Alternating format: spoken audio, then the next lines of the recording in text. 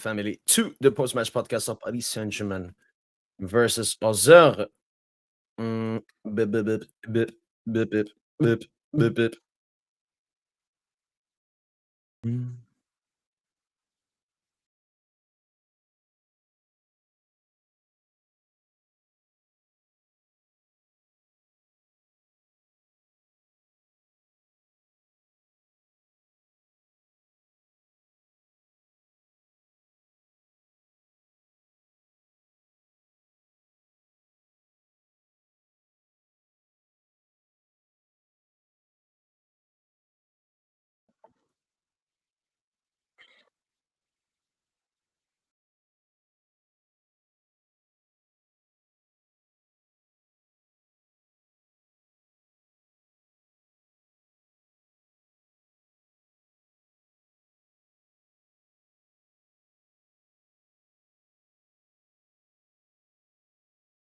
Third, not bad. Hasn't it already started? Like I was focusing on finishing off the latest videos and so on, but we, they've probably already had the celebration. I haven't seen any photos on Twitter. Wait, let me try to find it.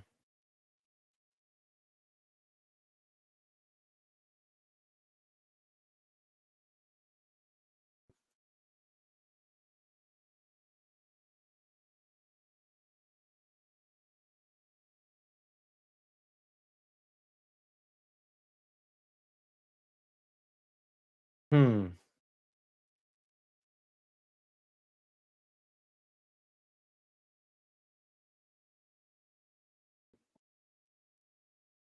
I have no clue how you can watch it, man.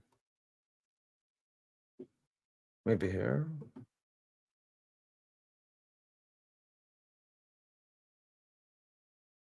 Oh yeah, they're having now the trophy celebration. I can see it here. Uh, let me show you. Let me show you.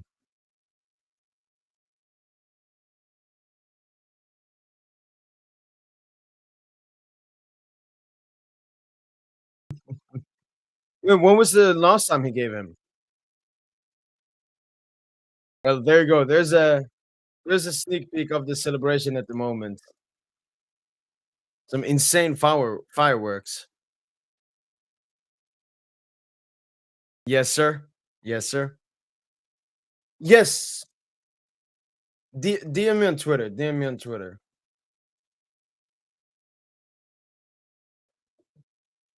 DM me on Twitter, Christian.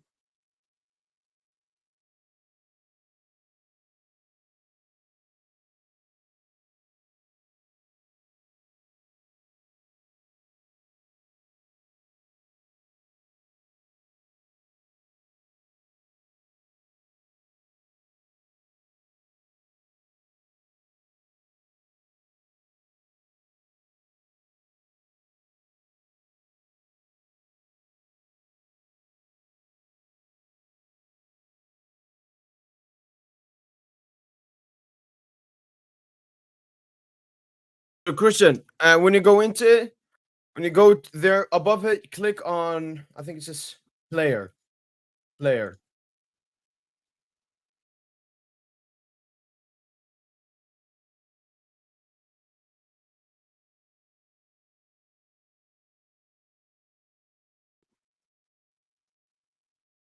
Yes, sir.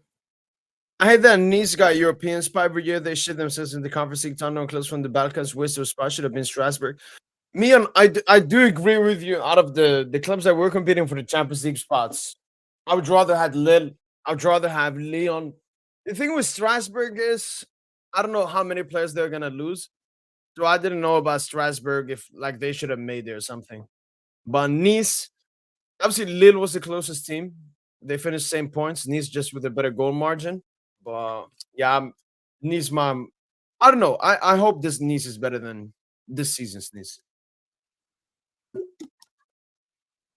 Vitina said, I went down in the pecking order with penalties and now Ramos went behind me again.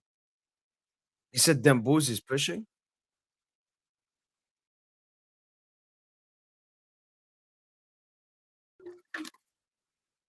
Wait, what? He actually said that? I mean, can see the trophy celebration, man.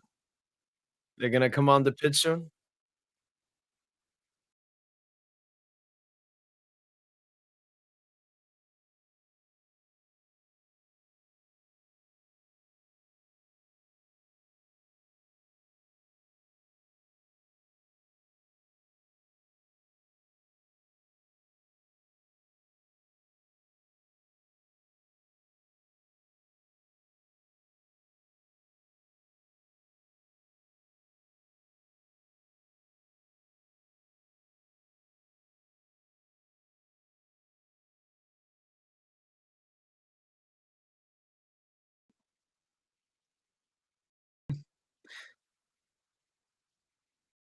Oh, that's the reason they're gonna give it to him? Alright. Vamos, vamos. I think he's gonna be given at the end of next season? Or will he get something now? Yo, what's good, Hanan?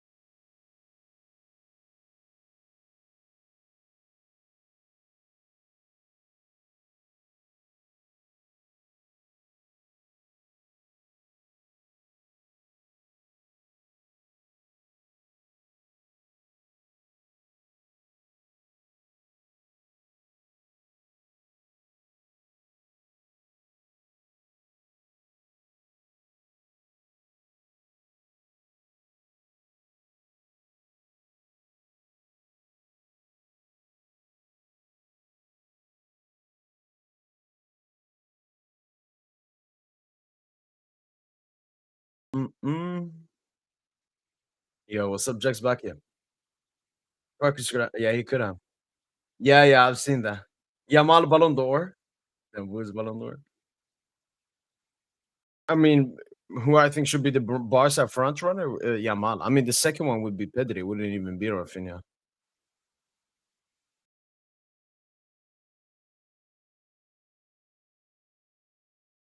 Players haven't even come out yet.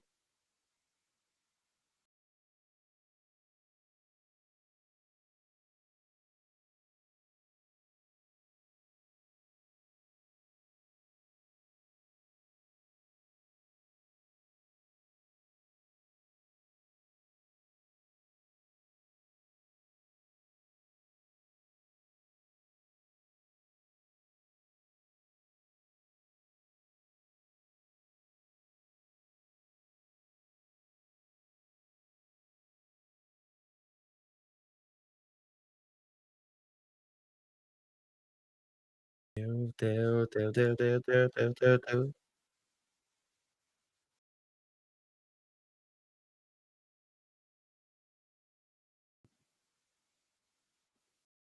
mm, mm, mm. No, let's be honest. Yeah, no. Cook, cook, cook, cook. Oh, they got the trophy. Obviously, this will be here. You can see the trophy. There we go. Obviously, the new trophy will be unveiled for the first time here. Vamos.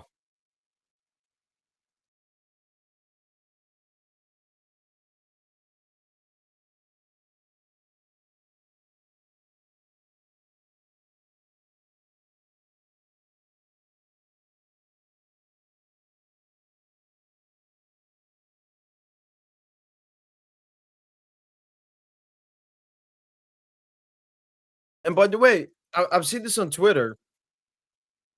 Stade de Reims, who we're set to face in the Coupe de France final, they obviously got they lost. They're in a relegation battling zone. So Stade de Reims,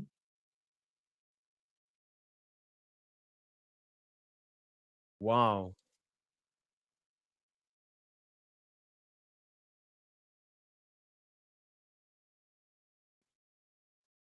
Oh, Dunkirk lost to Metz.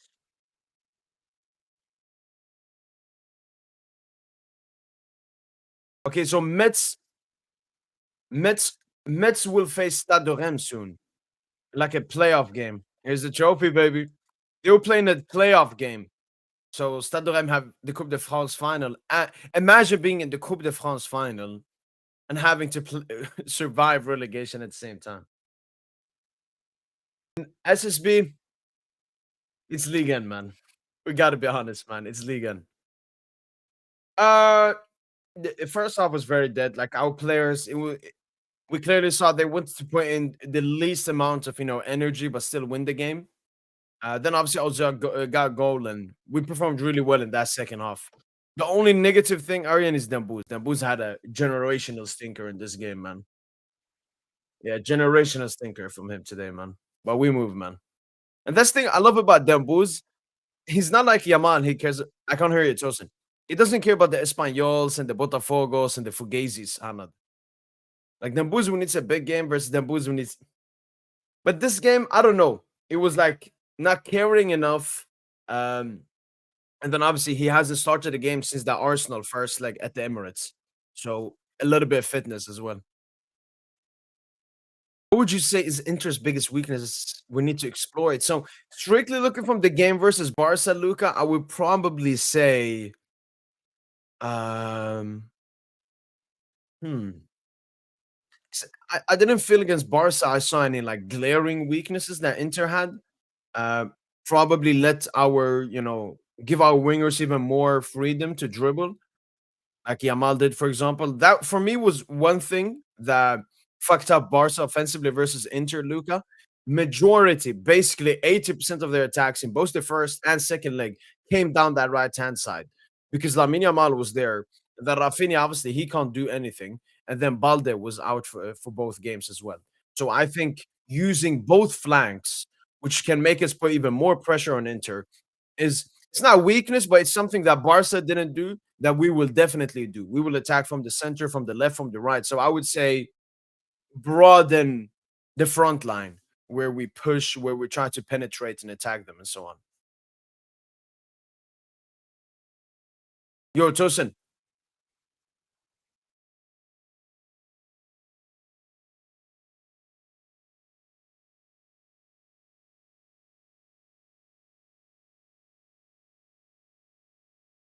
Yeah, yeah, I got it on the side there. We'll be there, Aryan. I can't hear you, Tosin. That is also true. Our midfield. Barca has a lot of Nasser giving it out to the staff now. Um, yeah, for Barca, it's a lot of like Pedri, like he dominates that Barca midfield. Whereas PSG we have three really good, great midfielders. And then it's obviously the fullbacks. Barca don't have the fullbacks. DM me on Twitter, PSG underscore. Yo, cheeky Vitor pick I see there, man. Get Zag off the podium.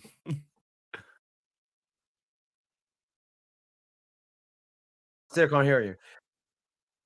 How long is Rem trophy drought? Oh, you're looking at it as like the Crystal Palace, the Bologna, the something else I think won it as well late. Um, I mean, let's check. Let's check. Go on there, Serge. Let's see. Rennes, Stade de Rennes. Okay, so they have a couple of trophies. Okay, so their last trophy was 17-18, but it was a second tier trophy. Like they won Ligue 2, basically the championship. But that doesn't count. So their last trophy then was 61-62. 1961, 1962, man. Hopefully we can break the curse then. Sockless, really? It's a vibe, I guess. Um,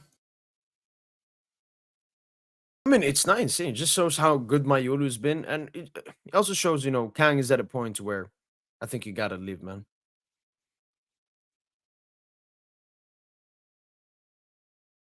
I mean, I 100% agree with you. I have no enemies, but I agree with you on that on every single level. Like, when has a player in La Liga won the UCL because of what he's done in La Liga? We can actually go through every single Ballon d'Or winner, and I can tell you for sure, none of them won it because of what they did domestically. None. So if we go off all the ones that I remember, let's do this. Rodri, that was not what he did in the Premier League. I mean, a bit what he did in the Premier League, but obviously it was mostly UCL. He went to the semi, was very great for City, then with Spain at the Euros. Then before that, you got Messi, World Cup, Benzema, Champions League, Messi, Copa America. And then Messi, Ronaldo, it was all just obviously maybe in like prime Messi, Ronaldo, but then it was more about how great they were. Like Messi, Ronaldo were just that good. And we'll probably not see players on that level again. Ryan Cherky has decided to leave Olympique Lyon this summer. I'm ready to try a new chapter in my career. Thanks to Lyon, the coach, the staff, the president, my teammates, and all the people. The center. Wow. Wow. I mean, we knew he was going to leave, but he's made it official now. Let's see his next club, man. Quarters. Thank you. Thank you. Don't worry, if you lose French Cup, remember when you said 52, 55, yeah? Yeah, I mean, if we lose the game, I would if we lose the game versus Stade de Rennes, the Coupe de France final, that would be the first thing I say. Have you DM me? Oh yeah, yeah. Sorry, sorry. There you go. So when you see it, Arian, click on above it. It says like play or something. Click that.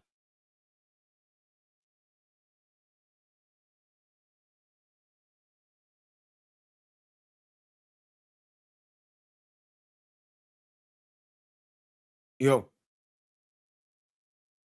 still can't hear you.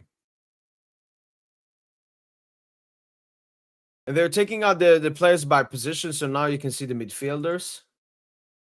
They've done the goalkeepers, defenders, now midfielders. They're giving them out like uh, a necklace with the Ligue and logo. And there's the attackers. Fuck, man. Gonzalo. Oh, and Bay is there too.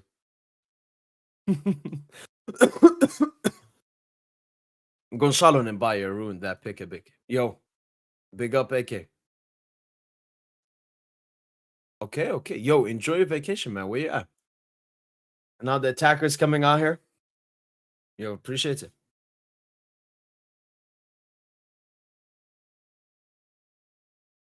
Oi, we're gonna have the trophy celebration. Lagging so much.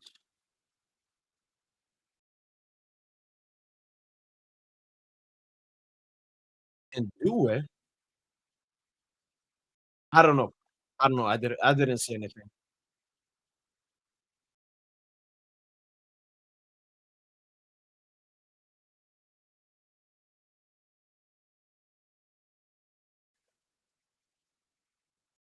Hey! Vamos!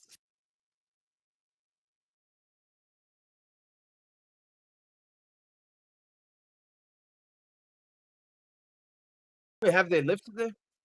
They didn't show when they lifted it.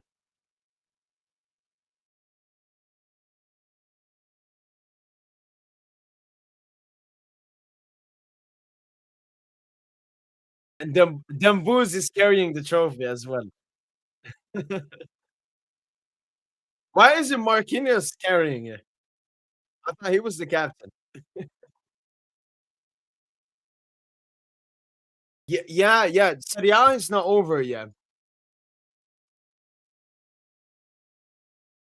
2 games left in Serie A. 2 games left. I mean, it's only 1 point. Obviously, Napoli, they drew their last game. Inter play Lazio. That's a tough game.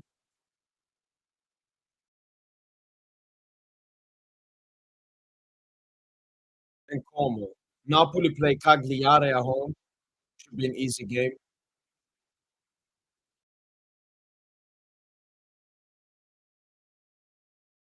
They play Parma away. No clue how good Parma are. So they play Cagliari. Cagliari 14th, Parma are 16th. Yeah, I mean, Napoli should be winning the league, and Parma should be getting. There we go. There's the trophy celebration. Pacho with the Ecuadorian flag, we with the Georgian flag. Look at them boys, man. Look at them boys with the trophy, man. Man, Kimpembe to fucking ruin them, man.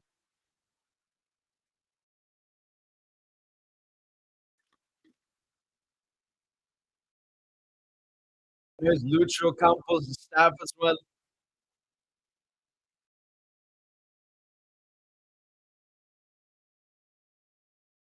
Wait, Susan, are you talking? Still con, man.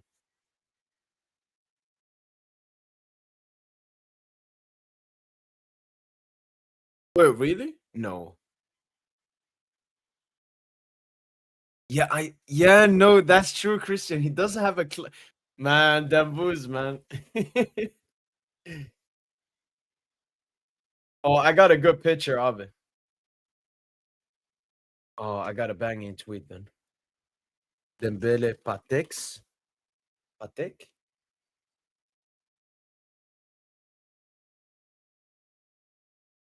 Et le Rolex, Patek, le Rolex. Patek et le Rolex.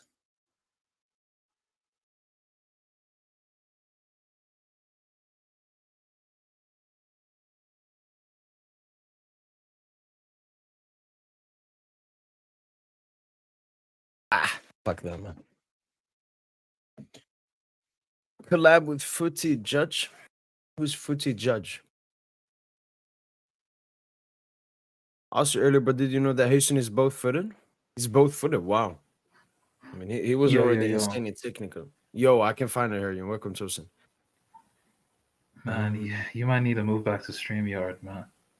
Like, No, damn. Tosin. You might need to get a new PC, man. You said it even earlier. Okay, yeah, I'll probably do a collab with this footy Judge Mo. Who's that? Is that an Inter fan?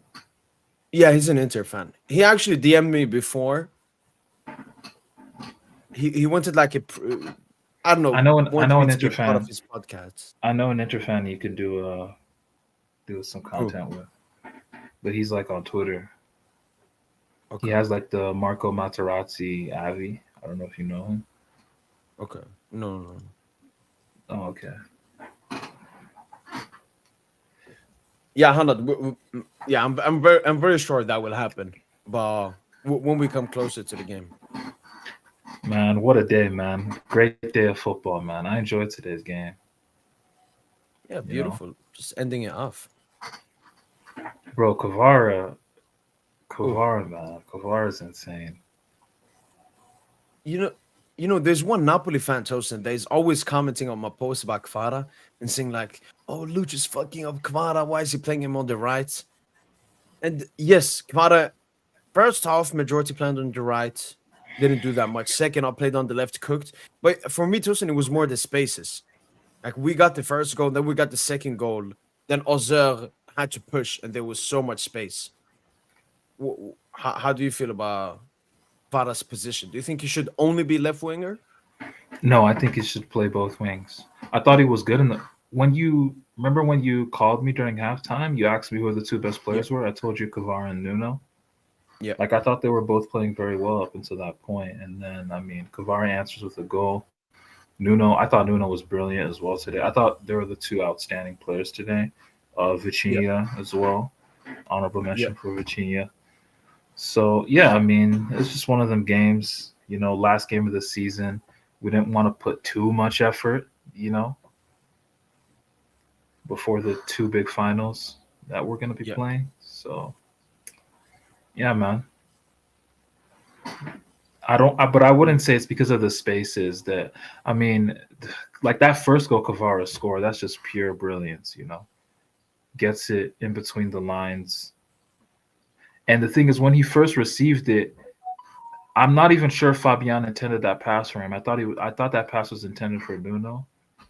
Oh, to the wing, Because yeah. Nuno was wide open behind Kvara, but once Kvara gets it in that pocket of space and he can look at the goal, it's lights out. So insane goal. True. And then the free kick he had that hit off the post, man. Could have had a hat trick today, man. Like this game was a preview for next season. You know, That's why I saw a lot of people tweet as well. this game was a They were preview for like, next season, man. Like I really want to see Kvara, Dembele, Cherki. Like that is my dream front three, genuinely, because all three players are both footed, man. It would be so disgusting. Like it would be football yeah, history. yeah, Tosin. I don't know. It's like I want to move back the Woods Tosin to the wing, so we can The have thing that is, Clara Demboo's 10 magic. no, but the thing is though, if you get Cherki, you can definitely do it. And Cherki and Dembele can really interchange centrally and down the right. Yeah, no, no. Yeah, It would Cherky be will so. be. He can He's the even change on perfect the left player. with Clara, right with Yeah, Demboo's, yeah. It's the he's the perfect or player, or man. or you play Cherky wing, and then Demboo's could do the same. Yeah, that's bro. That it's legit the most fluid front three you can think of. And then Yeah, Due can just do his midfield stuff. Due can go into midfield. yeah. That for me is like that's the front three I really, really, really want. Dumbu's kissing that trophy like it's the World Cup. Come on, G. Listen, he was holding the trophy the entire time. You'd think he's the captain of the team. I mean, he is the captain, but no, with the armband. He's a co-captain And with Ashraf, Tosin, he was seen wearing something during the trophy celebration. Can you guess what it is? like a Patek watch Yes, sir. We caught or a him. We caught Rolex. him right then. No, but I thought he said nah. He lied to us, bro. He lied to us. He said he was gonna. He's greedy that he's gonna go double or nothing on his bet. Wait, he That's what said he that? said, man. Yeah, he said that at the UNFP awards. He said it's gonna be double. I'm greedy. I'm gonna go double or nothing. Come on, man. We still I got mean, he two probably finals, means booze. what for next season, maybe? Because I mean, he only got 3 games left. But today he was so bad, Tosin. Like You're he's overdoing it. You're passing. overdoing it. You're overdoing it. You're No, no, no, overdoing no, it. Tosin, Tosin. I- If we It's want an to call them irrelevant the best game. player in the world and everything, we need to It's have an a high irrelevant expectation. game. Yes, this doesn't matter, Tosin, but like he had a really bad game today. Missed Really two bad. It is crazy. big chances. The second one, Tosin, that's embarrassing, man. No, the second one is that made no sense. Like that's a layup. Kavara gave him a layup. Like I don't know how he missed that. So, but It's one hopefully, it game, takes bro. this energy in. I mean, look, out of the 3 games remaining, this game is completely irrelevant. You want to know why I'm not worried? You want to know why I'm not worried? Because I still saw like a player that could still accelerate when he needed to, you know, Yeah, and press high when he he didn't needed look to. like So 100% fitness as well. It's like this is his yeah, first start since the Arsenal game. So yeah, for yeah. me, I'm not worried. I'm just saying how it is. Like Nabila today, which just wasn't a good game. Would that matter for the Stade de Reims game? No. Would that matter for the Inter game? No. Yeah, no one Um, gives a fuck that he didn't but that perform on Kvara match. confidence, really good. Yeah, The only like issue I have chosen, but call and do it. I still don't know who should start, man. I agree. I agree. But the thing is, Barcola was better in the second half. I thought did a couple nice things. The little drag back skill he Oh did yeah, on down the the right right side, flank. yeah. Um, Nice setup for Dembouz. Dembouz had that shot. Um, Remember when Nuno chested the ball down from the air and then he played it into Barcola. Barcola teed up Dembouz at the top of the box, right foot, tried to curl it, but the goalkeeper saved it. I mean, like Barcola Yeah, did yeah. some decent things. Barcola did some decent things. But yeah, I mean, Doué as well. Doué was pretty decent when he came on. But yeah, I agree. I think that third position is just hard to know who the guy is. But going into next season, my idea for the squad is you got to move Due to midfield, and then you got to get that fourth guy, man, to go with Kvara, Dembele, and Barcola. And I really want it to be Sherki. But if it's not Sherki, I mean, I guess we'll settle for Akliush. Oh, Yo, what's good? can you guys hear me? Yeah, G. You're doing Yeah. All right. How's that? You're good, man. All right. Appreciate that. Yeah. How you doing? Living life, man. Nice. How you feeling, Oh, man, yeah. after today? Yeah, it feels good. Especially to turn it around in the second half. That was a nice way to end the season for sure.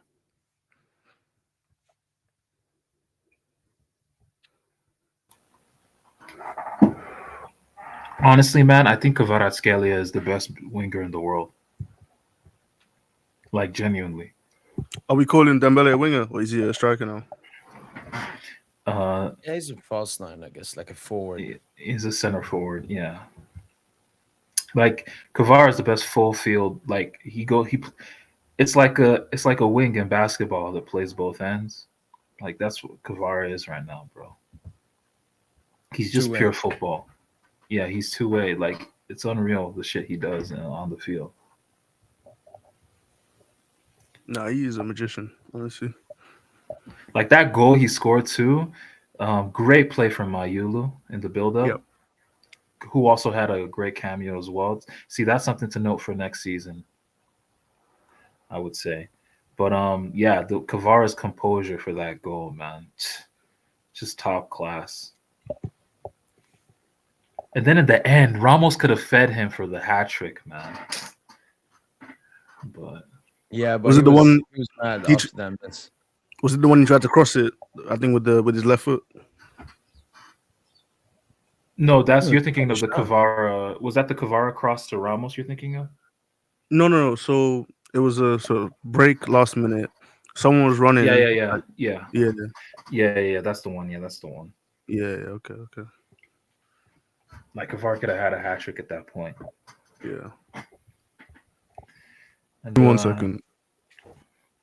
Interestingly enough, man, two of the top three pen takers on the team. I mean, you have Vitinha 1, Dembu 2, Gonzalo 3.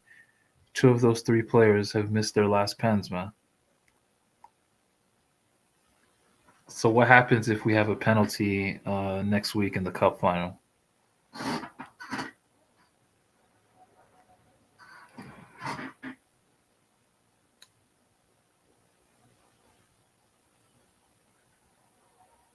I mean, no answer.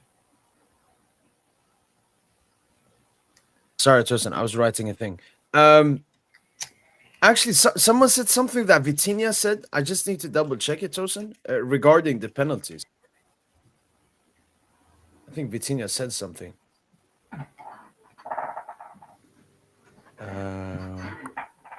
Vitinha. Sports when prepare with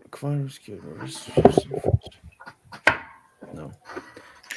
Honestly, man, like you're saying this is a bad game from Dembouz, but this was the kind of game where he just needed like a penalty to just calm him down. And it's an okay game. It makes it an okay game rather than a stinker like you're calling it. No. Maybe for the overall performance, for me, it was just that you can't miss those two chances, man. Yeah. No, the second one is the worst one. Like the first one, fine. Like you try to go underneath the goalkeeper. The goalkeeper made himself big, saved it. Our first chance of the game as well. Yeah. That second one, though, like that made no sense how he missed that. I couldn't believe he missed that one. That's like, I mean, all of us here would score that, to be honest. But it happens, man. I swear, like even the most clinical of strikers, they be missing these tap-ins, point blank in the 6-yard box. No, yeah. No, Do you want us to normalize missing big No, chances, Tosin? Because we love them booze. honestly, no, it's not even for them booze. It's just in general, bro. Like I think we just miss a ton of big chances. I think back to the Nice game before the Arsenal first leg where we lost 3-1.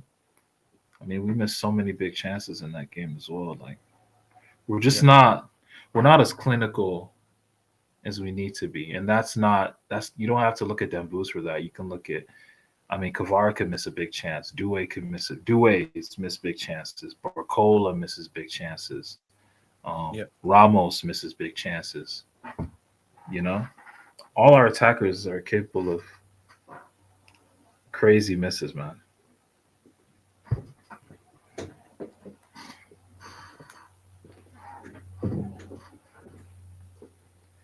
Someone asked before, what weaknesses do you see in Inter? Would want to exploit? First of all, they're old heads. Okay. So you exploit that. Yeah,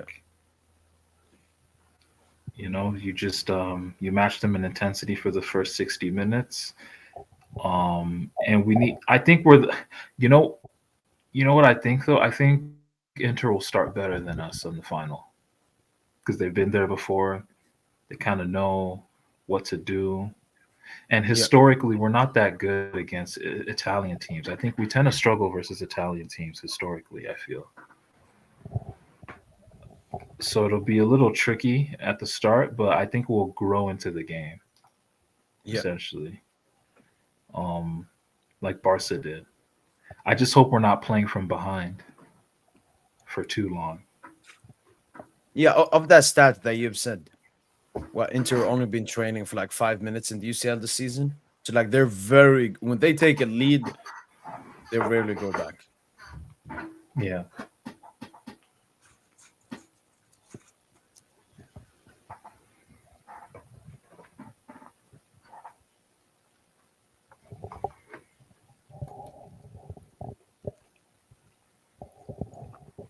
Did you guys see any of the results around Liga? Because Um.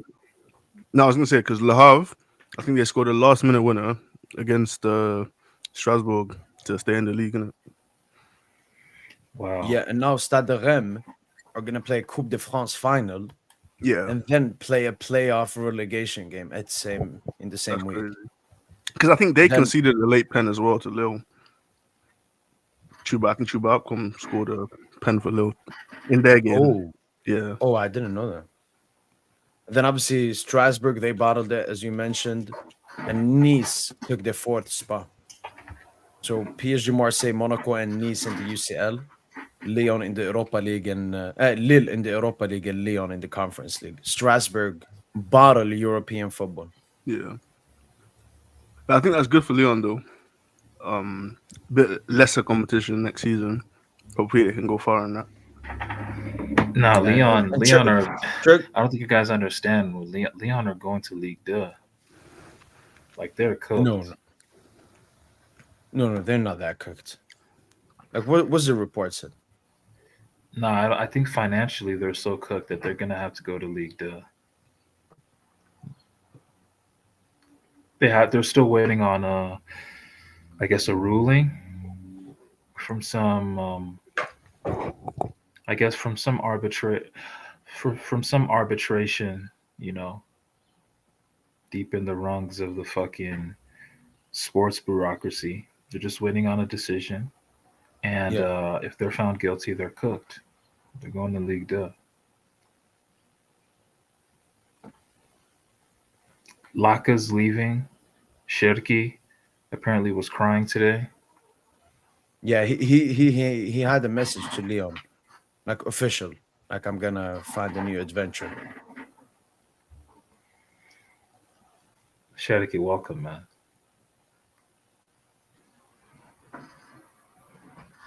I really, really want Cherokee, man.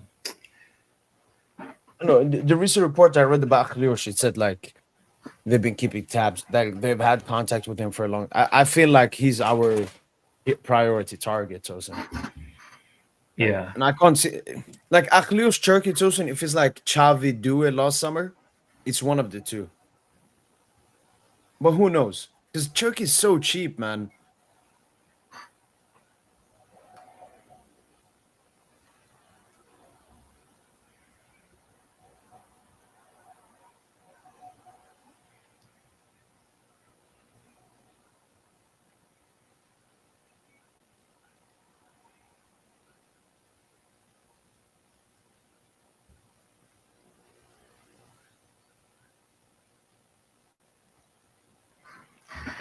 Yeah, man. I'm just thinking about him, and I really want that to happen, but I don't think we're. I hope we'll get our wish because I know PSG. I know the PSG board. I know they watch this stream as well, man. They keep tabs. Please, please get a Sherky.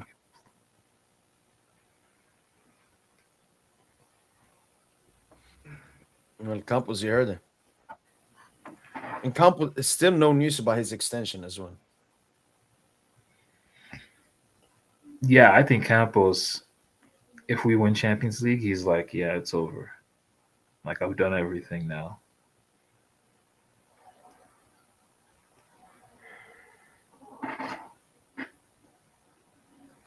Man, we need to win that Champions League, man. How would it feel if we lost him, man?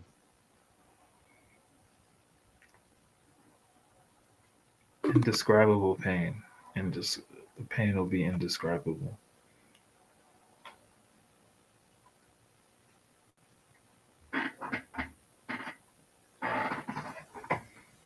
I can't even think how I feel, man. Because I'm not prepared for it. Definitely I don't know not. how that works.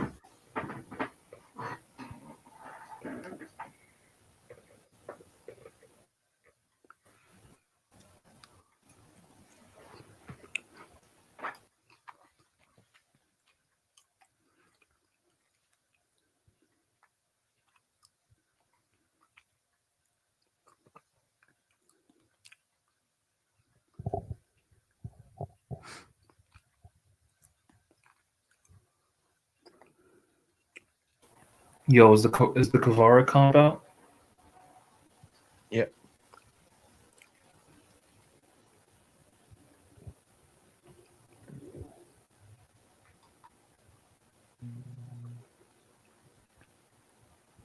Beautiful game, man. No, it says here 6 goals, 6 assists for Kvara. He's already played 24 games. Wow.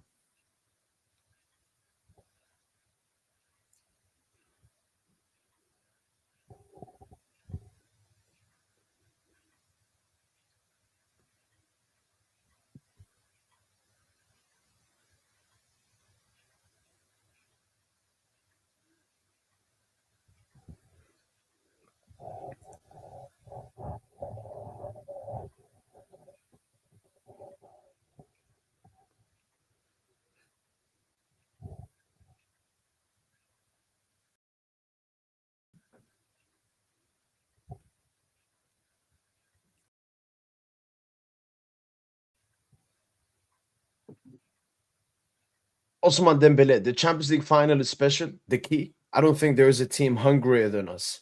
We want to bring the trophy back to Paris. I don't think Wait, any team is hungrier than us. did he say that recently? Yeah, just now. Yeah, man. And I also saw the stat during the game: 91 goals in league end the season, highest total in a single season since 1819. And back then it used to be 34 games. 38 games, you mean? 38. Sorry, thank you. So I want to find out the average goals per game. That would be the best way to compare the season to previous seasons.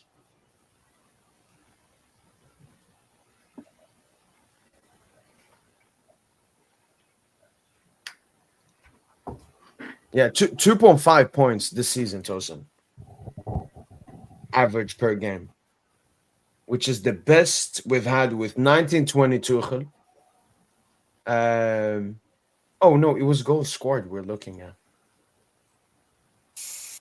I have no clue how to see that. Oh, actually I do.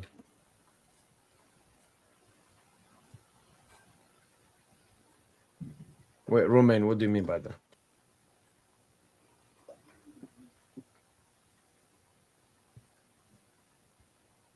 Okay, so we scored 91, so slightly more than 2.7 per game, which is really high. Season before 2.38, season before 2.34, 2.37, 2.26, 2.78.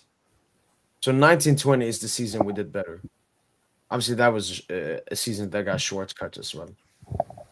2.76. So we're basically what these stats are showing strictly for the league. No, did you see our 17, league 18? Did you see 17, 18? That was 284. crazy. Is that the highest Yo. ever? I think so. Yeah. So basically, Tosin, our peak was in the league. It was like 17, 18, 18, 19, 19, 20. Or like, yeah. And then it dropped off. Then Lucho came in, and then this season we're back. This season, it actually felt like we won Ligue 1. Before, we were just won Ligue 1 because everyone else was shit. This season, even if Marseille was insane, even if we put the Monaco team that won Ligue 1 with that insane team, they wouldn't beat us to the title. Like, we actually deserved it this year.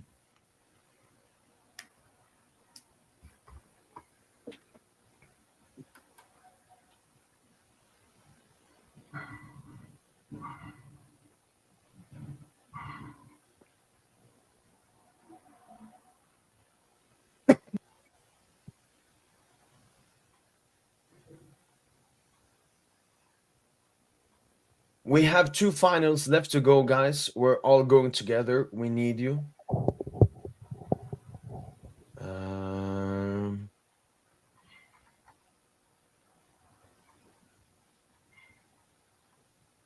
Hey, yo, Lucho with the Morocco flag here.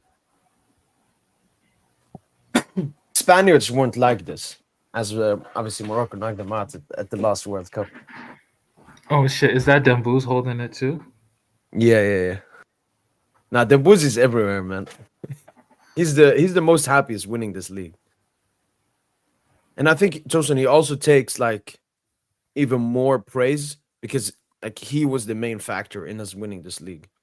Not the main factor because we won it by like 20 points, but he scored so many huge goals. No, he was the main man. Like, yeah, I get what you're saying. Kubica got the man of the match. Well deserved. Light work. By the way, Dembouz did win it, Tosin. The first reason they looked at was penalties, not minutes. Oh, not minutes. Like Okay. at least 8 pence this season. Kvara, I'm trying to adapt as best as I can. I'm especially happy to be here. I'm really enjoying it. The finals, we can't wait. But we're also very focused.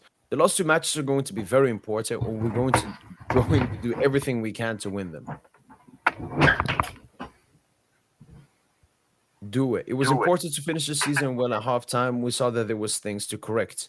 We were able to create chances, be serious and efficient. So it's great. We finished in a great way in front of our supporters, and we thank them. We were all aware that we had to improve in the second half, and that's what we did. So we're very happy. The Champions League final, every match is a final. We have 2 left. We're going to focus on the Coupe de France, win this important trophy, and then we'll focus on the Champions League. And I don't know about Barcona, Tosin. How do they calculate assists? Because I think him and Cherky, maybe even someone else is on 10. No. Cherky got his 11th assist today. Oh, and Perrin from Auxerre today, Tosin. Yeah, but Cherky played I think less minutes, so Cherky's gonna take it. I think. Well, are you sure about that? Like he's played less minutes? Yeah, I think it's gonna go to Cherky. It's gonna go to Cherky, I believe. Okay, let me see. Gaëtan Perrin. Gaetan Perrin has played 33 games, 2,600 minutes. Not updated after the last game. Turkey's played 1,900. Yeah. And Turkey also won Dribbler of the Year, Tosin. Yeah, Do you remember who gave it to him? I saw the pic. I don't Hazard. remember. Hazard. It was Hazard. Hazard. And he's so cooked, man. Now Hazard actually did a. He did a. I think he did a fucking commercial with Ligue. yeah, with Ligue, and they were talking about Dembele, Doué, and Cherki because they were the contestants for the award. I couldn't translate it though. It's supposed to be some funny commercial. Okay. Yeah, Turkey's leaving 100%.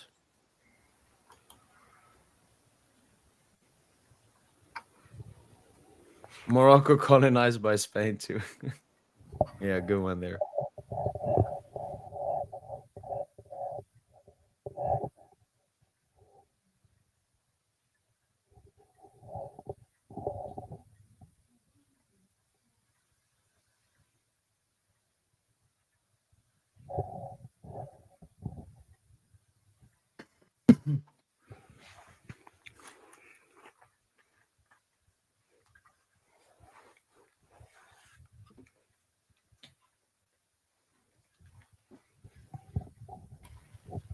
That's kind of nuts, man. Like Dembouz after the international break didn't score a single league goal.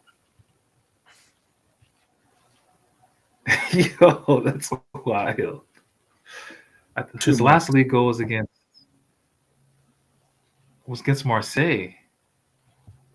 It was the Marseille goal. That was his last league goal. By the way, I've just seen this, Tosin. You know, Le Havre was 2-2. In 9 minutes added time. Penalty. Look at the cheek.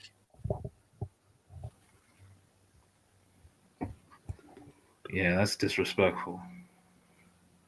The thing is, it's like as an attacker, Tosin, you know the keeper is going to dive. Well, I mean, it's a risk. Lacazette, obviously, he's going to leave at the end of the season as well. That's been confirmed.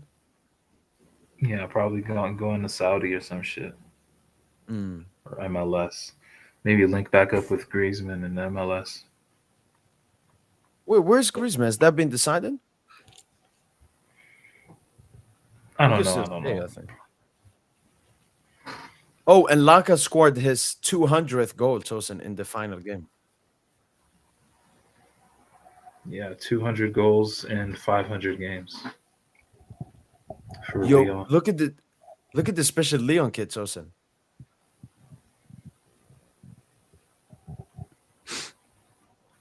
Like with an old logo in the center. What the fuck?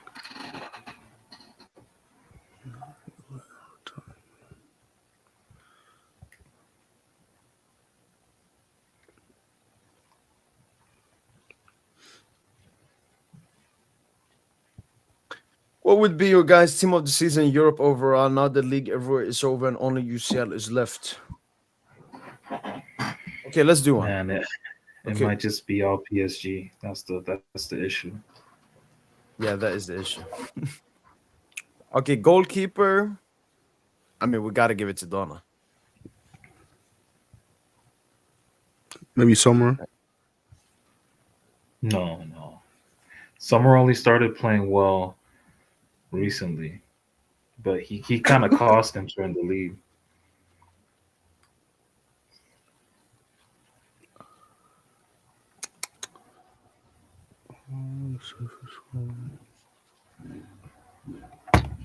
All right, I'm checking like who the highest rated goalkeepers are, like according to SofaScore and that.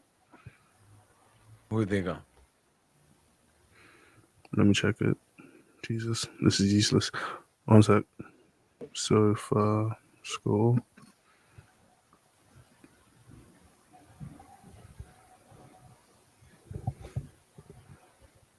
Search.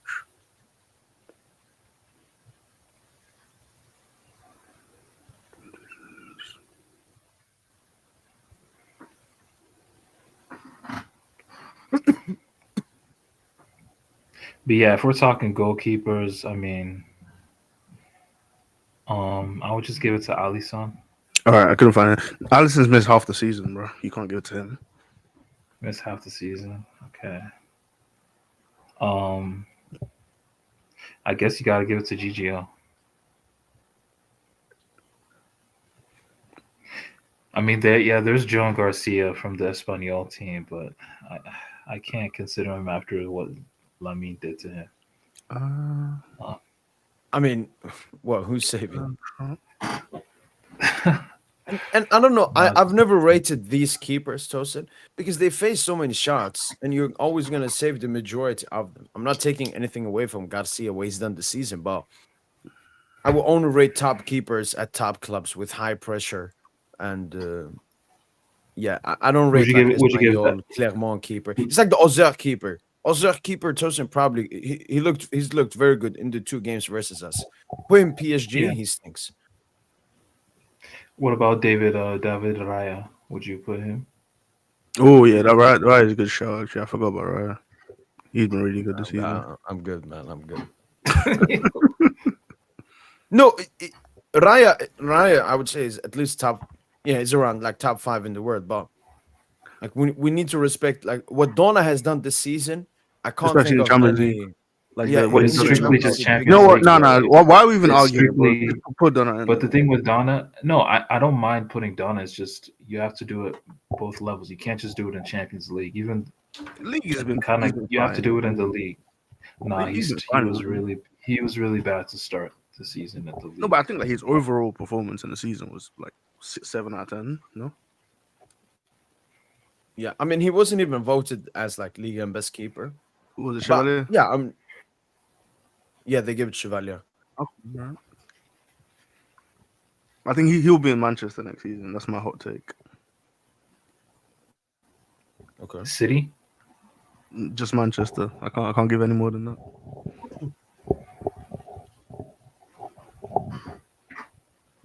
If they put a crazy bag for him, I mean, I might do it. All right. Are we agreeing on goalkeeper? Yeah, I guess we just Donna. got to give it off to Donna by Sweet. default. Yeah, Right back. I think we can move past that, right? yeah, it's Hakimi. All right. It's Hakim. Let's do left back then. We'll do 2 CBs. Are you guys cool with that? Yeah, I mean gotta be All right. Nuno. I don't know He's about like Nuno in- though. Like I don't He's think like he's in been top 20 Ballon d'Or. consistently elite though, has he? Like throughout the season. I think Nuno's been consistently elite. The issue with Nuno is the costly mistakes he's made that led to goals in big Champions League games. Mm. Atletico Madrid, Aston Villa. You could give him a little bit DJ for that Liverpool, the Elliott goal he scored at the end. Yeah, but He made the stupid foul on Saka that led to the goal in the group stage game. Do you guys have any other names that come to mind for left back? Maybe that's Stuttgart left back, Mislitat or whatever. Like he's had a very good Or Middlestat? season by all. Yeah, he's been having a Yeah. good season by all accounts. Okay. Would you put the Robinson guy from Fulham? Yeah, actually, he's been Kirkes as well. Yo, what are we Kirk, doing here, man? What are we doing here? Robinson. No, we're just Kirk. talking random. Yeah, I know these are no names compared to Nuno, but would you put Balde? Probably not. No, for I me, think Balde Balde missed games has as been well. the second best left back this season. Well, he's missed games though. I think he's missed quite a few games though. I mean, it was mostly he got injured now towards the end and missed the big games. Yeah, Would you put Riot? What about Gosens? Robert Gosens. Where's he at? Right, yeah. Fiorentina. Oh, okay. I suppose he's more of a wing back, so he starts to get padded a bit. Donna, Hakimi, and we're saying Nuno. Honestly, I'm not sure. Like, I feel like there's quite a few names you could debate. Honestly, you got to go Nuno to me. Yeah, you can, that's fine. You can. Wait, what about DeMarco? DeMarco got Hell fucking no, dude. annihilated. Got hooked at halftime Yeah, twice. your mom's gonna do that to you, but you look at like the whole season though. He's been good, He's not doing that to Nuno. well. I mean, okay, yeah, No. true, to be fair. Yeah. Okay, yeah. There's no problem. Shout out to Robinson. Shout out to Kerke. Shout out to Mr. Statsbar. Yeah, we can just slide that in there. All right, CBs now. Where are we going? Okay, now it's gonna be interesting. Yeah, now it's interesting. I'm saying Virgil. Honestly, I think Van Dijk has to be one of yeah, the two. yeah. I'm gonna put Van Dijk in there too. Yeah. All right, Van cool. Dijk. Now, what are we saying for the second? I think maybe we could go Bastoni. I would probably go Upamecano, but yeah, you can I go was thinking Bastoni too. Opa That's a Tosin. good It's shot. just the injury, man. Yeah, because Bayern's Yeah, defense has injury been kind of crazy cooks this it. season. So, Injury cooks it. You know what? I'll go with Bastoni. I think Bastoni's a good shot. all right. Not Pacho. Not Inigo. Inigo's another good shot, but Inigo actually he be getting cooked by those mobile center backs. Are we? Would you put Inigo over Kubarsi? Yeah. Okay. And Yeah. Kubarsi What isn't about that. Tilo Kerr? Get the fuck I out. mean, he's been. Come on, man. But who said that? Like Opa Bastoni? Yeah. Wait, no about- Pacho. No Pacho. Mar- We can't be recency, but Tosin. No, it's not. Honestly, nah, dude. Like I love Pacho, but nah, he's not. You can't put. He's still making his name in the game. You know? I think I'd have all these I'd have guys. Gabriel over Pacho. I think Rabiot. Yeah, Gabriel. Gabriel over Pacho. Magalesh. Okay, Opa Bastoni. Yeah, that's cool. That's cool. Yeah, that's cool. And No, then just no. You got to leave one. make Take out easy, we Upa put- because he's we been put injured. Bastoni because the injury. Yeah. Yeah, no Yeah. worries, no worries. Yeah. Three-man Yeah, midfield. let's go. So obviously no Pedri. Rodri. Okay, yeah, Pedri. Neves? Neves. Um Okay, I'm just gonna write them, and then now we start thinking. Who out of these three would Kimmich as you well, take probably. out? Who do you think here is the easiest one to take out? I think I'd take out Vitinha on that three. Okay. We got Kimmich as well as an option. Honestly, I would put. You know who I would put in here? Bruno. I would put McTominay. Yeah, McTominay is a good shout. I would have said Bruno Fernandes as well. He's been crazy good this season as well. Yeah. Toliso's a good shout too for what he's done at Lyon. Yeah. I mean, if we're doing that, Cherky, if you want to argue him, like play him as a 10 maybe. Yo, low key, I would put Sherky. Yo, that's a good shot. I'm gonna put Sherky, bro. No, I was just mentioning him. You don't actually have to put him, bro.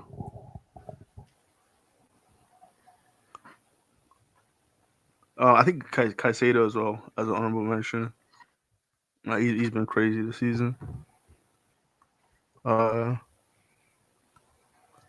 we agreeing on Pedri then?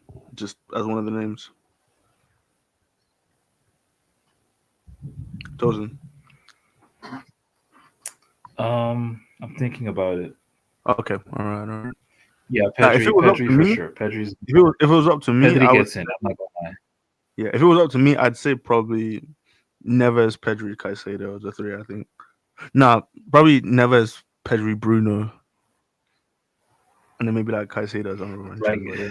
Like, do we really got to get a Premier League player in there? No, it's not about the Prem. I just think Caicedo's been really good, honestly.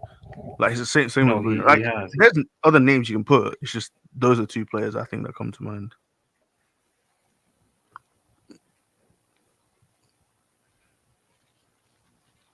Why? What were you thinking? Yeah, it's a tricky one for me, man. I think I would just go with a double pivot of Pedri Neves and try and sneak in 4 attackers. Mo, I don't think any other what are you midfielders thinking? worth putting in. Yeah, no, that sounded valid. You know what? We'll put the additional midfielder here. Okay. Finish off the attack. First name. Ooh, damn it. Second name. Lamine, I guess. Yeah. Yeah, you know. All right. Would you put Kane in that? No. Okay. Nah. Okay. But I think Kane's been better than Yamal this season, no? No. I put even Bundesliga, he Keys, hasn't been as good as last. Bro, I'm pretty sure he's got over 30 goals. No, And- in the I might league. put What is he? Honestly, bro, I'm not gonna lie, man. I might put Redacted's name in here, man. Who's that? Yeah, Mbappe. I'm thinking that too. Yeah, Mbappe. yeah. Yeah, I'm thinking Dembouz. I'm thinking Dembouz in the 10. No, let's not play. We don't play with it that much. Like Dembele is Or a you know, striker. or you know what? Dembouz and Mbappe up front two, and then on the left wing, Kvaratskhelia. Wait. That's No, really, but yeah. not That's how I entire like it. season, man. We can't put Kvara here entire season. I think you can, bro. I think he's been so good in the Champions League that it hasn't really Yeah, mattered. but I think I'd have Rafinha over him. Yeah. Yeah, Rafinha is someone to talk about, but Kvara is clear. He's clear with Rafinha. All right. You know what? I think Okay, we but how is both, Mbappe getting in over Kane though? he's been better than Because Kane. He's scored more goals. Mbappe's been better than Kane this season, man. Has he? I don't think so. Yeah, I mean, I mean he's Mbappe been might win the cooking since Golden Boot. he's been cooking What since was that? the calendar since 2025. He's been cooking. It's the whole season though. It's not just so okay. So Kane has 25 goals in the league and he has 11 Champions League, and then he's got 10 assists. So what's that? That's 40. Jesus Christ, that's 46 G8 all come. But even beyond the G8, just like Kane has been so good this season.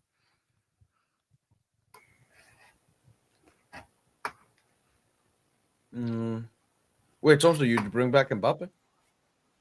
So these are you. The only thing you would change then is Mbappe for Kane. Yeah. I think also like honorable mention. Wait, are we? Yeah, Tom talk about we forgot about Olisa. Salah. Would you put Olisa? You think Yeah, Olisa get? Oh yeah, Elisa, we forgot Elisa and Salah. Salah. As You're well. right, Salah. Salah. Yeah. You see, this is why this I is don't a think football Salah makes podcast, man. Mo, This is come why on, man. we didn't even think about Salah for 3 minutes straight, man. That's how cooked it is, man. No way Salah makes it in, man.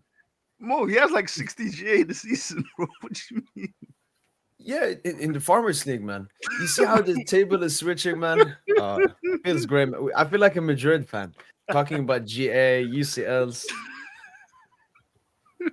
No. But we can create a bench, like the best B11. We can put Salah, we can put Robinson, we can put Bacho there. Yeah. Is there anyone we could have named for right back as an honorable mention? Probably Koundé. Probably Kunde. Yeah, Kunde. Okay. And then for a cheeky one, manager, gotta be Lucho. Although Slot, I think give it to Slot is Flick. honorable mention as well, though. Getting first in the You don't think UCL. Flick? You don't think Flick? I mean, I was always saying Flick has a better season than Lucho before because it's his first season as well. I mean, he lost. We didn't. Look at how comfortable our semifinal was chosen. Barca was only leading against Inter for like 7 minutes. We led against Arsenal for 175 minutes. Yeah. To be fair, Inter are better than Arsenal, though. For sure. Yeah. Both experience and like football wise. No, I think that's a strong team. Inter are better than Arsenal, but out of possession, Arsenal are way better than Inter. Yeah, that's Just fair. out of possession. I low-key think like Arsenal Barca would have been an interesting matchup. That was a clash of styles, especially. Who is this? Oh, Junior. Hello. Yo, what's good, G? Hello. I have a question for you guys. If Barca faced the Liverpool with the form that they were in, back in February or whatever. Yeah. How was that tie going? Do you think Barca beat Liverpool? Liverpool would have creamed them. Liverpool would have creamed them, bro. Liverpool would have won. Interesting. Like you saw what Inter were doing on transitions, bro. Oh my god. Yeah, but it's also Barca. They have like a prostitute highline. Yeah, that's the point. Yeah, I don't know if you could play that high line against Liverpool. Yeah, I don't know if you can do that.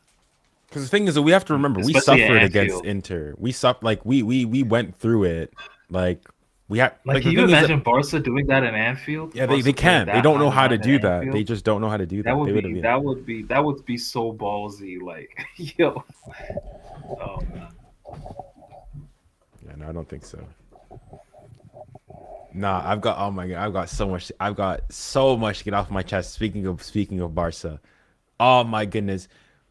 Mo and Tosin, bro, I understand how people can get a dog ball agenda. Oh my goodness. The PR for Lamine Yamal Ballon d'Or, disgusting. Even like no. I need to get so much off my chest. How did Lamine Yamal a month ago go from being what third best Barca player in many Barca fans' eyes to all of a sudden favorite for the Ballon d'Or, and all of a sudden Barca fans best player in the world? If we're talking about like the last month or so, 100%, yeah, I'll go into Lamine Yamal has been the best player in the last month. But to that, and all of a sudden he's been the best player over the course of the season. Stop. And when I hear Barca fans going and saying, if Ousmane Dembele wins the Ballon d'Or, football is dead. I'm like, at that point, I'm going to think people are not serious. Even people going as far as to say that even if Ousmane Dembele goes and if PSG wins the Champions League and Ousmane Dembele scores a hat trick, he doesn't deserve the Ballon d'Or. I'm like, I'm not taking those people seriously anymore. People are all these Barca fans, and the thing is, it's not even just Barca fans. It's just fans everywhere. Barca fans, Real fans, everybody. All of a sudden, there's this agenda. The entire agenda wants Lamine Yamal to go and win the Ballon d'Or, and people are redefining, changing definitions. All of a sudden, when we go and bring up Dembele stats, stats aren't everything. But then when Dembele, at the beginning, even last year, the same Barca fans, when Dembele wasn't getting the GA and whatnot, people were saying, yeah, aesthetics merchants is what they were calling us. But he's doing all that, but he's not scoring. He's not being decisive. What happened to with Lamel?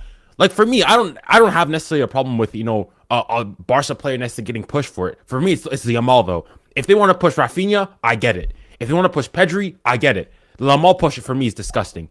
Absolutely disgusting. And not for me, Lamel is not top two.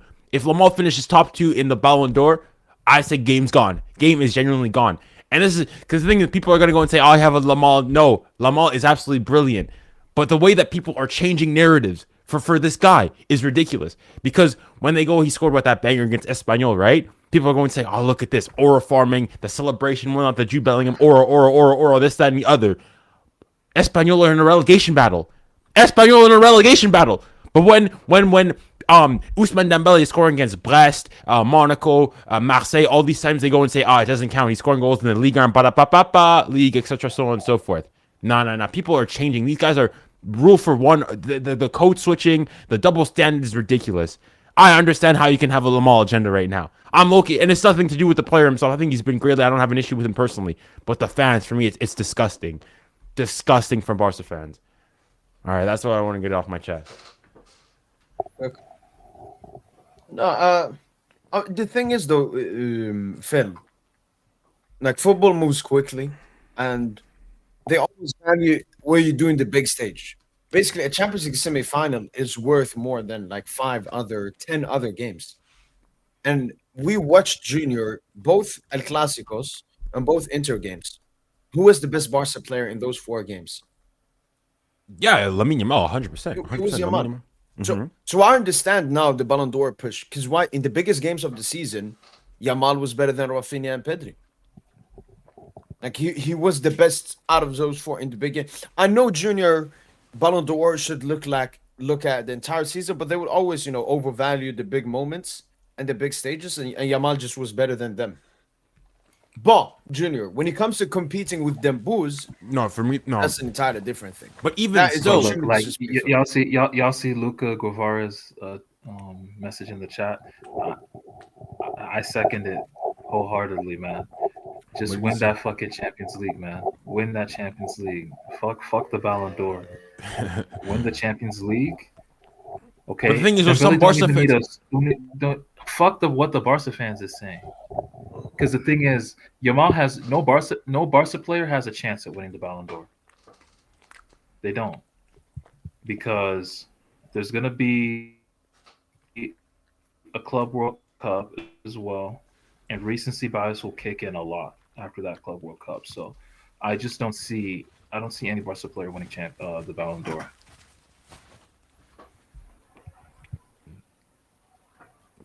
Now, even for me, the thing is though with Lamar specifically. Okay, yes, he was the best player over the semifinals in the two El Clasico games. I get that, but first and foremost, as you said previously, the Ballon d'Or is over the course of the entire season, and even that, like, how explain to me.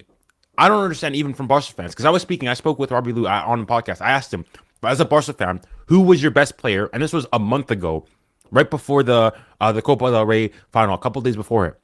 I asked him, who is the best Barca player? And who do you think is most likely to win the Ballon d'Or from Barca? He said the Barca player this season was Pedri. And he said that second, he would probably put Yamal, but he also put Rafinha there because of his goal. So Pedri number 1, Yamal and Rafinha number 2. And then for the Ballon d'Or, he said Rafinha because of the GA and because of, scoring in important moments. And he said Lewa if he could go and score like hat tricks and boost his numbers and whatnot.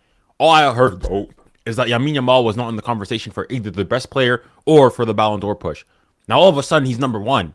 That's what I don't get. So for me, it's like, okay. It's too far. So even from Barca's perspective, let's like remove Ousmane Dembele out of the conversation.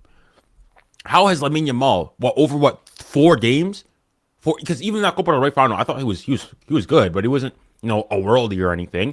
How did he go? How did he overtake Pedri? How did he overtake Rafinha? Because yes, I will agree. Yes, Lamine Yamal was the best Barca player over that semifinal tie. But I think it's also important to remember that Lamine Yamal, in all that semifinal tie, only scored 1 goal. Pedri, Rafinha, on the other hand, got a goal and an assist, and realistically, probably should have been awarded for something for that the own goal that Jan Sommer scored. So you could attribute 3 goal contributions to Rafinha, even though he was poor. Now, obviously, yes, it's not just stats and whatnot, but like, yes, Rafinha didn't play well, and I was disappointed in his play, but he still statted more than Lamine Yamal. I don't understand where all the type is coming from. For me, the Lamine Yamal push is the definition of the cultural zeitgeist recency bias and people being masqueraded. For me, it's the most, I really have a problem with it. And the thing is, it's not even just Barca, because I can almost, to a certain degree, understand Barca fans pushing it. It's other fans, non-Barca fans pushing this stuff. That's what I don't understand. Now, everybody's saying he's the best player in the world. For me, that's ridiculous. And saying that, and then when people go and say that Ousmane Dembele, if Ousmane Dembele wins it, it's football's dead, football's gone, as though like Dembele doesn't pass the eye test too, fugaziness, disgustingness. And then when they go and say, because one of the big things before this whole Lamine Yamal push, what was the big thing that a lot of Barca fans were saying why Rafinha deserves it over Dembele? Is that Dembele only started doing so in 2025, right? Where was Lamine Yamal before 2025? Because I remember I think it was before the Benfica tie, Lamine Yamal hadn't scored a goal in the league in 3 months, and that's when he only got 5 assists.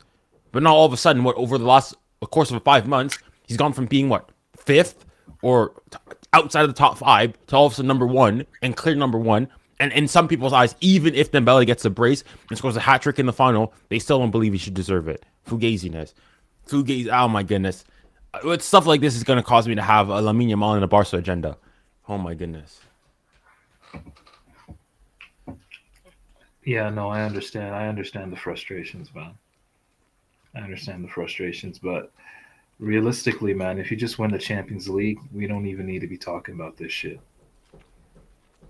But I feel like some people probably are going to get swayed by the oohs and the ahs, and actually it might sway some journalists to go and voting for him.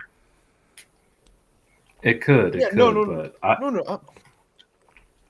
We should be calm, Junior. We should be calm.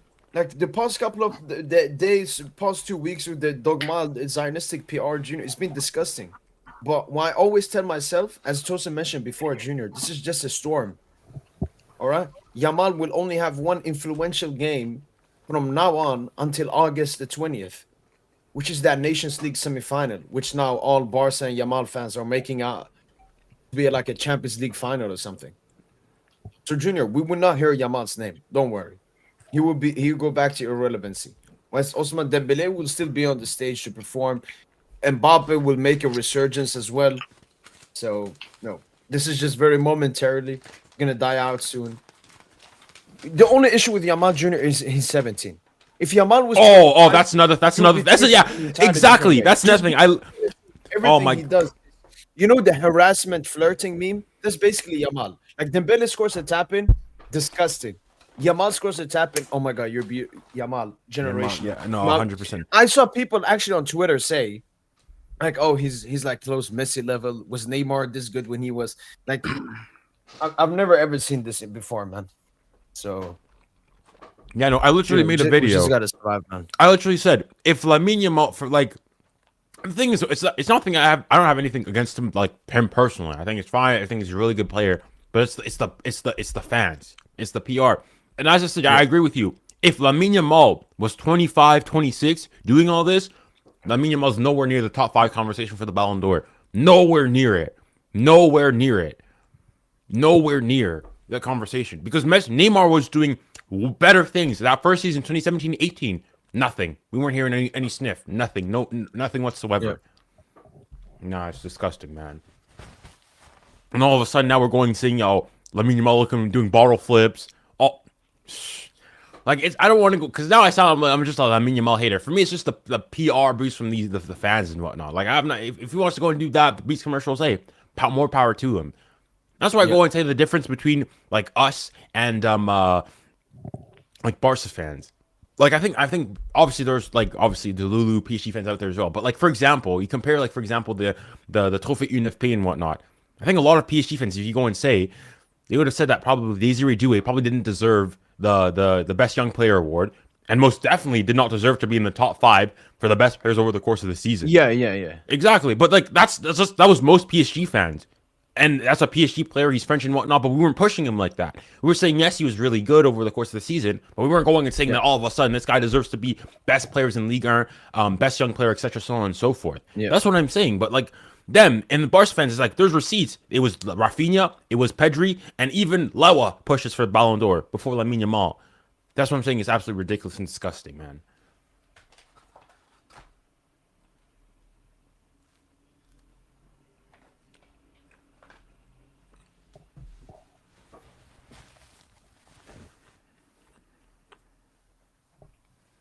Yeah, but I don't see the point of him. Like his best role when I saw him live is like a number 10. I basically see him very similar to Güler. Like Berval is more of a midfielder that is a 10, whereas Güler is like a raw midfielder. There is a 10. Like he's good. He's extremely talented, but I see him as like an offensive 8 to 10, and that's not like the position you guys need to strengthen.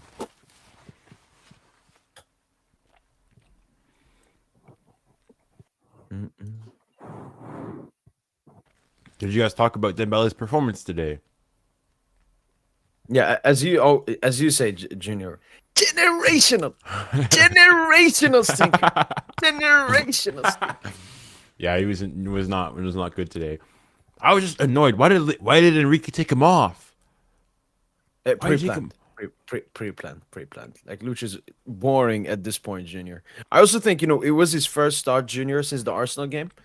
So I think even before the game, he'd planned. He was like, "I'm gonna sub out Neves and Fabian, Marquinhos, Dembele, and Barcola." So I think it was just pre-planned. And I don't even think Lucho cared that much about Dembo's winning league and top scorer, especially with Dembo's having 2 opportunities to take the lead, but he missed it. I'm just thinking, like, imagine if we just left him on a bit longer. That penalty, I think he takes it. He takes it. Yeah, for sure. I mean, luckily, I can't believe when I saw Marseille score that 4th goal, I was happy that it was Rabiot that scored. I can't believe I'm saying that. I was happy Rabiot scored. Yeah, someone said, is Rabiot a bigger PSG legend than Mbappe for this? He could have squared it to him. No, I was looking at FootMob, and then he said, like, Marseille goal. I was so scared. Yeah. Then it was Rabiot. I was like, Rabiot. Imagine, man. Damn, Rabiot could have squared that. Greenwood could have scored a tap in.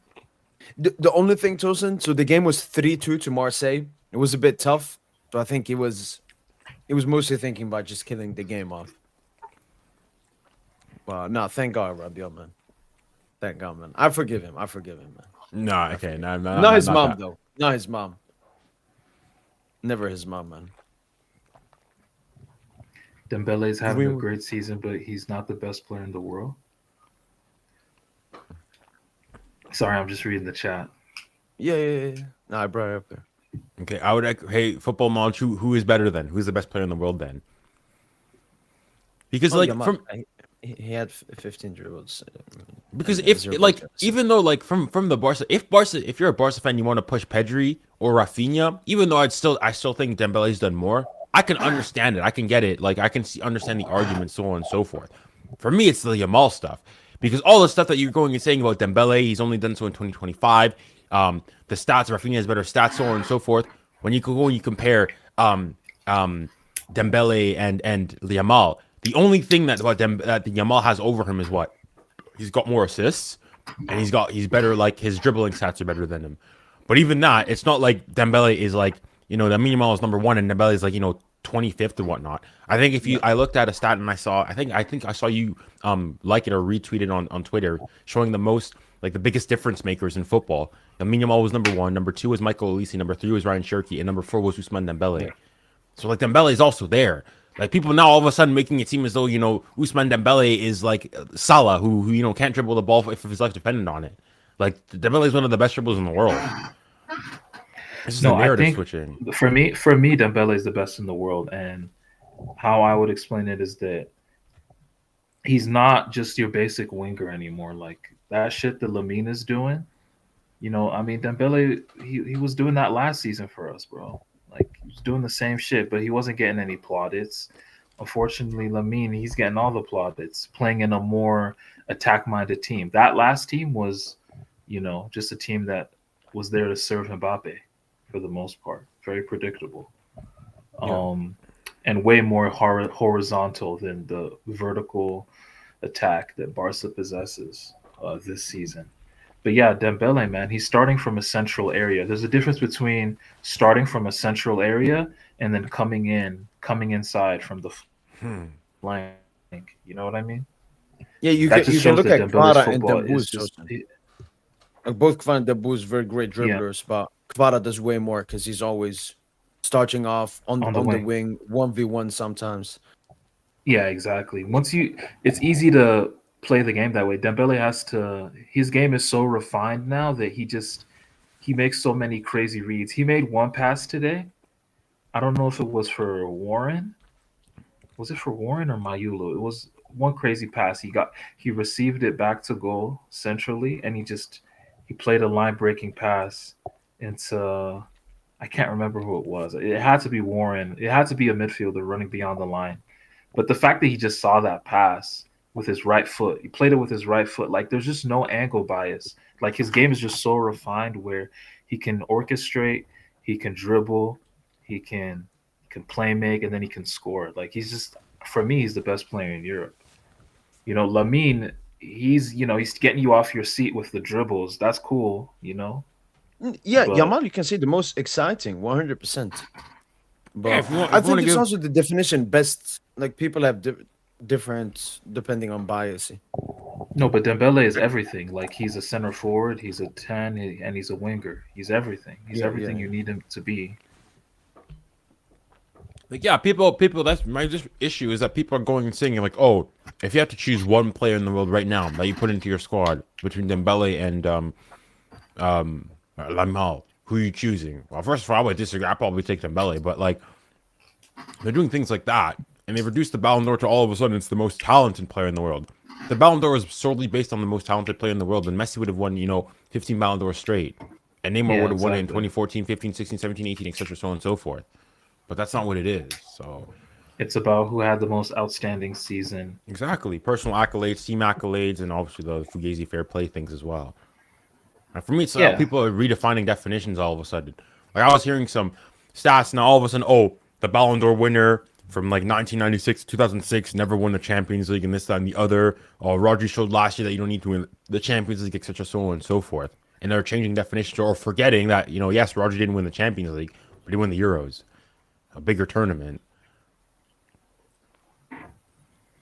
Yeah, I think Yamal is good. I just think he's getting very overrated, Yeah, no, I agree. I agree. right now. He's getting very overrated. Where do you think he should finish though in the Ballon d'Or race though? Top 3 No, I don't even or think he should top finish 4. top 3. Top Top 5. 5. top 3 to 5, basically. Yeah.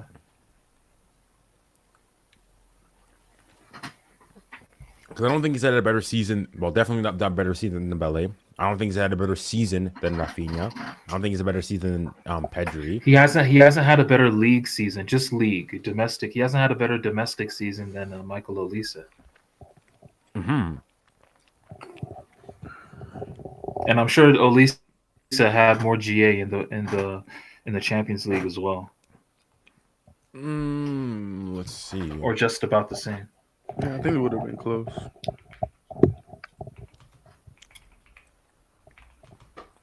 I think also there's the fact that Dembele is having to face on top of having to contend with the crazy Barca PR, he's having to come against the anti-Dembele, the anti-Barca PR, because he's a former Barca player, left them. They're still pretty salty about all of that.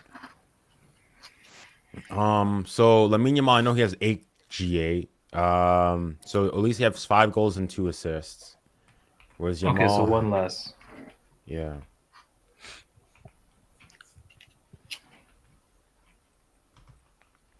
It's not that bad. No, that's I want to see per. Oh no, 2 less. Dembele, he has Lamine Yamal has 5 goals, 4 assists, so 2.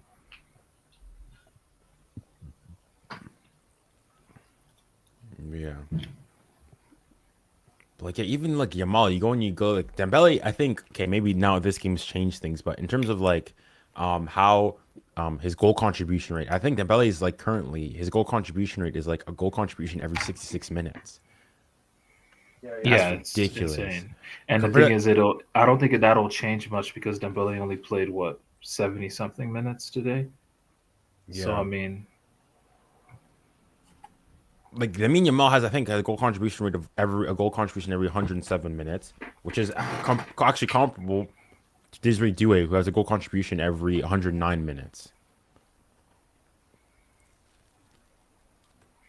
yeah, but in terms of non-penalty goals, Dembele he has by far the best ratio. It's not even close. Yeah, because he's only scored about 1 penalty in the entire season. He has 32, I think, non-penalty goals in 34 games. I think Mbappe has the same, but in like 49 games. Rafinha, I think, similar, but in like 51 games. Salah has like 22 and 48. Oh shit. But Dembele having 32 and 34 is just insane. It's actually like, is that Gabriel Batistuta or Ousmane Dembele? Like, just ridiculous.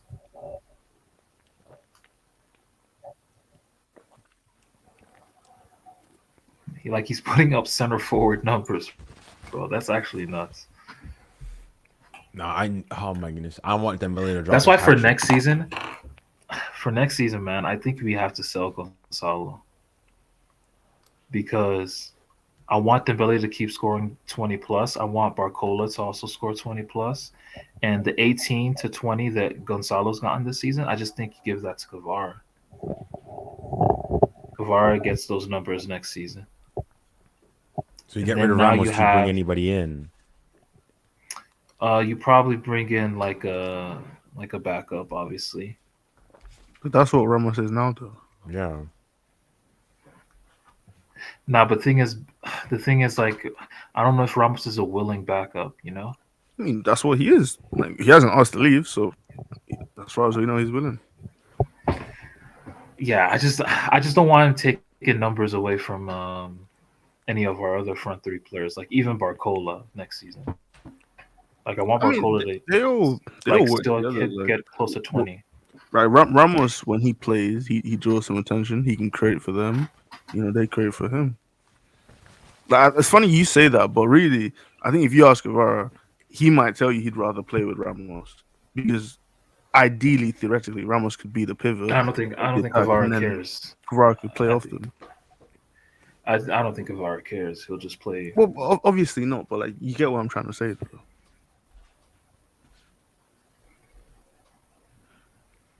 Yeah, no, I hear you.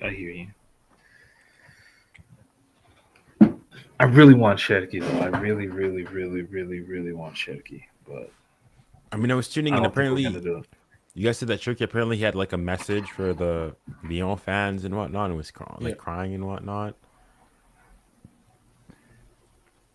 Like Cherki, Kvara, Dembele, man. They're all 2-footed. Like that's football history right there.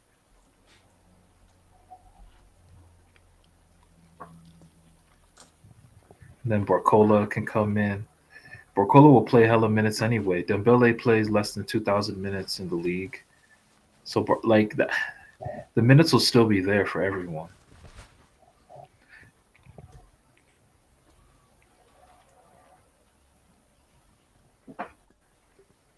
It seems like, and we're not into Cherki. Yeah, Tomso, I seen it. I think we're gonna get Akliush. I think it's gonna be Akliush.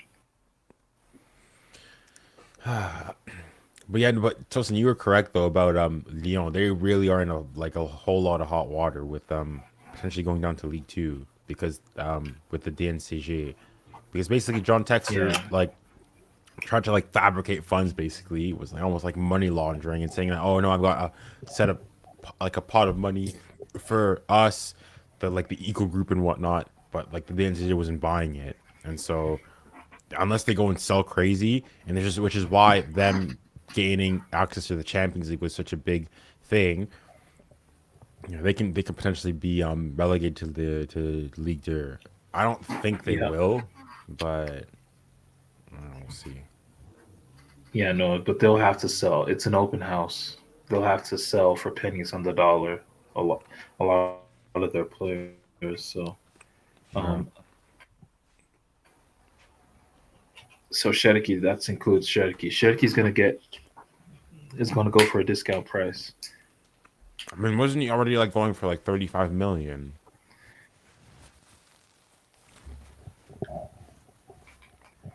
It was like 22.5 million. So I mean, he's gonna go after like 10, 15.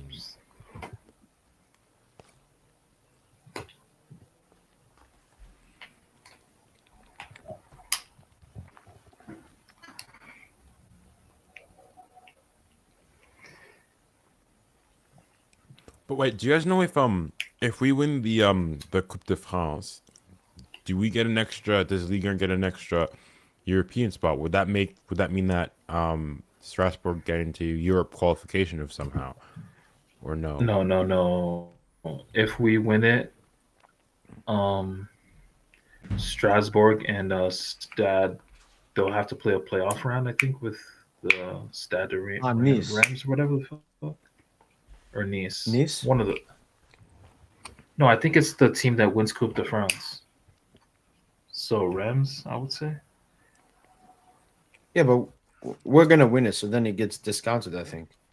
Yeah, but doesn't typically doesn't that mean you get an extra spot in like something else though?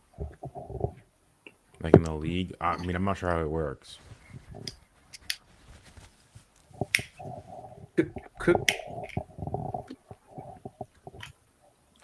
Do you remember when that happened anywhere else? You're gonna win the league last year. Like I remember it was So like maybe it where was, Real won it, but only 4 teams were in it, right? Verona, Barca, Atletico, Madrid. I don't think the Champions League. I think it might change like who gets into because I know last year, for example, the FA Cup final. Before it, Chelsea was in the Europa League, but then United won it and they went into the Europa League, and Chelsea moved down to the Conference League. Yeah, I think it's the same with the Coupe de France. Because I remember when Nantes won it, and then they played in Conference League, I think, or maybe Europa League. So I think that's only if you win it. So I think if we win the UCL Junior, maybe what Tosin said, Nice, who finished 4th, who got to qualify, don't have to qualify, maybe. Don't Nice already automatically qualify? Or how we No. got 4? 3 teams are automatically qualified. The 4th one has to qualify. Okay. It's like last year. I think Lille finished 4th, and they had to qualify into the UCL. No, it was Brest. Yeah, I think Brest had to qualify to the UCL. Damn, this Dembele pick is so cold with the trophy. Trophy. It's just the photo of him with the number 10 on his back. I think you can find it on Paris SG info. Mm-mm-mm. Have you seen the photo of our number 10s? Like, or the his like? Yeah, Have you right. seen that? Right. I don't Coach. think a club. I don't think there's a club in history that has a better collection of 10s. That's not crazy. That's not crazy.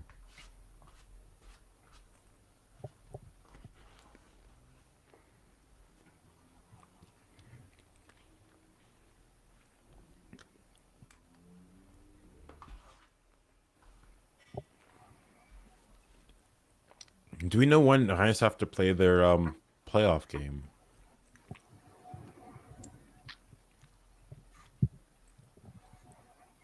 What? When the Giants have to play their relegation playoff game? No, I was actually searching for it. I couldn't find it because today Dunkirk played Metz, and Metz won. So they're going to be the team that faces off versus Le Havre. So they haven't scheduled it yet because the game was played Boy, today. you mean Giants? Ah, Rennes. Yeah, Yeah, Rennes. So they're going to play Metz maybe in a week or something like that. I think it's a week. Like next week is the Coupe de France final. Yeah, maybe a week after. I can check Bundesliga because I know Bundesliga also got the same thing as us.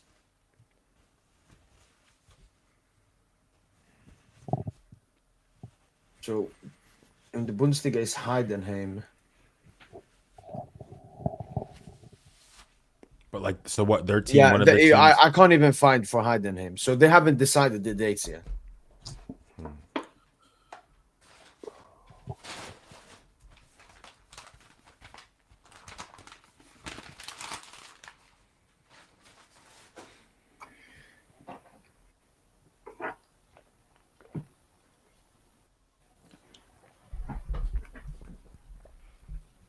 Man, we're gonna have some crazy beefs like after we win this Champions League. I'm gonna problem so many people. That's the thing. Yeah, Half like of it is with gonna a be bunch of other fans, even our own fan base. There's gonna be like beefs within the fan base as well. Like, is Dembele a bigger legend than Mbappe? All that stuff. it's funny, man. First we had Zlatan versus Cavani FC back in the day. Then it was what, Neymar versus Mbappe.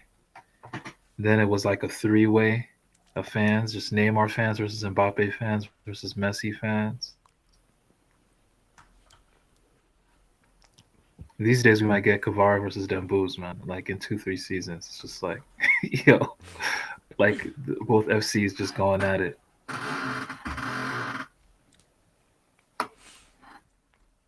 Oh yeah, I'm gonna so many problems. The Real fans gonna get on them. That's why we need to lock in for this Coupe de France game. We need to smack Reims, completely knock them out. Yeah, I think we'll beat them. I don't think we won't take them lightly at all. Today's game is not an indicator of anything though. Like we didn't play that well today, to be honest. Yeah, it wasn't our worst performance today. Kavara just dropped the masterclass, but and Nuno as well.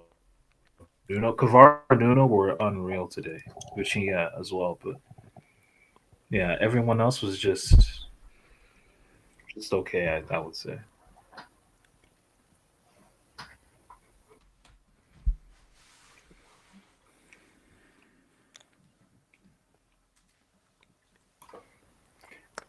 Bro, Nuno had some touches today that just were out of this world. Yeah. Like he got the ball, he's receiving it like in those inside chant. Have you noticed that he's receiving it basically um in between the lines these days, like infield. Like he's not like him as a receptor like of the ball, like it's unbelievable how quick he can turn. He can turn over his left shoulder, over his right shoulder. He received one pass where he turned over his left shoulder, and bro, he just created an advantage in that moment. Like I forget how the action ended up, but it was like Nuno is actually so fucking nuts, man, and the way he receives the ball. his free kick, that free kick. I mean, I thought Vitinha was gonna take the free kick. I was shocked. Yeah, that free kick was crazy too. Yeah, both of our free kicks hit the post this game. True, yeah. And Nuno I saw the and stat Kovar. over the game that we hit the post this or the woodwork this season like a record, I think 24 times. So, what do you guys think about the free kicks now? Like, who would you guys have on it? Because Nuno is showing some promise as a free kick taker. Like, he's got those curlers, man. Mm-hmm. Certainly from as a left-footed free kicker, yeah. But like him and the Kovar, I think. But then You've got you think Kovar, Doué you got will do it? do it. No, I've never seen. You I don't think think he's Doué ever will taken step up? one. I don't think he's Me ever neither. taken But you think he's one of those type of players You'll probably practice where he that. fancies himself?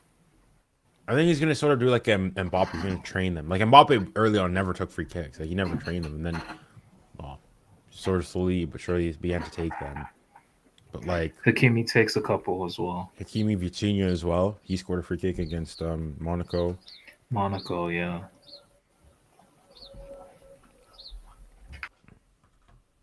Oh, Tom Server checked it out. If PSG win Coupe de France and 7th of Ligue and goes to Conference League, so maybe then the 6th goes to Europa.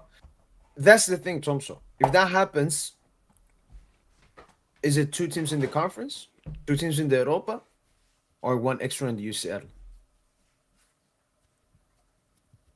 That would be great. 7 French teams in Europe. Yeah, that'd be really good. Yo, that's a good shout. Oh, Deadbeat, that's a good shout. Doué versus Cherki fans. You want it? Actually, that takes me back to the UNFP awards when they talked to Cherki about PSG, and he was like, "I have friends. Yeah, I have friends in there. I have Usman and Bradley." Barcola. But bro, you just played with Doué at the Olympics. What are you talking about? Like, he's not your friend either. Like, you played with him, and you're on the same stage. Yeah, like you're on the same stage with him as well. Like, you know. Well, we'll see. I think though that true, there actually might be a bit of resentment from his part because he did. Shirky wasn't a starter during the Olympics. Neither was Doué. But he came on a lot more often though. He did, yeah. He had more playing time. But I also think there's probably also jealousy from the fact that he broke into the French national team ahead of him. Yeah, he probably can't believe that. He can't believe that. I mean, yes. I mean, the thing is, I think he has to get called up for with the national team now. If not, I think he has to go to Algeria. He has the last opportunity. He can't go. Shirky. If he's not called up by Didier Deschamps this time round, he has to go. Wait, have there been any because I saw a pre-Portugal Nations League squad. Has there been a pre-France Nations League I saw France. squad? They said that Didier Deschamps is going to announce it. I think 2 days ago or yesterday. I saw it a week from now. He's gonna probably next Friday or Thursday, something like that. He's gonna go on TFR. I think closer to that date, then you're gonna know. But I think Didier Deschamps typically tends to keep his lists pretty consistent. So Doué's probably gonna be there. Dembele, obviously. Barco probably. I'm not sure if Warren's Emery probably based on the season probably should not be there, but I don't know if he won't make it. He's gonna drop him. He's gonna drop Warren. I'm calling it now. He'll drop Warren. Yeah, Warren absolutely does not deserve to be there, man. But it's like if he calls up somebody like what's his name at Lazio? He'll call up Guendouzi and shit. Yeah, if he calls up Guendouzi, but then I think Warren, no, he will do it. Deschamps will do it. Warren's better than Guendouzi. So, I mean, we'll have to wait and see. Because I also think, I'm not sure if he would do it, but Jean-Philippe Mateta of Crystal Palace, he could. I could see him as a dark horse potential getting into the squad. He would be a good nice. Who's he competing with? Like Turam. No, as in just a different profile because this Mateta is more so like of that Giroud, not the the big like the quickest strikers, but he's really good in the air and But whatnot. he's And so strong. He's super strong. strong, hold up play, etc., so on and so forth. Something that Bro, he's Mbappe better was. than he's better than Colo. He's better than Colo. I'm not Yeah, gonna probably lie. yeah. I don't think did Colo make it into the squad last time around. I don't think. I think he did. Yeah, he did. He did. He did. Yeah, so Colo probably should get dropped, but he probably won't drop him. That's the thing. He just does No, super he's loyal. out. Like I think people like. This is the time where you have to get Akliush and Shirky have to come in, otherwise they will start beginning to look elsewhere. I mean, both of them Yeah, leaving 100%. Yeah, it's gonna be Akliush, man. I guess I gotta watch Akliush comps now to. But even just for the national Um, team, like I think Shirky deserves. Is there any? Yeah, go on. Nah, he does. But did you see Shirky at the UNFP Awards? Yeah, From I the saw. moment he was speaking, the camera pans to Deschamps, and he just Yeah, and he was disgusted. he was just he had a disgusted look on his face. But even did you even hear him when Usman got the best player award? He's saying, "Oh, tell him to play me in the middle and whatnot. He still wants to play me outright." I think I don't think like they shot. I mean, he went and said, "I'll play on the left this time around," but like he didn't seem to be all that like. I mean, maybe Receptive to the joke? Yeah, they're receptive to the joke. Yeah. Nah, I think I don't know. It's half and half. But yeah, but even Yo, that face.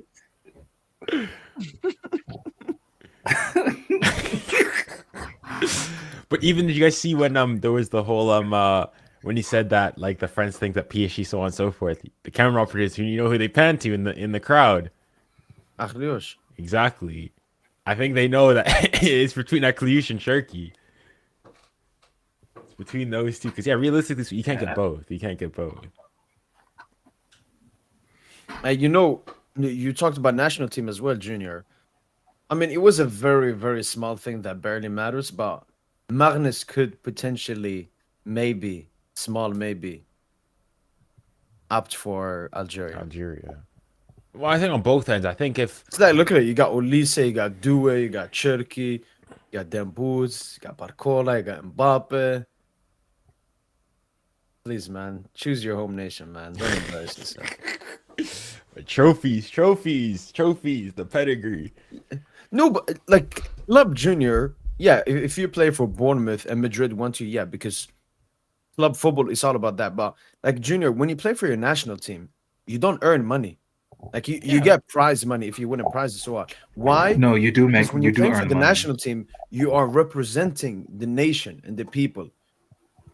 No, you the do, football. I you think do it's make not money. You do still- make money. You nearly do make money. completed. Yeah, different sport. the FA do pay. Yeah, money. but like- the football association, they do pay money for every game. Yeah, but like nothing compared to like your normal club wage. So I would say like play for Yeah, your I nation, agree. you should But try but the thing is though, the look other at thing what that nation do you want to represent, Junior? So True, we don't but even have to do the thing. Where but do you the- feel from? Like what nation? What people do you want to represent? but there's also If you the want to thing that represent, the thing Yeah. you also have to remember is aside from the fact of like an Akliush of like I mean Turkey has a lot of like North African is like they were born raised they went through the entire like they played at under 15 so on and so forth, but leaving that aside there's the marketing aspect of like the fact that like even like I would say Amares I think is to a certain degrees underrated because he, like the flag he's Algerian. Like if he was French in terms of like but you, like you know I think in terms of the No, footballing world I've felt Mahrez cooked the peak legacy he could have gotten when he went to City. I think that's when he cooked his career, Junior. no, I think won he's Premier great. League Player of the Year being Algeria. I don't think that his issue. No, was- as in no, not that, but in So when terms he of went like, even to City, he said, "I'm not a starter anymore. I'm not going to be the star of City," and went into the Pep system. So, like, No, from in my opinion, as Algerian, someone that wanted Mahrez to do his absolute best, I don't like that move. Yes, he won a UCL. Yes, he stat padded a bunch of Premier League titles, but he also had a pretty good season. If it I'm wasn't a mistaken, good I think move for him. one of his best. I think his best season was at City as well, individually. No. His best season was easily Leicester City. maybe the season when they reached it. You're talking about the final, right? When they reached the Champions League final, City. I think there was the year. Oh, which year was it? I think the year where they got knocked out by the Rodrigo header. I think that might have been his best season statistically. I don't know for sure though. Don't take my word as gospel. Who are you But, talking like, about? Mahrez. You had Mahrez. Oh, Mahrez. okay. But yeah, I can't remember exactly. But like I'm just thinking, even in terms of like image, I was like, I mean, it's things that the players think about. On top of like things like you think of like at clubs, I don't think PSG there's an issue with that. But like you go and you think of like clubs not being reluctant to want to releasing you for like AFCON and stuff like that, not respecting it, so on and so forth, your legacy and things like that. Media power, getting sponsors, brand deals, all that also play a role in that. Like if Mahrez had been French, the pull and the whatnot that he has, that would have been significant in terms of commercial deals and so on and so forth, which are all things you think of as well. Um, and then on top of like the titles and etc. so on and so forth as well. Like Yeah. imagine if, like for example, imagine if Benzema had decided to go and switch his nationality and was like Algerian instead.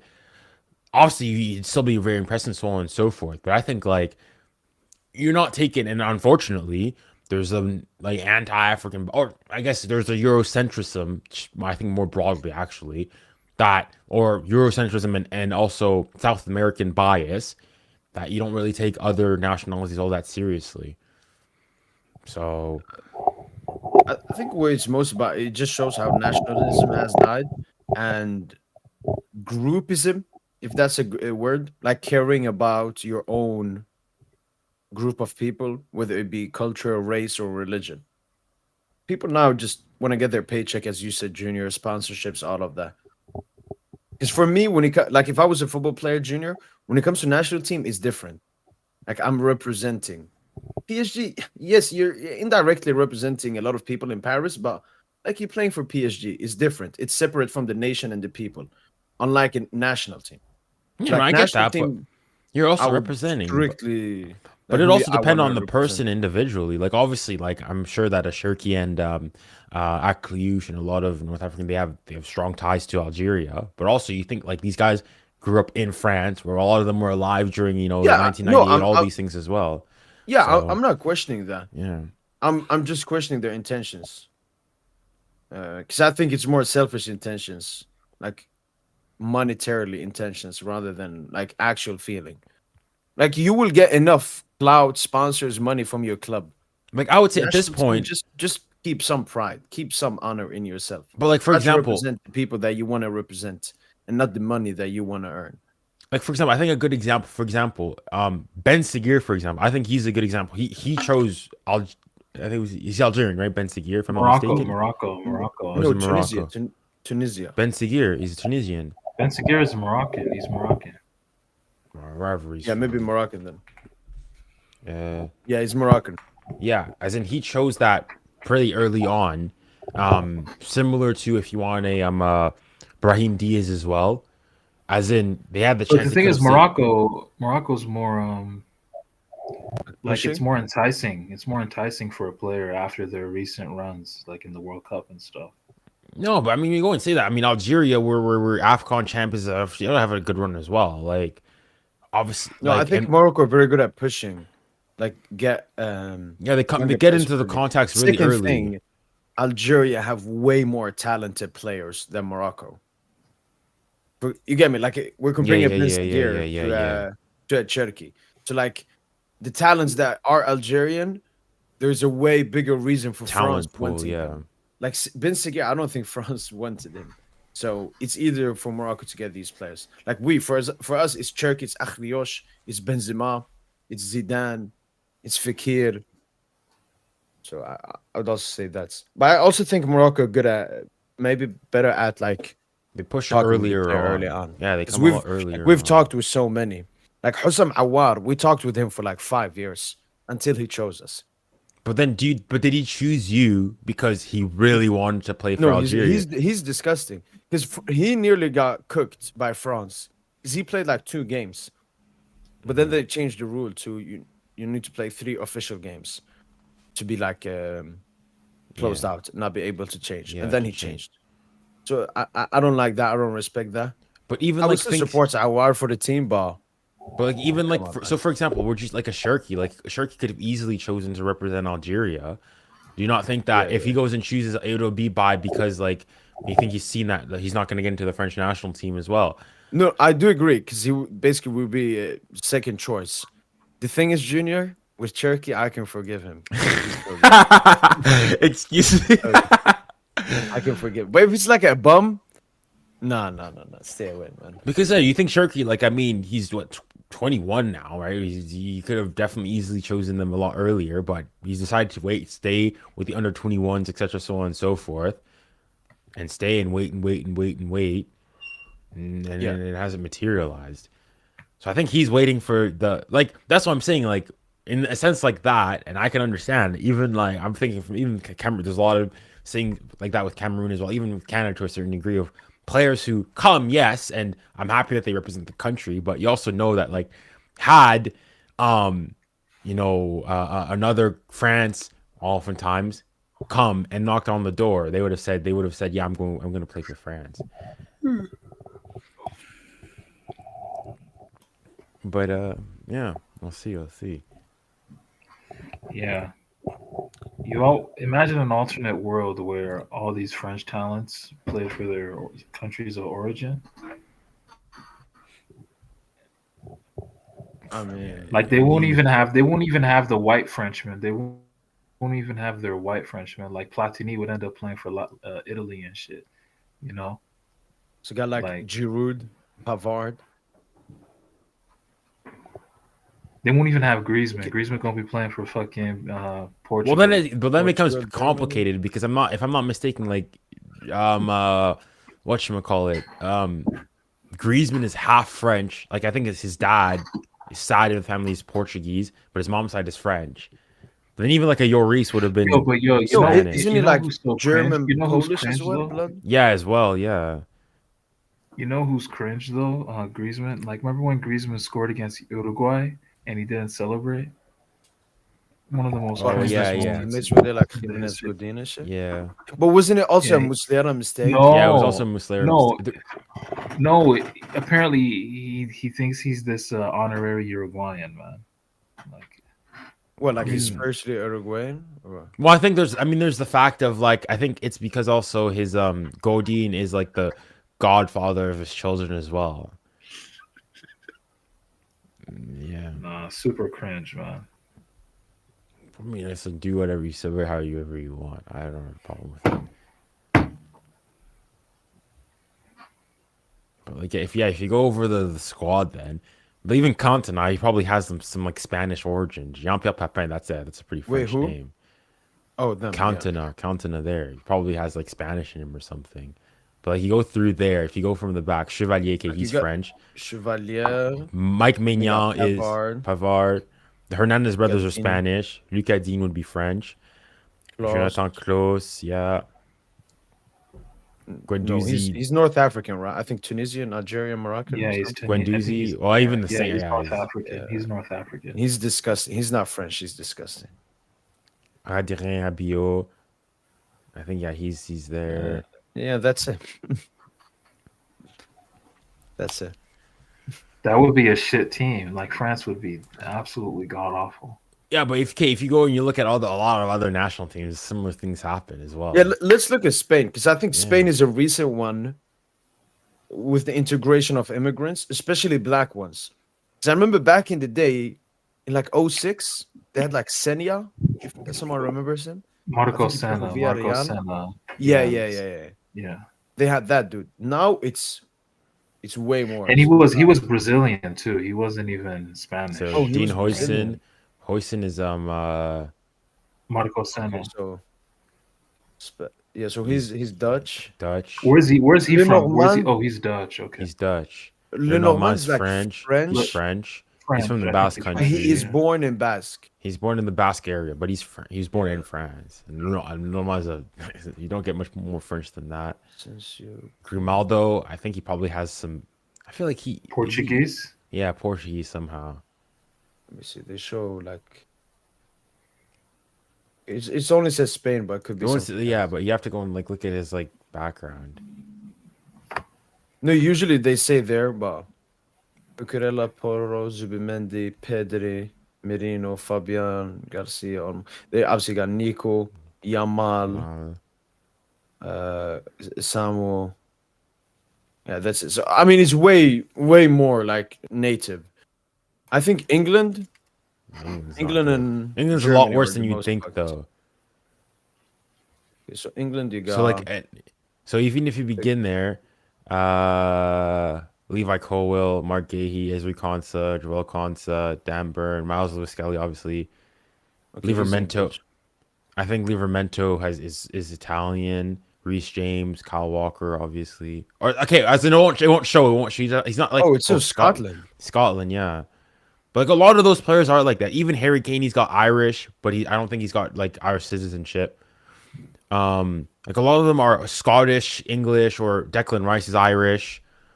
Curtis Yeah, but Jones. like them I can like count because like basically Ireland, Northern Ireland, they're all. But that's like going and saying like if you learn Normand, you'd have to count also that he's Spanish. Then I mean France, why? No, And no, even like Lenormand is less of an immigrant than like Yamal.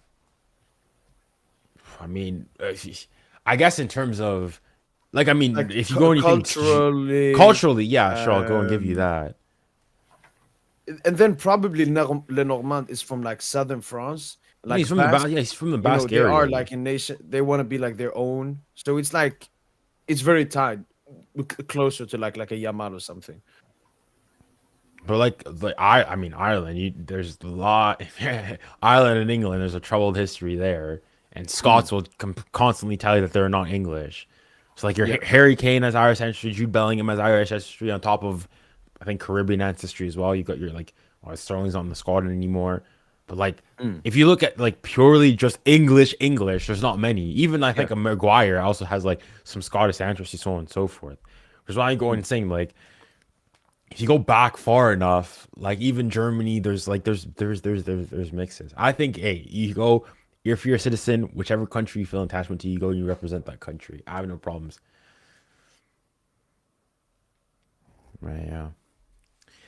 Just hoping that next week when Didier Deschamps makes his announcement that Ryan Cherky's in the French squad. And if I mean, isn't, he must. I don't think Deschamps can do that. Like not have him in.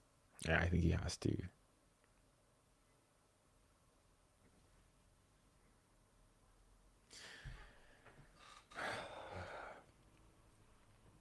Things we actually could get playing time too. I'm going and thinking, of the when is the when is the Nations League semifinal for France? I know it's the 4th and the 5th. 4th or 5th. I think they place. I'm gonna guess 2nd, so 5th. So I think Portugal, Germany maybe 4th. The 5th. Yeah, Spain. They play the 5th. But Yo. Czech should start. Yeah, DJ. Yeah, I'm jumping off. You guys take care of it. Yeah. Rather than DJ. Always Yeah, pleasure. love. Take care. Thank you. No. Yeah, Junior. I'm thinking the attack should be Dembuz, Olise, Mbappe, and then Turkey. So Turkey instead of Barcola / do it. You think Deschamps gonna play that offensive? I mean, that's why he played last game. I know last game they were 2-0 down, but that's the best Junior I've seen France since the World Cup. Yeah, but Since Didier 22 Deschamps. World Cup, that is the best France I've seen. 4-2-3-1. Dembuz, Olise, like changing Barcola on the left, and Mbappe had, yes, like his finishing, like he should have had at least a brace, maybe even a hat trick. He had like 8-9 shots. But Junior, like he was always in danger. He was always as a threat. Unlike in the Euros. In the Euros, he basically did nothing, took no shots. So like, I hope Deschamps continues this football, Junior, because He's not. At least not. Definitely not against Spain. You think of their attacking prowess of Nico on one side but and Lamine on the other. he still plays a double pivot. So he's No, still he's gonna want something more in midfield. We can see the disgusting Guendouzi, Rabiot, Chouameni mid. Can't believe I say that. But yeah, I don't think he's gonna go for 4. I'd be shocked if he did. Especially if you're going to Theo Hernandez as well, bombing full. But yeah, no, there's. No, actually, he prefers Dinya, I think. Especially now, like with the recent form, as Theo's been so ass. So I think he could do like a Digne. Yeah, potentially. We'll see. Bro, Digne would get absolutely served by Yamal, man. That's what they'll do. They double mark. So I mean, try to do that with That would be Rabiot with the decent, man. Euros. And I mean, in fairness, like we go and say, I mean, Yamal scored the screamer, but like, I mean, unless I'm misremembering the game, did he do much more in the game after bar that? No, the only thing I remember apart from that was another shot he had. I think that was really close. That went like over the bar. That was it. Yeah, he I mean, was good. France lost because they were not good. Well, I think Spain just outplayed France, or just tactically. Really, that's it. Is that like France plays? It's a lot. It's like Real Madrid. France are the national team equivalent of Real Madrid. It's inshallah ball. We go. We put the best lineup, and hey, if God wills it, we go through. That's it. Yeah. But I think even Spain sat back on purpose, knowing that France can only counterattack. yeah. But the problem though with You know, France is this is a little off topic, but where do you guys see Pogba going to now that the season's over? Do you think he goes to Marseille? I completely forgotten about him. Wasn't he? Isn't he's been allowed to play for a while though now, hasn't he? Yeah, but apparently, I guess he wanted to wait until the start of the new season. I don't know. If you're Marseille, do you take him? For free? I mean, I think they'll consider it. Depending on his wages, how does he fit into their mold? Yeah, lucky, I would be scared, especially if you get a good Pogba. I actually would be, kind of nervous, low key. Yeah, I think it'll be tough next season to win the league because of like how do you think Paris FC do next season? You think I feel like Paris FC finished top 5. That's my hot take. Oh no, not top five, not top five, not top five. I don't think they finished top 5. No, I think they'll get in enough investment. Like they'll do really well with recruitment, and they'll get top 5, bro. I really feel that way. Hold on, let me see. They finished second this year. I want to see who they finished second to again. To Lorient, who we got bumped last year. They finished behind them by 3 points. So you think that what?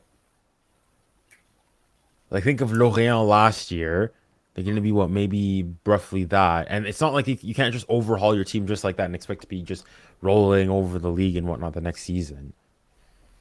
Not to mention the fact it's their first time in Ligue 1 in who knows how long. Yeah, but they have a bunch of executives there with, Yeah, I think it takes time though. I think first division experience, all of that. But yeah, but we'll like see, think of we'll like see. Wolves a couple years ago when they were in the championship. It took them a while.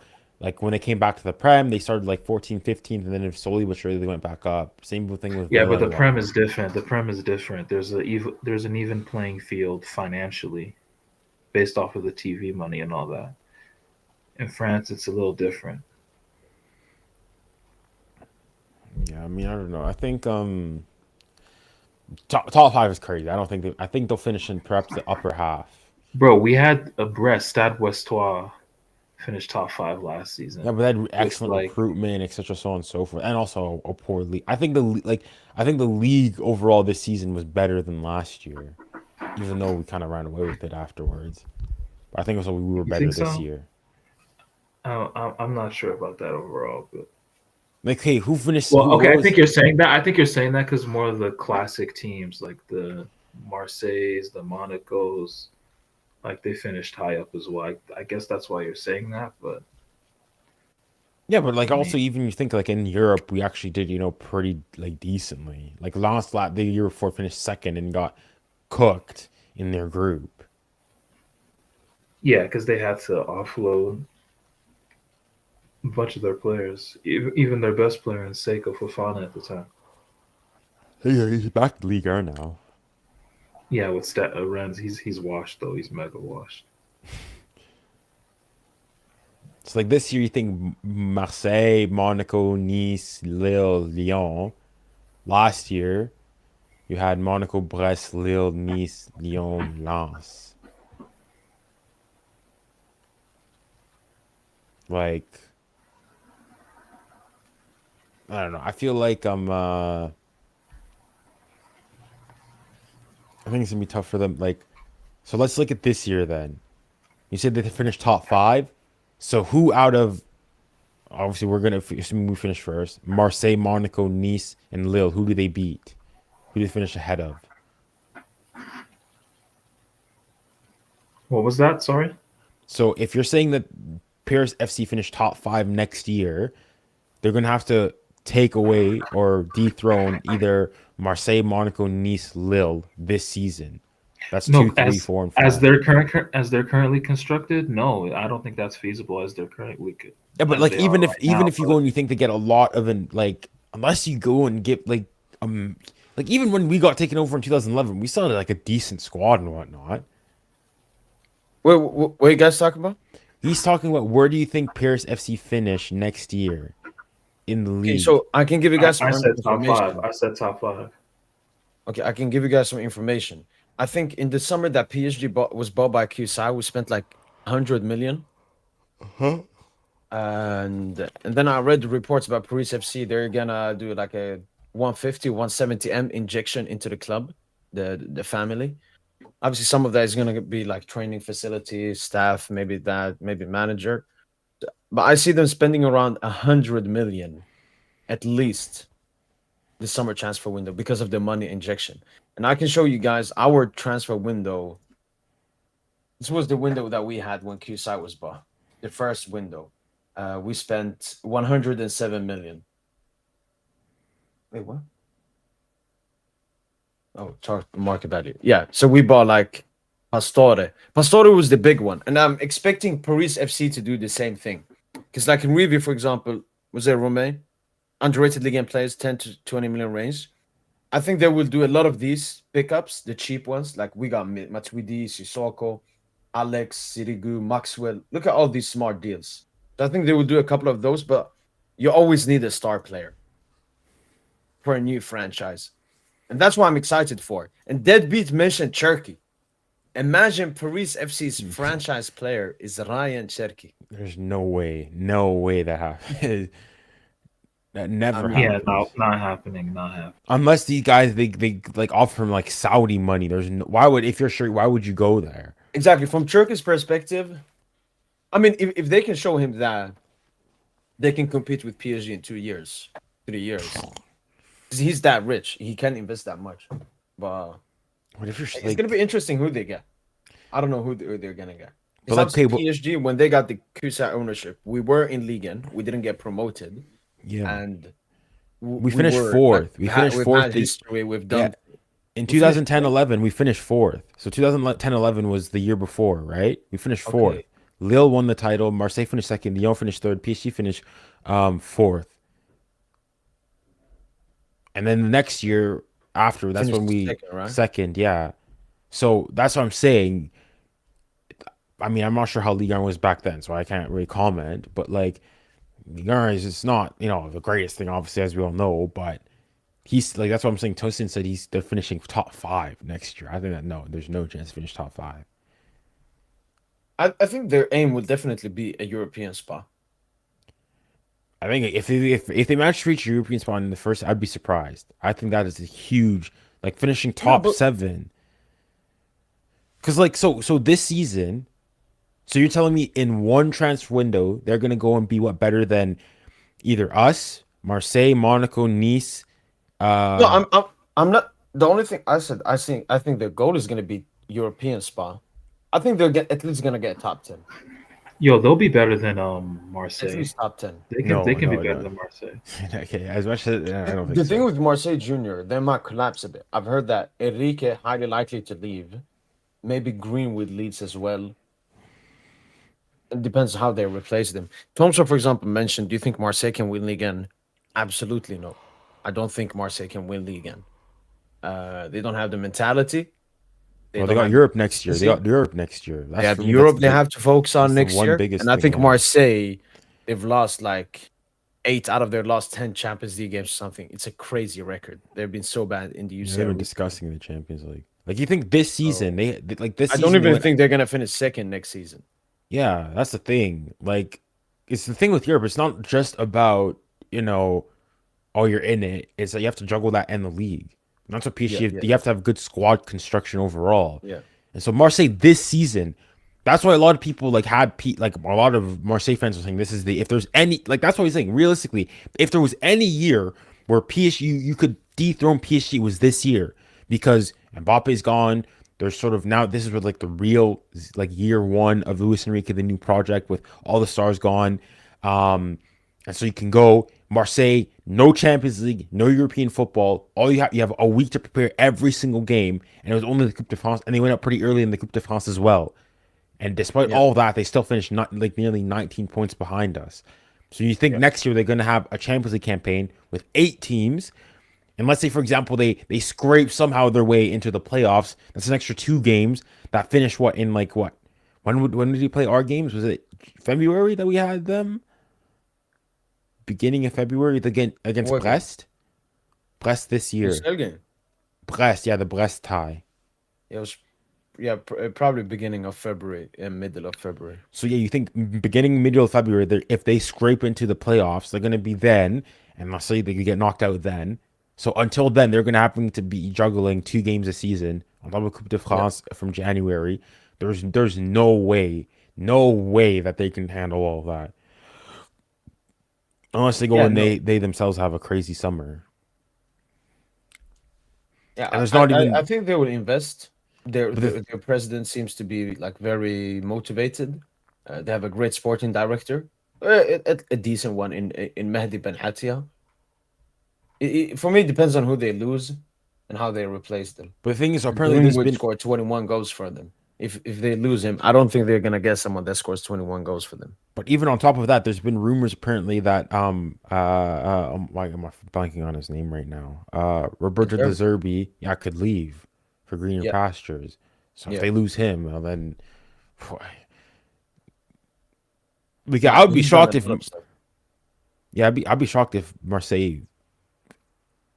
Okay, I'm not say top 3 because they could finish 3rd, but if they finish 2nd next year, I'll be surprised. Yeah.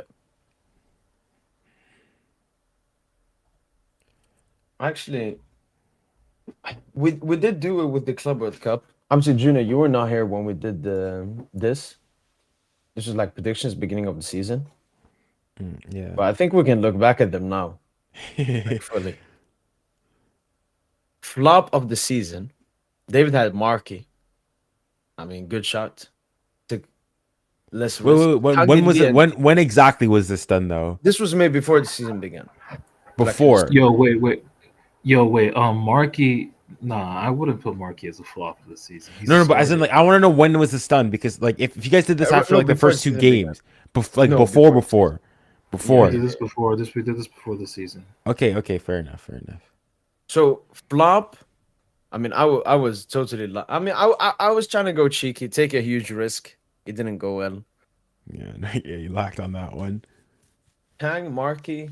I mean, Markey in Ligue 1 hasn't been like if you want to say champions. Is this season overall or just Ligue 1? No, overall season. Oh, okay, overall, fine. Okay, I mean, yeah, Markey flop. There's not. It's not crazy. It's not crazy. But Kang is that's a pretty. No, Markey has not been a flop, bro. He's been a top 10 player on the team. Like you can't call a top 10 player on the team flop. True. So then the Kangili from DJ and Tosin, we'll give it to them. Surprise, David had Ramos, Tosin had Dembuz, DJ had Barcola, I had Warner. I think Barcola, Dembele, Ramos all have been surprises. Like Ramos has more GA than last season in less minutes. Yeah. More goals than last season in less minutes. More assists than last season in less minutes. Dembele, Ballon d'Or. I think Dembele is the biggest 40 GA. I think Dembele is for me the biggest surprise. Dembele the biggest surprise. I think just how good he's been.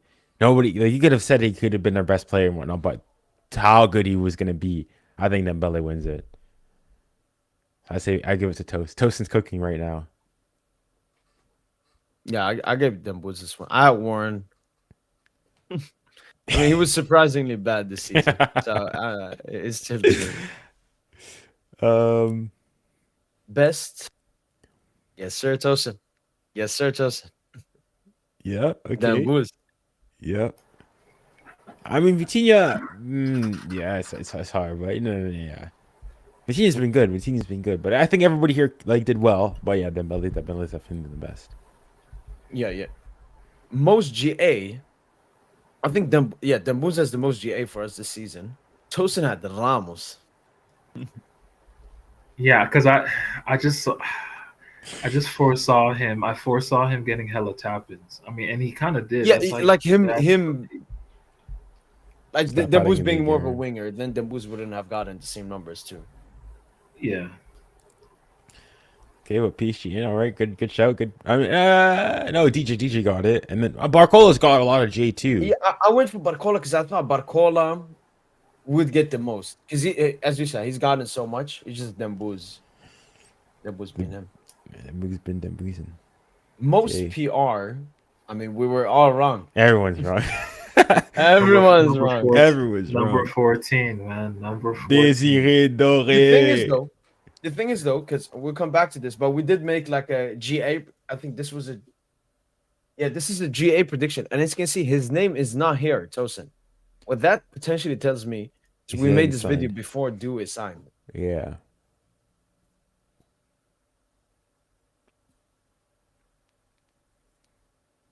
Yeah, that's a potential shout. Most PR, so yeah, none of you guys do a.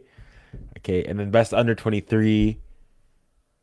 Ooh, wait. Before we do that, Ty was mentioning in the chat that Tosin's reasoning for Gonzalo is because we were unsure who was playing striker. He said it's Ramos or whoever plays striker.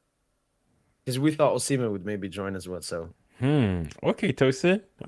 That's crazy. And Dembele plays striker. Yo, shout out to you, Tayo, man. Shout out to you, man. Best under 23. Shout out to David, man. He knew how great Neves was, and I think it was also some extra prop from David there. But yeah, Neves being the best under 23 player this season for us. Yeah. Yeah, I agree. Shout out Dewey, but no, Neves, definitely Neves.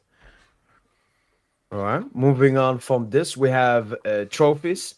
We all picked to win Ligue 1. Shout out to all of them. Coupe de France, we all picked it. We haven't played it yet, so we don't know. Coupe Yeah. de Champion, all correct apart from DJ. UCL, Boy, okay, hold on. Coupe de France, no, obviously not done yet. But his job's not finished. But Yeah. hopefully, yeah. but then UCL. Again, like I can give myself prop, but I'm not gonna give myself prop because I will always predict us. Was that just delusion? PSG Yeah. delusion. I wouldn't say delusion. But like PSG fan, you're PSG fan bias. Confidence. Confidence. I don't know. Like I was really confident ahead of the season. All right, so it wasn't just like my love for PSG. It's just that I can You never wouldn't like expect it. do that to PSG. Yeah, it goes against me. So, but David the DJ at quarters, then Tosin round of 32. All right, this one we have to talk about. Yeah, what's going on there? So you think we would have lost to Brest? Yeah, he was feeling Can this. you feeling this winners. Can you zoom in on my profile picture? Oh, okay. There we go. Yeah, That's all I was thinking about. Man. Do you still generally think though that tournament has more gas than the Champions League, or no? Have you fallen off that train now that we're in the final? No, it still has more gas than the Champions League. Okay. Yeah, it still has more gas than the Champions So if you had to choose, we either win the Champions League, knocked out in the groups, or we lose the Champions League but win the Club World Cup. You'd rather win the Club World Cup. Yeah, I'd rather win the Club World Cup. Yeah, okay. I hope it's a gimmick that you're saying you're reverse psychology. Bro, crash think out would- in the Club World Cup group stage is crazy.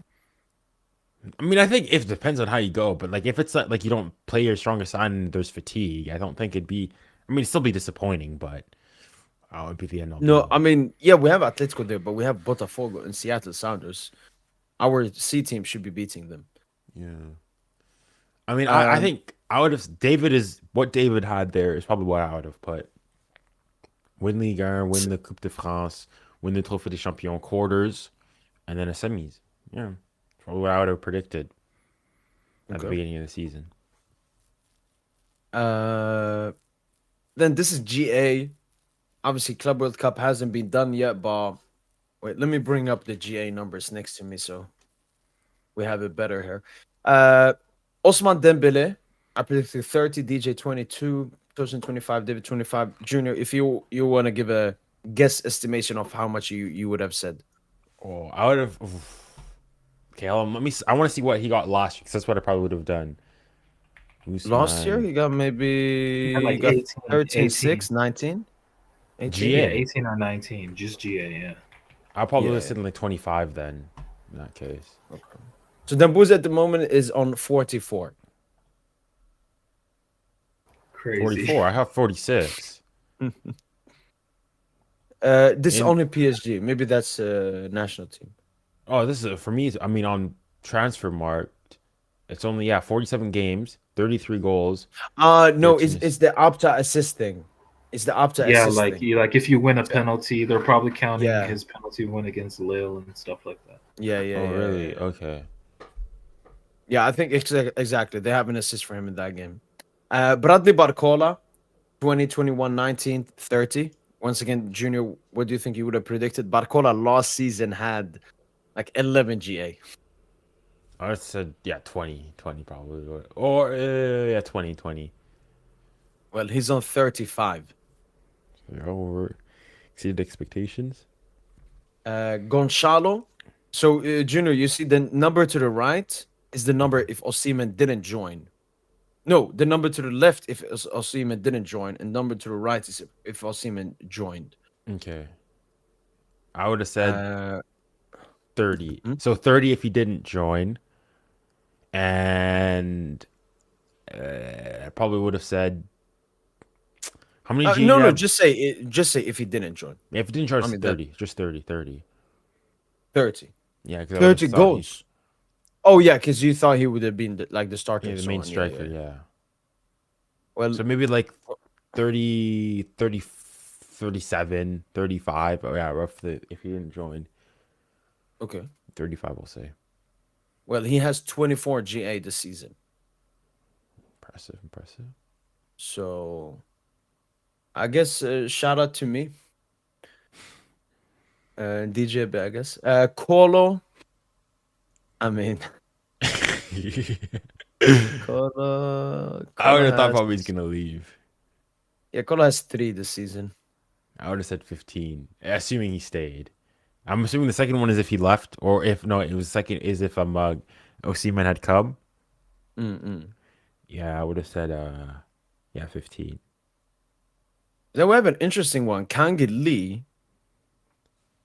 We predicted he has 12 this season. Dang, okay. So DJ being the closest there, and then Mbaye, I think Mbaye got 2. Yeah, but Mbaye got 2. We thought he would have a bigger role. I said 5. I don't think he was Bro, gonna why play did you all add that. Mbaye? You should. Yeah, you were. Because we were fucking cooked in around the summer, Mbaye. man. We were cooked when we made this video, Tosin. And then the last one is the league winners. Premier League, Tosin got it right. Shout out to Tosin for Liverpool. Serie A. I mean, it's not done yet. Napoli are first in the league with only 1 point. Inter right behind them. I was way off. None got correct in La Liga. Bundesliga Bayern München. Champions League. And look what Tosin picked, Junior. No, Tosin. Oh, Tosin, what do we not know that you know, Tosin? Bro, I don't know, bro. It's just it has to just been the marijuana on that night or something. I don't know what the hell was going on. Yeah, Inter. Fuck, man. I just hope that's not the case. I mean, I would have predicted Prem. I would have said City. City, I would have said Inter. La Liga, I would have said Madrid. Bundesliga, I would have said Bayern. UCL. Dang, I don't want to say copy David. Yeah, you would have said Madrid. You're a Madrid dick sucker, man. No, You're I hate dick Madrid. I sucker. hate Madrid. I hate Madrid. I hate Madrid. But I would have said Madrid because I drank the Madrid Kool-Aid. I drank the Madrid Kool-Aid with club football done for the next 5 years with them. But so yeah, I said Madrid and club. I probably would have said somebody different. I don't know, Inter. I didn't even know probably who was in it, or maybe us.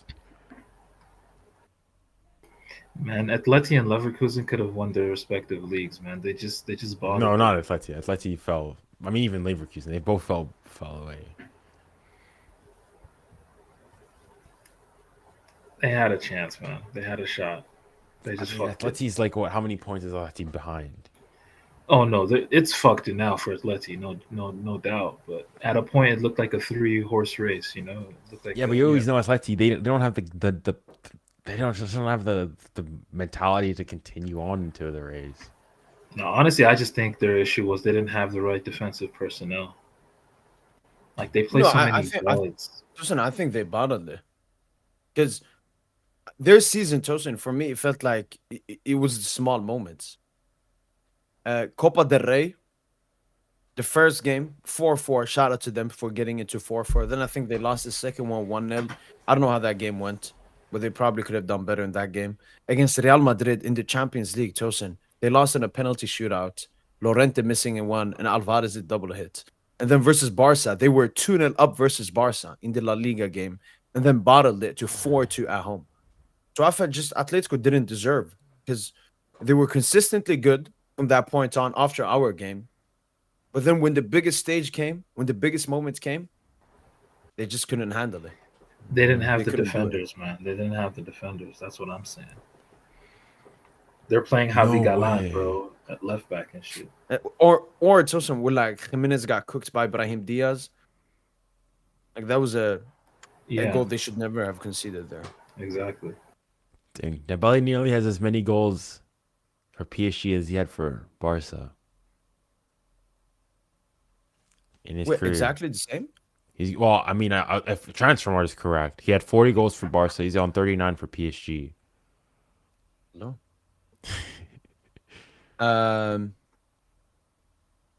Okay. So I just found the video we did for the predictions. The only issue is it's like 1 hour long because I wanted to see our thoughts on it. So you guys let me know what thoughts would you guys want to hear about?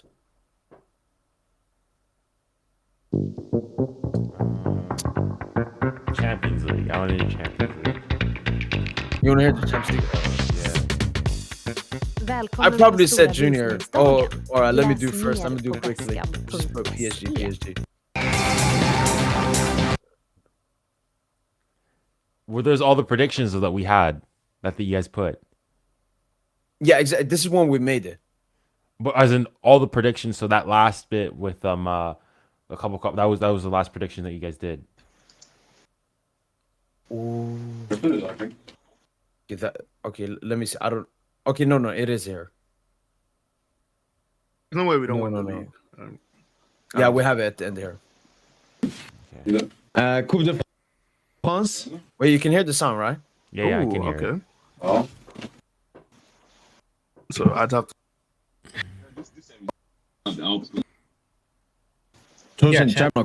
Sir. All right, now we're coming to the UCL. I've quarters. What for? Quarter. Huh? Okay. Quarters.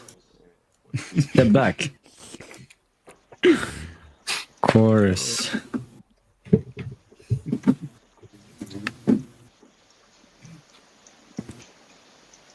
I mean, I can't take it. Well, let me. Yeah, okay. So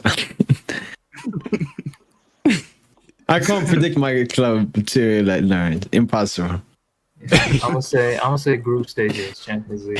Oh god. we go out in the group stage. That means we're at least 22nd worst team. No, we finish. Han tog ut det. Har det blivit en bättre horseman action? We don't get 1 to 8. 32, round of 32. Round of 32, yeah. And then champion Club World Cup, right? Kom, Oliver, så kanske. 16. Quarters. I'm saying quarters as well. Champions League. Ska du gå upp, Oliver? Okay, then Club World Cup. I'll go semis. Dub. Bara Oliver på den. I don't know the format, but quarters, semis, I'll do semis. I'll just do GG's flow, I guess, as well. David, it's exactly like a normal World Cup. Oh, then, yeah, I feel like we can win it then. That's like teams from random places. Like, is Madrid City there? Yeah, Madrid, City, Chelsea, Bayern, Atletico, Dortmund, Leipzig. No. Semis. Bro, it's a lot of big teams in this. I thought like the Asian teams, the African teams were all there. Like, Yeah, they will all be there. All right. Question here: what happened to the bet about the penalty takes beginning of the season? I guess that's for Tosin. But Christian, from what I think, Tosin will now add on to it. But what I think, Christian, it was between Tosin and David, and both were wrong. I think Tosin probably predicted Dembouz to be the penalty taker, and David predicted Gonçalo, but it was Vitinha. Tosin, you here? Yeah. Is that what he's talking about? I guess, yeah. Like I don't think it was a monetary bet. Just, Like, let's see who's right. Yeah, just bragging rights, strictly bragging rights. That's all Okay. that was. Yeah, but Christian, you see, both lost, so it didn't matter. Nah, but it really should be Dembouz. It should be Dembouz and then Kvara. Like, that really should be the pen. I've never seen Kavar take a pen. So I have no idea. Kvara's missed a bunch of pens, but it doesn't matter. It has to be your attackers. It has to just be your best attackers, man. That's just, I'm a firm believer in just. It's like in basketball. It's like it's basketball. The technical free throw. When you shoot a technical free throw, you always make sure it's your best player shooting it, so he gets a rhythm. Same thing with the penalties, man. Yeah, but in basketball, typically your best player is probably one of your best shooters. Not typically. Not typically.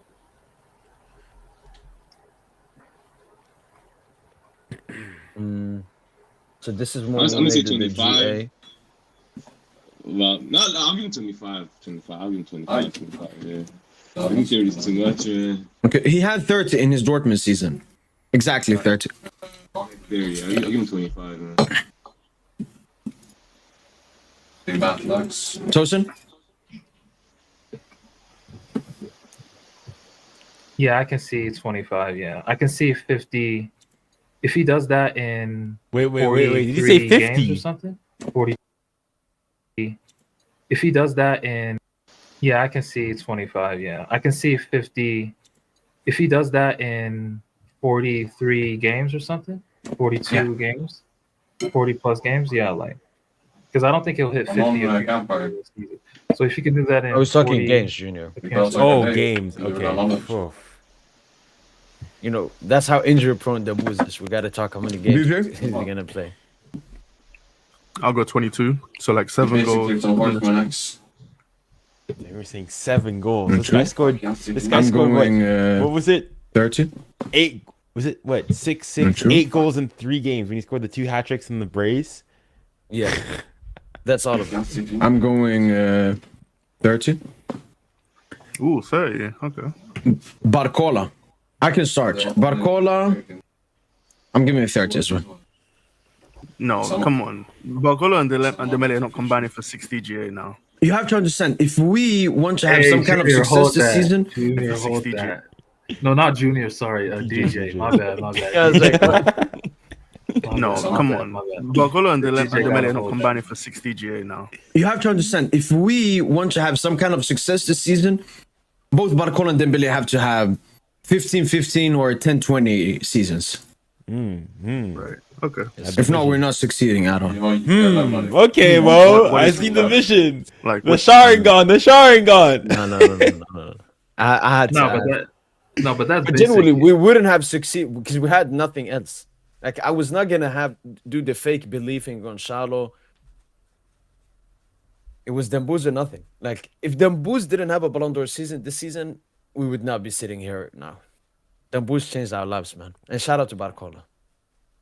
But And Doué, that was Doué, Kamara as well.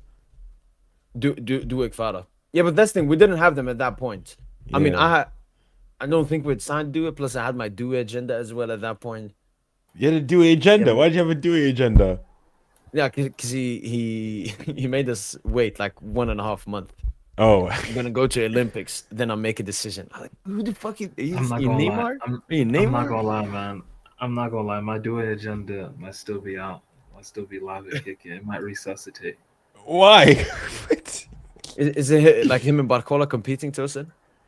Yeah, just both of them right now. They just look like two goofballs right now. I thought Barcola was okay today. No, he was, but it's just Barcola needs to be. We need Barcola to be better than what he is right now. I think every fan can admit that. We need him to be better than. We need him to play with way more conviction.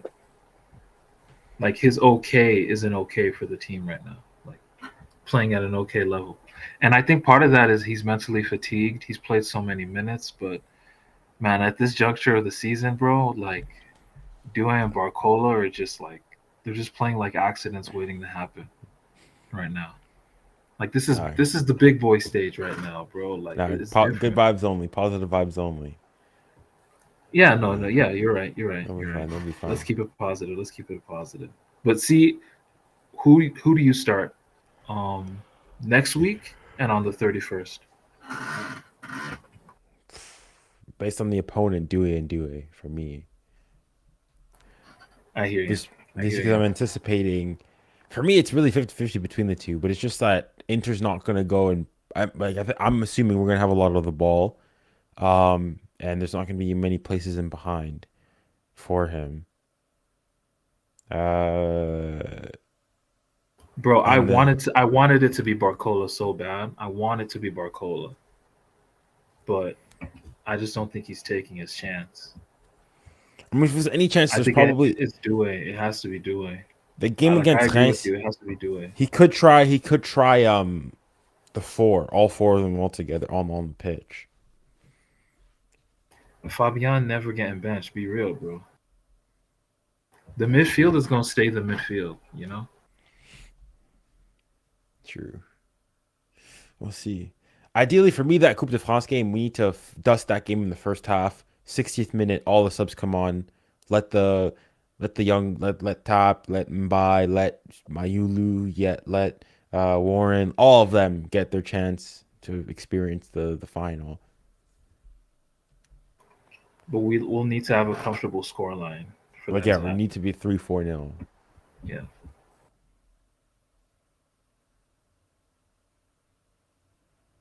I think Mayulu's usurped a bunch of people in the rotation. I think by next season he'll usurp Warren in the rotation. Okay, yeah, I'm not sure about. I'm not the sure. Did you see his cameo? He was the best sub off the. He was the best player off the bench today.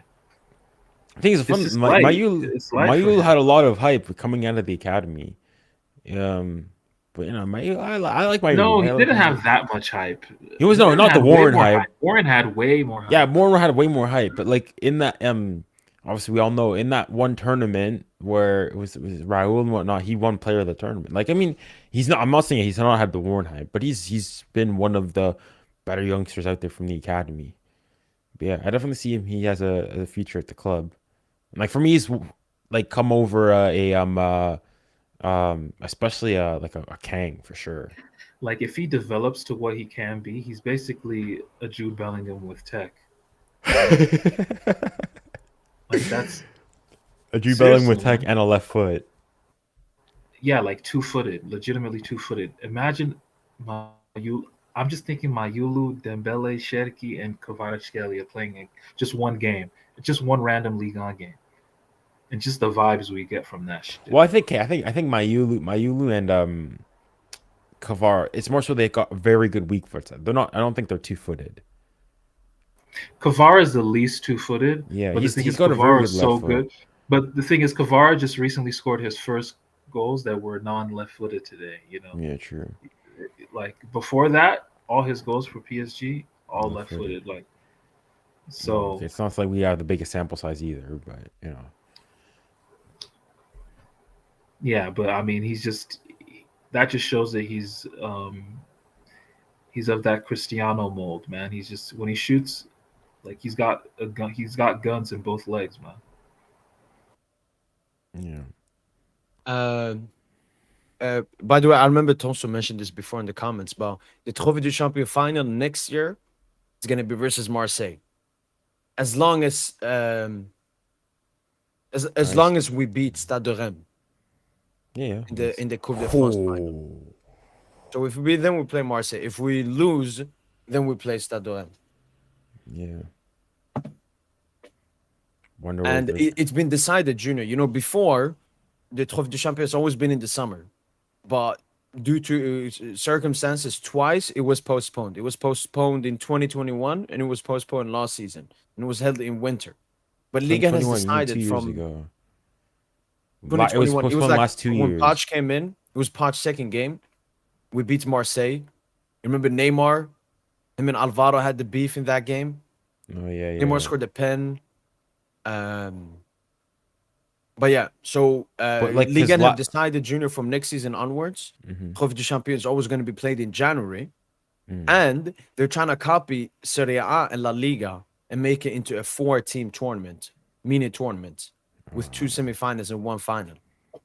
I So mean, my guess would be, I think it would be PSG, Stade de Reims, Marseille, and Monaco. yeah. But then who plays who? I don't even know how they do it in La Liga. Maybe us versus the weakest. But So then, we like, would each- play. What's that, the Reims? Is that who you going to say? But then would you do that again for what? Just a repeat of the Coupe de France final? I mean, obviously it happens in the league, but like I don't know. Like they'd have to find a formula to where you keep it consistent.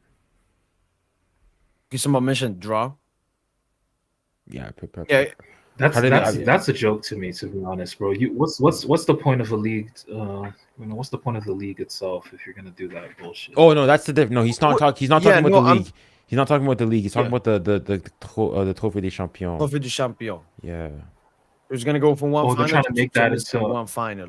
Yeah, Yeah. just like Serie A Oh, and La Final Liga. Four. But good that you brought that Oh, up, Tosin, because I'm completely against that garbage, man.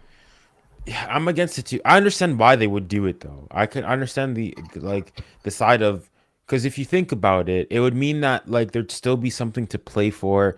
Because At the end of the really, season? yeah, at the end of the season. Because realistically, this season by like February, like even before, the league's done. And there's nothing to.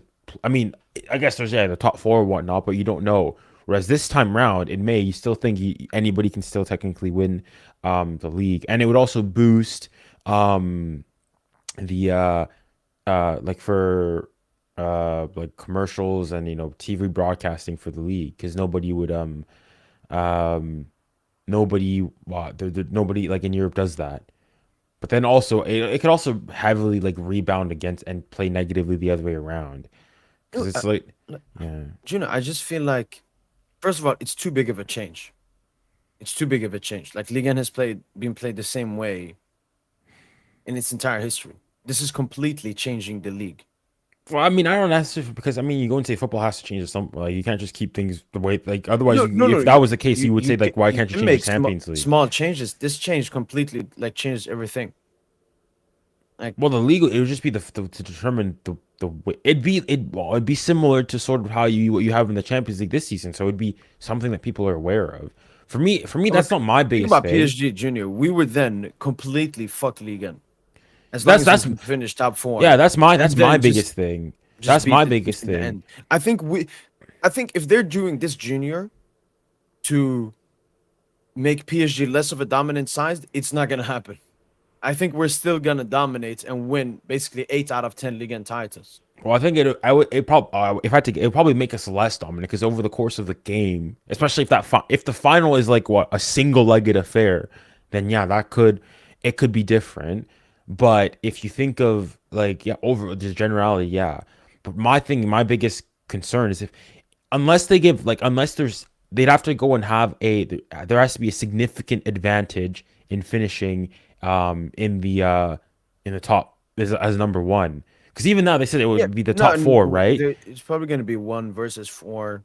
2 No, but versus even like 3. aside of that, like I'm just thinking first and foremost, right now, number four, because they said that they'd have the top four, all the Champions League spots would be the same. But the thing is, the team that finishes number four is not guaranteed a spot in the Champions League first and foremost. So it would have to be unless you had a guaranteed spot in the Champions League, it wouldn't work, um, right? Because then you could have like the PSG finish number one, and a team like let's say Nice this year would do it. Nice this time around in Champions League qualification, they could go and potentially win Ligue 1, but then because they finish four, unless they don't qualify for the qualification of the Champions League, they could be Ligue 1 champions, but not be in the Champions League. So that's what I'm saying. You'd have to be that all four teams have a guaranteed spot in the Champions League, regardless of anything. But then beyond that, you'd have to have an incentive for a team to finish first. So like, I mean, in North American sports, in general, like MLS, NHL, NBA. I know the NHL they call it the President's Trophy, or in the MLS like the Supporter Shield. Like you get a Fugazi Trophy for like finishing the best team in the regular season. But you'd also have to like add, I don't know, like even financial incentive or something like that in order to make it like worthwhile. Because as you said previously, like if you're PSG and you're, let's say for example, mathematically you're guaranteed at least top four in February. Why would you continue unless like you have like an invincibility streak or something like that to maintain? Why would you continue battling for the rest of it? Because I mean, for PSG, does it really make a difference whether you play Marseille, Monaco, or Nice in the semifinals? Your favorite to go through anyways. So yeah, I also saw another great point on Twitter, actually. So in the past, since QSI came in, we've won every single Ligue 1 title junior, apart from twice. yeah. Where Monaco won it and Lille won it. Or They're gonna do this new format. Montpellier. Oh yeah, Montpellier as well. Yeah. But if you do this new format, Junior, imagine next season we have some injuries, we struggle in the league a bit, and Monaco have an insane season and win the league by 1 point, and it don't matter. So they have to face PSG in a one-off game where PSG will probably win and then win the league. So Yeah, but I even think- if a team manages to do the miracle, it will be pointless. So Yeah, but we're all aware that that's significantly less likely to happen than PSG losing a knockout one-way game. I think it'd be interesting as in is an entertainment factor. I also think like would it be one-off legs? Where would they play the semifinals as well? Do you find a neutral ground like for the semifinals? Where do you fit these games into the fixture as well? Like let's say for example it was this season. When would you fit these games in? That's my biggest thing as well. Do you shorten the season? Like, what do you do? Yeah. If things are right now, you finish it. You have the Coupe PSG. Like, and let's say PSG go and have another season like this, or then the Coupe de France final and the Champions League final. When do you play these games? And are they what? They're one-legged affairs, or is it like a home and return leg? And if it's a one-legged affair, where do you play them?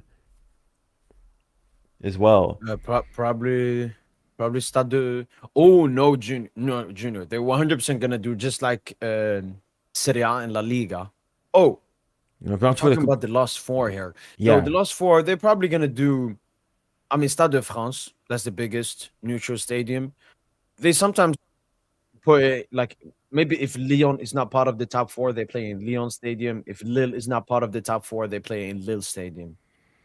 No, I know. I those think are I big. think I think Maybe- actually what they could do, which actually would potentially be interesting, and not I'm saying I'd be forward, but like they do it that so like a lot of times in the NHL in the NBA, I'm pretty sure like the team that finishes number one, you're seeded, so you get like favorites. So that means that if it was, let's say if it was 1-2 and it was a one-off game, so there's no home and return leg, whatever team finished highest gets to play at home. So PSG would play Nice at home, and if they went to the Just final, like the final. NBA. And then the final would be at the Parc des Princes, because then they give you an incentive of finishing first. That could be interesting, but like I don't know, I'm still not necessarily for unless there's like a financial incentive and whatnot to go and do so. Yeah, I don't get it. I think Can we Ligue talk about the 31st, man? 2 weeks from now, exactly 2 weeks from now. how you guys' emotions are, like what you guys fear and enter. I don't know, Joseph. I don't know. I haven't really been thinking really, about it, honestly. yeah. Like it's too far out still. 2 weeks is it's still a while. And Like, I don't know what's there to think about Champions League final. I know a final is different from every other game. If we faced Inter in a semi, it would be completely different. Yeah, it's 2 legs. In a final, anything can happen. Away, home, yeah. Like honestly, right now, I'm more worried about let's first and foremost make sure we do the business in the Coupe de France, because if God forbid we, miss that Coupe de France, what mental state that could do. So I'm just let's win the Coupe de France and let's take it one step at a time.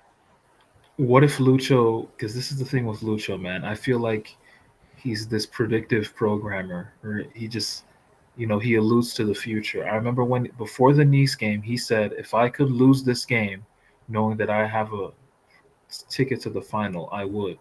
And what happens? We lose to Nice and we beat Arsenal. Imagine Lucho says before another presser, he's like, I won't mind if we lose this final and win the Champions League. No, I think it's different. I think it's different because Lucho previously said we're after titles, not accolades like statistics. Yeah. So that's different. Like there's a title on the line this time around. Now, if he told him if you had to choose one, the Champions League, the Coupe de France, obviously he'll take the Champions League, but there's titles on, and on top of doing another treble season, even in terms of even just him personally, would he be potentially one of the first managers to win a treble at 2 different? No, Pep's done it, but he'd go into he'd be one of the few managers to have won a treble in 2 different clubs, and have done so in far fewer time him and Pep, right? It just be him and Pep, right? I think potentially Sir Alex Ferguson did it with United and some Scottish club. Yeah, some Scottish club. I think he's done it as well. Okay, Aberdeen maybe, or Aberdeen. Yeah, that's who it was. I think. So yeah, he'd be one of very few. Like you're entering into the elite of the elite. So yeah. Yeah, man, and it would be huge, man. Also for just all the players, man. Like this generation ended up winning it. Like this generation, bro. Like honestly, that's why I want to win it so bad, because already the Barca fans. Bro, once we win it, I'm gonna be so smooth with this football shit. I don't think I'll ever be shaking before another big Champions League fixture again. They put you in a different mindset. The mindset is just totally different now after we just. I think after that, if it would just relieve a lot of your weight off your shoulders. Like it would mean that even if you get knocked out, it's okay, we've got ours already. Obviously, we'll still be mad and whatnot, but it's you've done the jobs, you won yours already. We move forward. But bro, I'm thinking dynasty though. When we win this on the 31st. It's dynasty. We want to be the first team to do back. It might not be. It might not be back to back. It could be like a 2 and 3 years kind of thing. Maybe another deep run in the following season, and then. But I'm telling you, bro, I think we're gonna just reel off a couple once we win this one. Because this is still a young team. It's a young core. Absolutely, yeah. No, I need us to win it to go. First and foremost, the Barca stuff. Go on. First, I'm gonna go and post Dembele Ballon d'Or. Welcome, congratulations, Dembele, on your Ballon d'Or. Then to all the Premier League fans, I'm pushing Ballon d'Or regardless. Let's say the game is a disgusting 1-0 Pacho scores a header, and we win, bro. I'm still pushing Dembele prop after that. Even if you drop, bro, I'm still pushing the Ballon. Bro, and he could just cement it with a nice Club World Cup run, Yeah. Now, for me, there's the Barca fans with the Dembele Ballon d'Or. Then there's the Prem fans, because all of a sudden now they're going and saying that, oh no, Ligue are still a Farmers League, this and the other. I said all PSG. I'm like, no. I'm gonna go and say Farmers are champions of Europe, because if you're going and saying Ligue is a Farmers League, last I checked, PSG playing Ligue, I go and happily take them on. Farmers are champions of Europe. We farmed Europe. We farmed all of Europe. We farmed all of England, and we farmed the rest of Europe as well. Farmers will be champions of Europe for the Prem tards, and then Madrid. I go and say, best club in the world, this, that, and the other. How many trebles have you won? That's why we need to win this treble. We need to win it. The clout, the amount of like banter I'm gonna be throwing is gonna be crazy. I will not be stopped until basically the Club World Cup starts. I'm for sure it's gonna be Honestly, I'll be very humble after we win. I'm gonna be very humble. There's no point. no, There's no not point. not me. I think at that point we're royalty. Like you don't frolic with peasants after that. No. For me, it's different. For me, It's a different vibe. It's just a international different football, yeah. vibration. International football, yeah. No, club football, especially some of the stuff that these Barca fans, Real fans, or the mockery we faced over. That's why, for me, I can understand like why people, because often I've never understood why people said club over country. I never really understood. That was like for me, like World Cup is always over, but like for me, like PSG winning it, all the years of suffering, the borderline almost crying yourself to sleep after getting knocked out by some fugazi refereeing against Real Madrid, the remontadas, the Uniteds, all this stuff, the waking up the next morning and can't believe that you're actually knocked out. No. I cannot pass this moment up. I will be on everybody's case. Talk now. That's what I'm going to be saying. My favorite word is me. Talk now. What do you have to say? For me, forget the fugazi humble gimmick. Like even with me with Arsenal, I was humble. It was between the legs. Job was not finished. Humble gimmick. As soon as the ref blew the whistle, forget it. The Arsenal agenda came out. Yeah, me, I'm gonna be humble, bro. I'm not gonna lie. Yeah. The only team I could not be humble against was Arsenal. It was just impossible for me to be humble against Arsenal. But if you remember before the Liverpool tie, before the Villa tie, very cautious. This Inter game, super cautious, bro. Back to cautious mode. Like that's a huge game. But Arsenal, I knew we were beating Arsenal off rip. I was cautious and obviously conservative and whatnot. But also I think like even with the Inter one, like I don't think it's fair to say Inter don't have the biggest fan base out there either. So like there's not really much of there's not like banter really to be thrown at them. In terms of online presence, yeah. Yeah, they don't really. Who do you think will have the more fans though? Like I remember, like you think it'll be more PSG fans or more Inter fans on the night on the 31st in the stadium? Yeah. Or it'll probably get. Okay, obviously allocated teams. Both teams get 18,000 seats, but I think there's probably going to be more PSG fans because it's. You think this is PSG's first ever Champions League final with fans in the stadium. Yep. So, yeah. I probably PSG fans. If I had to guess. It's the biggest game, man. It's the biggest game. Yeah. Like, people are already showing like Paris after the just PSG winning against Arsenal. Like, I think people remember where they were on that night. Paris could genuinely be similar to back in the 1800s after the Bastille, the storming of the Bastille. That's how it could potentially looking. Do you see the report about the bus thing? For like the parade potentially. Yeah. I've not heard any updates on. I know that Anasa has been saying like we have to have this parade, but I haven't heard anything other than that. Okay, so here's a report posted a report saying, one sec. This is the report PSG report had. They said PSG wants to do a parade in a double-decker bus down the Champs-Élysées on June the 1st. If they win the Champions League versus Inter Milan, the club will present a plan this Monday to the police headquarters. However, the authorities are currently not all in favor of doing a parade, as they fear major disturbances in the Champs-Élysées, and they're also reluctant to provide security for such a large-scale event. The club will still try to talk them through it. In any case, PSG will organize a live broadcast of the Champions League final on a giant screen at the Parc des Princes. That I've heard. The city also wants to install a giant screen outdoors for a live broadcast, but the police headquarters favor fan zones in closed sectoral locations and not in public spaces. So basically like inside, I guess. Yeah, I agree with that, to be fair. You want them to do that? Let's make it low key, man. Like no. I'm saying like for me, what one thing I have to discuss with this with my dad is like, okay, we're not the same as these other clubs, man. We don't need to do parades and all. Like We don't No, do no, that. of course we do didn't a that. parade. Of course we man. do. Like if Arsenal's going and doing parades and like Newcastle are doing parades when they win the Carabao Cup. Wait, don't why you don't compare us to small clubs?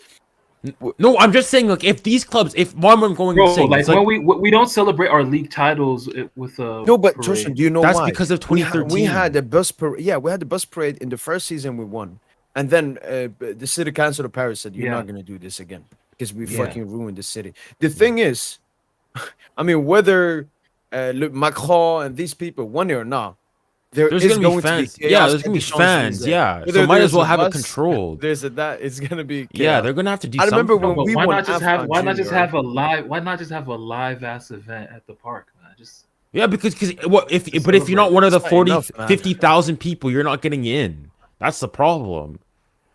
Like my argument is like, hey, I mean, low key, like you think just, I mean, as I'm saying this as a Frenchman, if you're going and saying you've got like Arsenal when they obviously not like, but like Newcastle, these cities are able to go. Like Arsenal, you think English fans who are known to be hooligans, really drunkards and whatnot, if they're able to have parades, Liverpool, all this stuff, fine, no problems. But us Frenchmen, well, we're too uncivilized for that. Like it's sort of a slap in the face and saying, and not to mention, like France have done it before. In 2018, they did a parade. They've done parades in the past. Like even other cities, Lille, when they won their trophy, they did a parade. No issues there. It's like just go and invest the police thing and do the parade. Like I mean, obviously doing something at the park, obviously it's nice and whatnot, but I think for the city, for what it's meant, for the first in your entire history, like Real Madrid are doing parades, Barca had their parade recently and whatnot, and what potentially PSG treble winners, no parade, nothing, just inside the park. Nah. Like I want to be seeing Desiree Dewey on that top of the bus doing the cha, not just in the stadium. I hear you. I hear you. All that matters to me is we just win the trophy first. Obviously, yeah. First and foremost, let's focus on winning the trophy. Let's focus on winning the trophy. I remember when Algeria won AFCON in 2019. Even they went out and fucking ruined Paris. So, yeah, I mean, I guess the only thing they're trying to maybe potentially remove is the actual, it's an official bus parade instead of being, people just going out instead. But obviously, look, not many people are watching this, but message to the PSG fans, man. Where have you gotten destruction equals fun, man? Stop being fucking disgusting. Yeah. Stop Stop being fucking disgusting, man. And it's a very small minority. Yeah, it's Junior. extremely small minority. I mean, even It's a after small minority when they that qualified just for the wanna fucking final, there was ruin like for people, others. like a car ran over people and stuff like that. That were it's like Yeah, I don't, saw that. Yeah, don't do like please, because then that makes us all look bad as well. Because 99%. The thing is, I mean, I'm and all of them are immigrants as well. Oh yeah, of You course. know about the immigrant 100%, stuff yeah. in France, so it's just gonna Like make you're it just worse. helping the right wing, the racists, and so on and so forth. You're just giving them, you're shooting yourself in the foot. Like, Yeah. and I mean, I'm not like trying to go and say this, but like, I almost feel like perhaps there's some of those people who they're not even PSG fans. They're just there because there's an Yeah. opportunity. Like, just Yeah, please be exactly. respectful, It was enjoy the it. exact same like when it was like BLM parade. Then Yeah. criminals went out at the same Yeah. time and ruined the houses and said, Yeah, "No, we exactly. BLM. Look at us, we got BLM." Yeah, But obviously, we gotta win. And let's focus on winning first. one thing I don't like about this is from last season, Junior, when we booked the tickets of the Champions League final before we beat Dortmund. Yeah, I always hear people doing that. Yeah. And now, like, once again, we're like, yeah, like if we win it. Well, no, I think this year, I That's think the there's been only I thing. think there's been a difference this year. I think this year we've been a lot more like even the game against Arsenal, like the public sentiment, like I think a lot of us we gotta go and say when we beat Barca, we saw Dortmund went through. We're like, guys, start thinking of Munich. How is it Real Madrid and Bob? That's what we're going and saying. This time around, even after that first leg, we're saying, okay, halfway there, job's not finished. Job's not finished. Obviously, you go and say, okay, who would you add? But like we were really cautious, and even now, it's like I've gone and saying, obviously, it's big ifs. Like Inter could still beat us in the final, and it's not a done deal. Obviously, we think we're favorites and so on and so forth, but it's not a set and done deal. I think the fan base overall has been very a cautionary for the final. I'll go and say. Yeah. Let's just hope for the best, man. I know that Tosin will start sweating as soon as the Stade de Rennes Coupe de Nah, he's sweating from now, man. Like, I Tosin, are genuinely you- don't care about the game. I don't care. I'm not thinking that we're in a UCF final. Yeah, no, yeah. 2 weeks is a while. It's a while though. Yeah, so there's a lot of stuff to happen. And also, I'm not sure. Like, you guys know, like, so in the Inter game, the thing is, though, in Serie A, they don't have like goal difference or head to head. So if Napoli and Inter would have finished level on points, they'd have to do like a draw, like a final to determine who wins that. And so, I mean, it could be a double-edged sword. If they win that, then it could give them a lot of buzz to go on and win in the final. But if they lose that on top of the it could be? fatigue, I don't know if that can be played though before Junior. Yeah, no, they're not gonna do that, Junior, because look here. You see it here? Their last Serie A game is in the 25th of May. oh yeah, no, they can't. And we play our Coupe de France game 24th, and then it's 1 week. So if that happens, it's gonna be after. Yeah.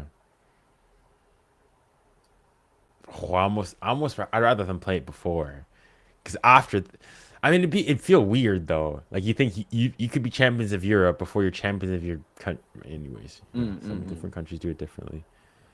No, but I love that they've already planned. If it happens, they will do that instead of who has better goal difference, who has scored more, who's conceded less. Like I think if two teams, Junior, finish the same points, you do this. Well, Because I mean, it's more not than even just points, head-to-head. Junior. It's Not even also that. head-to-head. Yeah, I don't even think they should look at head to head. Nah, I'm a fan of head-to-head I'm personally. a fan of head-to-head. I think head-to-head should I'm a count. fan of If you head- finish yeah, on I- same points, Well, let's say Marseille. We finished head-to-head with Yeah. Marseille, but we like cooked Marseille, and it's because like we rotated our squads against, I don't know, Strasbourg or something. I think it should count. Like, if you pumped them like 8-0 over the 2 legs, you beat them, and what? Yeah. Oh, because they finished tied with you, like, nah. Okay, yeah, no, that's true.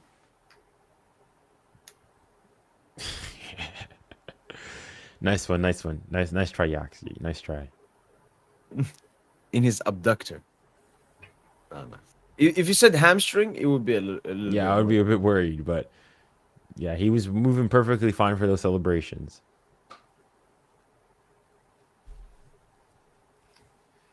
Yeah, man, I'm shaking, man. I'm shaking, G. Already, I mean, for me, it's just like, for me, it's maybe 2 days before and whatnot. Then you go and you start hearing the hype, and it's two weeks like ahead. Still plenty of time. Like, for me, it's gonna be when you start hearing, oh, the team is getting ready to travel. That's when I'm gonna start really feeling it. That's when I really. Thing is, luckily, I've got an exam though a couple of days before, so I'm gonna be focused on that. So a good thing it's gonna take focus my mind away from that.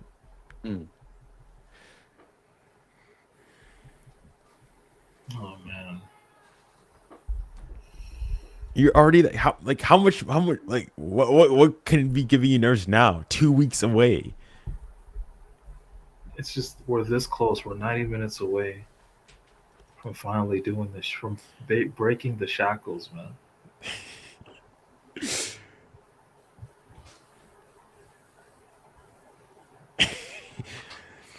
Wait, Tustin, Wait. what NBA team do you support?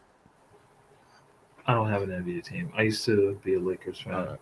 Oh. All right, never mind then. Okay, Juna, I can tell you.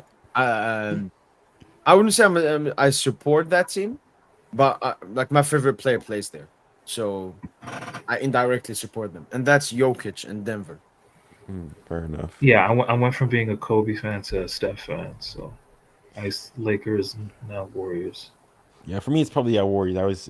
I hopped on the Golden State bandwagon in like 2015 and whatnot, and obviously the Canada stuff. So I guess I want the Toronto Raptors to do well as well. But what was your larger point? No, I was just gonna ask, like, because okay, I'm assuming that you don't really follow the NBA like that. Then, if you don't have a team, is that like, who would you rather PSG win the Champions League or your NBA team win the championship? Oh no, by far PSG. Not even close. Not even close. Like I could give a fuck about basketball right now, bro. Like this shit is so big, man. Let's go into history books. Go into the history books. The thing is, if you do that, then all of a sudden, wait, what was it? Has there been any updates on the location of the new stadium? Because apparently they were supposed to come out with their final 3 locations. Yeah, Like, I have it.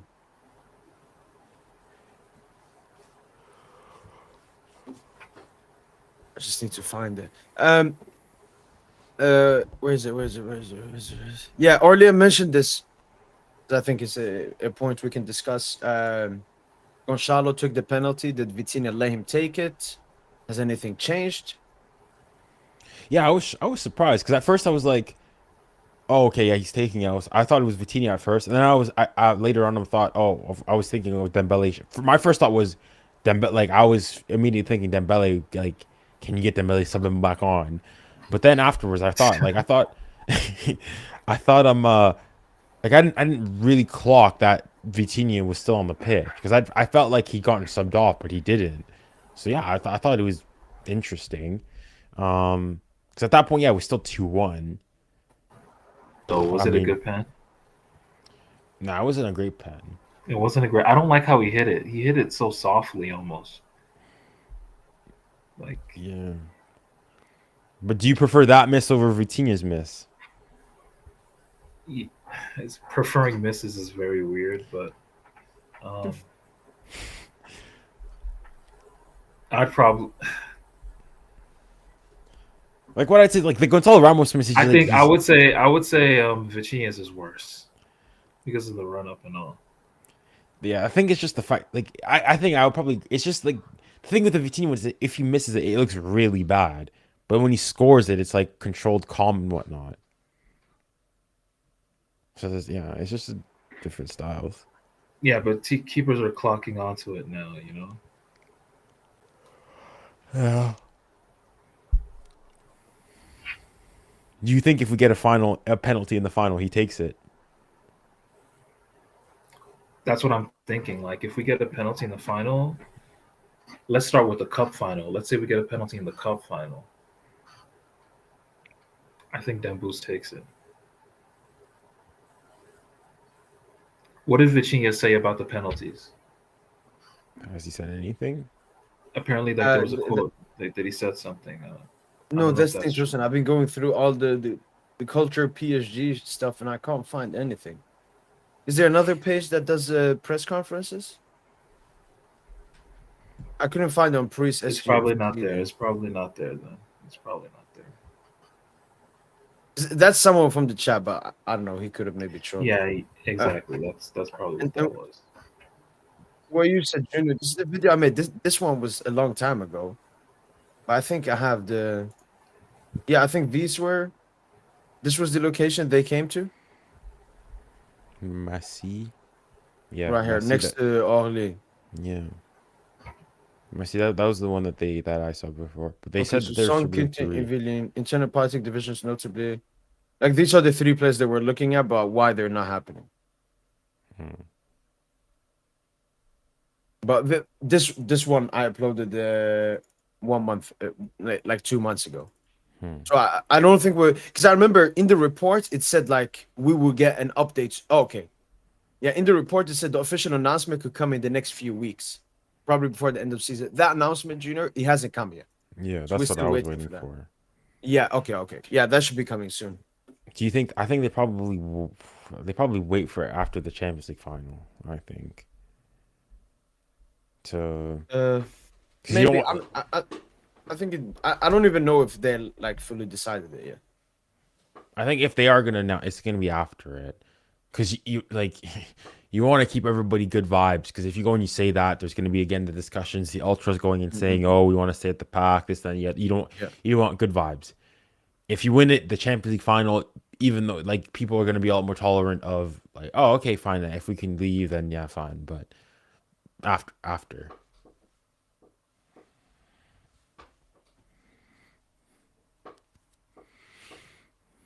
But yeah.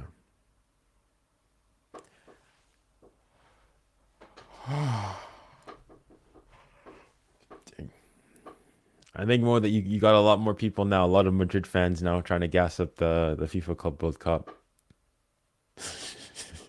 Yeah. But Junior, you know the Nations League game between France and Spain? You seen Yeah. how it's gone from an irrelevant game No, yeah, it's still 7 months irrelevant. ago It's still to wow. no. And I think the That's same will happen with the Club World Cup when no. we are in it. When we're in it, people are gonna be like, "Nah, this is actually big. Nah, this is actually huge." Yo, Junior, did you watch the recent Botafogo Seattle Sounders? I know it's not big teams, but man, it's better football than most European teams. Yo, this Club World Cup, it's the same thing as the format. You remember the format? In the beginning, people were like, "What's this new format, man?" No, They're but just I was always. I ruining mean, the it. thing is, the And format's then, like, different. yo, The the Champions. format's It was still different. it was still the Champions League. No, And it's even still the it's format, people still have criticisms. Like people are still not happy. They say, or it's Nah, rather some people no, that no, are Junior. The salty. only People ones that are fucking salty crying is are only like, Liverpool yeah, fans Liverpool crying fans. about the we face PSG. See, So what? So you want to go to the semi instead and face PSG? Does that help instead? yeah, But yeah, I think it's going to change. But I'm just still. I mean, I don't know. I don't know if you ask. Does the casual football fan know that there's the FIFA Club World Cup? That's what I'm no, going to say. Yeah, no, because I've talked with my casual football friends and they're like, no, "Oh, really?" yeah, they have no idea. That's the issue, though. You need casuals The to only get one on that board. knew was a Madrid fan.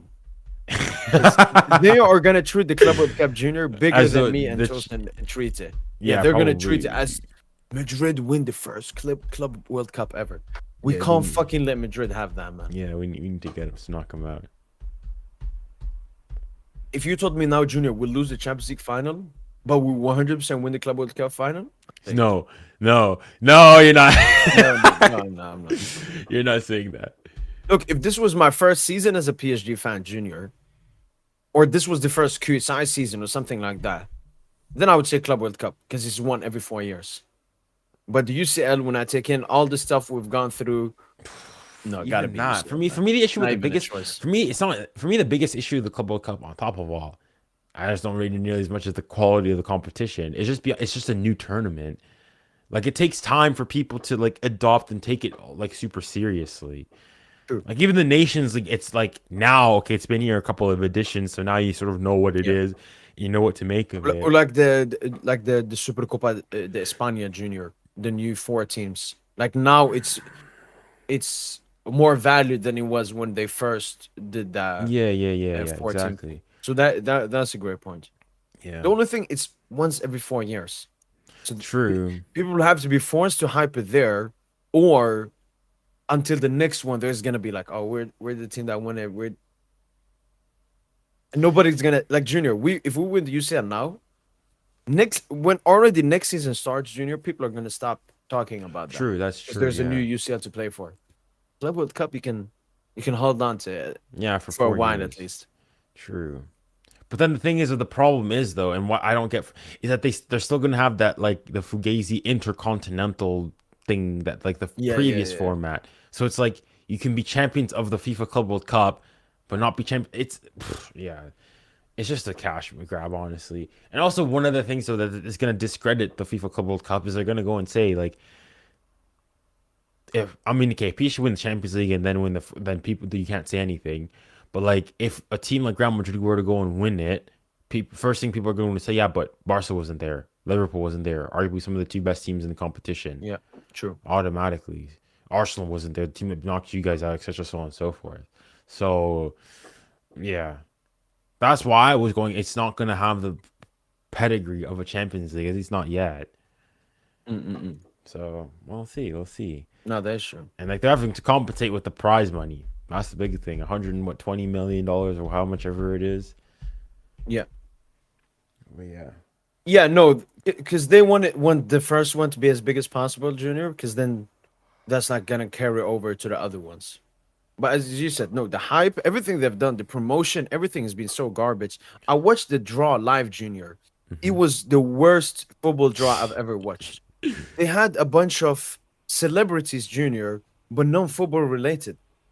You know, Yeah. in Champions League draw, they bring up like Altin Yeah, Top, yeah, I don't know, Drogba, Roberto Carlos, ex-football players. yeah, yeah. It's relevant for them to be there. Club World Cup, they had a bunch of models. Yeah, no, I understand it. That's way better, man. That's way better than No, because it's legends. completely irrelevant. No, but like Honestly, you I have to don't even think. care who you bring. I just want to see the teams go out. But if you're gonna bring someone, at least, you know, he deserves to be there. Why? He did something for the sport. They You had also- that. They had that Lima woman. Adriana Lima. Yeah. So they had. Who is I don't know she? who these are. Yeah, they brought Lima on to like the later stages. Who's Adriana Lima? I've heard of the name, but I can't, like, where is she? She's, Like, She's some she's a model. Brazilian fashion model. Yeah, you see there. oh, okay. Yeah, no, that doesn't. I know when I was watching it, it felt so soulless, so Zionistic. Like the thing is though, Oh, for me, is like you have to go and think, like especially for a group a draw like this. It's like casuals aren't watching it. So like if you want to go and bring on an Adriana Lima, football, like when you have a Drogba, you have a Ronaldo, you have like it's like we watch draws. Your Yeah, they football get casual does. reminiscent, Yeah. Yeah, if your casual does not, even for like the World Cup, they don't watch the draw. They don't care about that. They watch, oh, this is the groups. Okay, fine, let's go. It's only football like Yeah. fans, purists that go and watch the draw. Yeah, I don't even know people that watch this draw. That's I how didn't I didn't watch it. I didn't even watch Did you it. watch it? No, I didn't watch it. I just found out afterwards. I'm like, okay, that's our group. Nobody watches draws though. Let's keep it a beat. No, I watched Champions League draws. I watched the Champions League I draws. don't watch that. I don't watch that shit. I watched the Champions League draws. Look, they Just also wait. had her. Ivanka Trump was there. Shit, So man. it was just, I don't know. It was just, it felt more like a celebrity tournament than a football tournament, even though it's run by FIFA. It's because it's in okay. it's in the U.S. here, so US, true. I think they're Junior, gonna have we like. need your. it's kind of Yeah. wild. No, I was just gonna say like I think for like the 2026 World Cup, I think they're gonna have proper football legends and whatnot doing the draw. They're not gonna have fugazi celebrities What draw? for the 2026 World Cup. Oh yeah. No. What was your question before? We need a bit of your French. So Oh, they yeah, sure. Orlean sent me this one. Shout out to you, Orlean. He said 3 and 10 seconds. All right, so Vitinha is gonna say something about the penalties. Je l'ai vu déjà, il est belle et voilà. Juste à nous, sur le péno, qu'est-ce qui se passe? Vous fâchez Dernière. ou qu'est-ce qui se passe? Moi Ouais, avec Moi avec Non, Raoult, c'est le non, coach. ou Non, Désiré, non, non, il n'y a pas eu. Non, c'est simple comme ça, c'est le coach qui décide. J'étais à demander, il a dit que c'était Gonzalo. Et moi j'ai dit à Gonzalo, vas-y, tire, marque. Malheureusement, il n'a pas marqué, mais c'est comme ça. Il faut tirer pour. You're saying the manager Sinon, decided? tu rates pas. Et voilà. Okay, Merci. he said so. They asked him on the pen if there was an issue with him and doing whatnot, and he said no. Wow, the penalty was just the coach went and said that it's Gonzalo. He gave the ball to Gonzalo. He said, "Gonzalo, it's yours. Take it and score," and he missed. But I think that maybe there was something that we didn't see from the camera angle. Apparently, there may have been like a mix-up, but I didn't see it personally. That's how the journalist asked the question. It seemed like maybe there was him and Due one on who's take the pen or something, but that the coach said it's Gonzalo. But yeah, he gave it to Gonzalo, no problem, and said he missed. Yeah, didn't seem like not much. PR answer. So what? But essentially, he's not the. So basically, it's who the coach decides. On Yeah, the they day, said the on coach night. decided, or he said that the coach decided on the night. Yeah, basically, that's how it felt. But is it like Lucha decided that before the game? Or like when the pen happened? I think he said that he Maybe looked he to the didn't say bench. that. He looked at the bench and whatnot, and Lucho said that it's Gonzalo. Is the sentiment I got, at least from what he said it.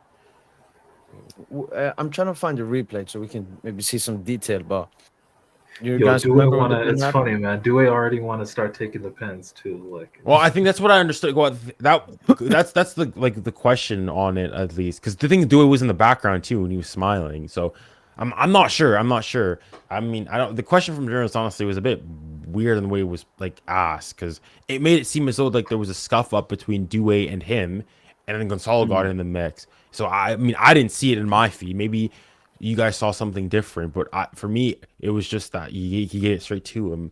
I didn't even see him hand off. For me, I always saw that it was Gonzalo with the ball. So yeah. Yeah. No, these reporters, they have nothing to work for, so they're trying to create any kind of small drama they can. There's no Mbappe anymore. Yeah. Okay, so Oh, the issue is, yeah, Junior. No, go on. My thing is separate. I was just gonna say, so the issue is now when I'm trying to look at this replay here, is that Nuno was down, and they were recording that. Yeah. That's the thing. That's what I was seeing. I wanted to make sure. Make sure that Nuno wasn't injured. That it was nothing. Exactly. So I don't even know if I can see anything. Why would look if it's in the moment, Junior, then I completely understand it. Gonzalo Ramos scored a hat trick last game. Luis Enrique wants him to continue that confidence. We have 2 big Champions League games coming up, and honestly, Vitinha is completely irrelevant if he scores a penalty or not. Like Tosin talked before about NBA, like you want your best player to get a goal so that it gives him a bit more confidence. But I don't think that a pen changes that much for Vitinha, maybe. So if he's strict in the game, I think it maybe you give him more confidence for his next penalty, because like if he scores this one, it reassures, okay, my penalty's fine and whatnot. Like, yeah, like the one maybe perhaps thing I can go and say is that potentially, maybe I'd have to listen to the extract from the interview. Is that maybe it was that there was a bit of like discussions between him and Due, and that Luis Enrique was like, no, none of you are taking it, it's Gonzalo, and he was like saying none of you are taking it, it's him. Maybe, but maybe I'm reading into it too much as well. So yeah, but yeah. But if you lose your confidence, drops even lower. Yeah, I mean, it was a bit weird, also, when Gonzalo went up with his hands like that. Oh, there was also the the yellow that he got with his first handball. That's pretty funny. Yeah, I don't know what the fuck he was trying to do. I mean, he tried to pull a Maradona, like. I think he's generally going for the header. He's trying to like propulse himself with his hand, and he just hits his arm. I don't think he's trying to hit like I know Mbappe had one where like the ball went in the air, and he just full on grabbed it with his hand. Yeah, but that was. But he laughed after he did it too. Yeah. I mean, speaking of Mbappe, that was my next question. Was how would you like rank his season though from Madrid? Like, where would you go and say it? Like it ranks amongst all his seasons so far since. No, as in like how would you like not just all of it, like how would you go and say like Mbappe's first season in Madrid? How would you like overall like as a post-mortem? What would you say? Was it a success? I just fine. think it was fine. I think he's still kept his status as one of the 3 best players in the world. The thing is, it's not unanimous anymore, but he's still. Right now, they're trying to give it to Lamine, and Dembele is still in there. And then you got guys like Vinny, Haaland, and Kvaratskhelia hovering. So, where do you think he finishes in the Ballon d'Or? Mbappe, I'd say he should finish top 3. Top 3. If he keeps his form till the end of the Club World Cup, yeah, I think he can finish top 3. I mean, for me to finish top 3, he needs to like score like 20 goals between now and then. He's already on what, 40? No, as in he needs to like score next for like 15 to 20 goals in like Club World Cup, Nations League, all that. He needs to win the Nations League and probably win the Club World Cup to finish top 3. Yeah, it's feasible. Like, do you think he should finish ahead of Yamal right now? Yeah, as things stand? Sure. No, as things stand right now, no. But I think he's gonna end the season strongly. I just have a feeling. Like since the turn of the new year, he's been the top scorer in all clubs. Like he's already passed Dembele. Yeah. Even though Dembele just for the most part hasn't been playing, But yeah, like he has a goal more now. I think at 26. Yeah, So off his hat trick and goal. yeah, so I mean, I think he's gonna just trend towards ending the calendar year with like 60 goals or something. Hmm. Standard Mbappe, you know.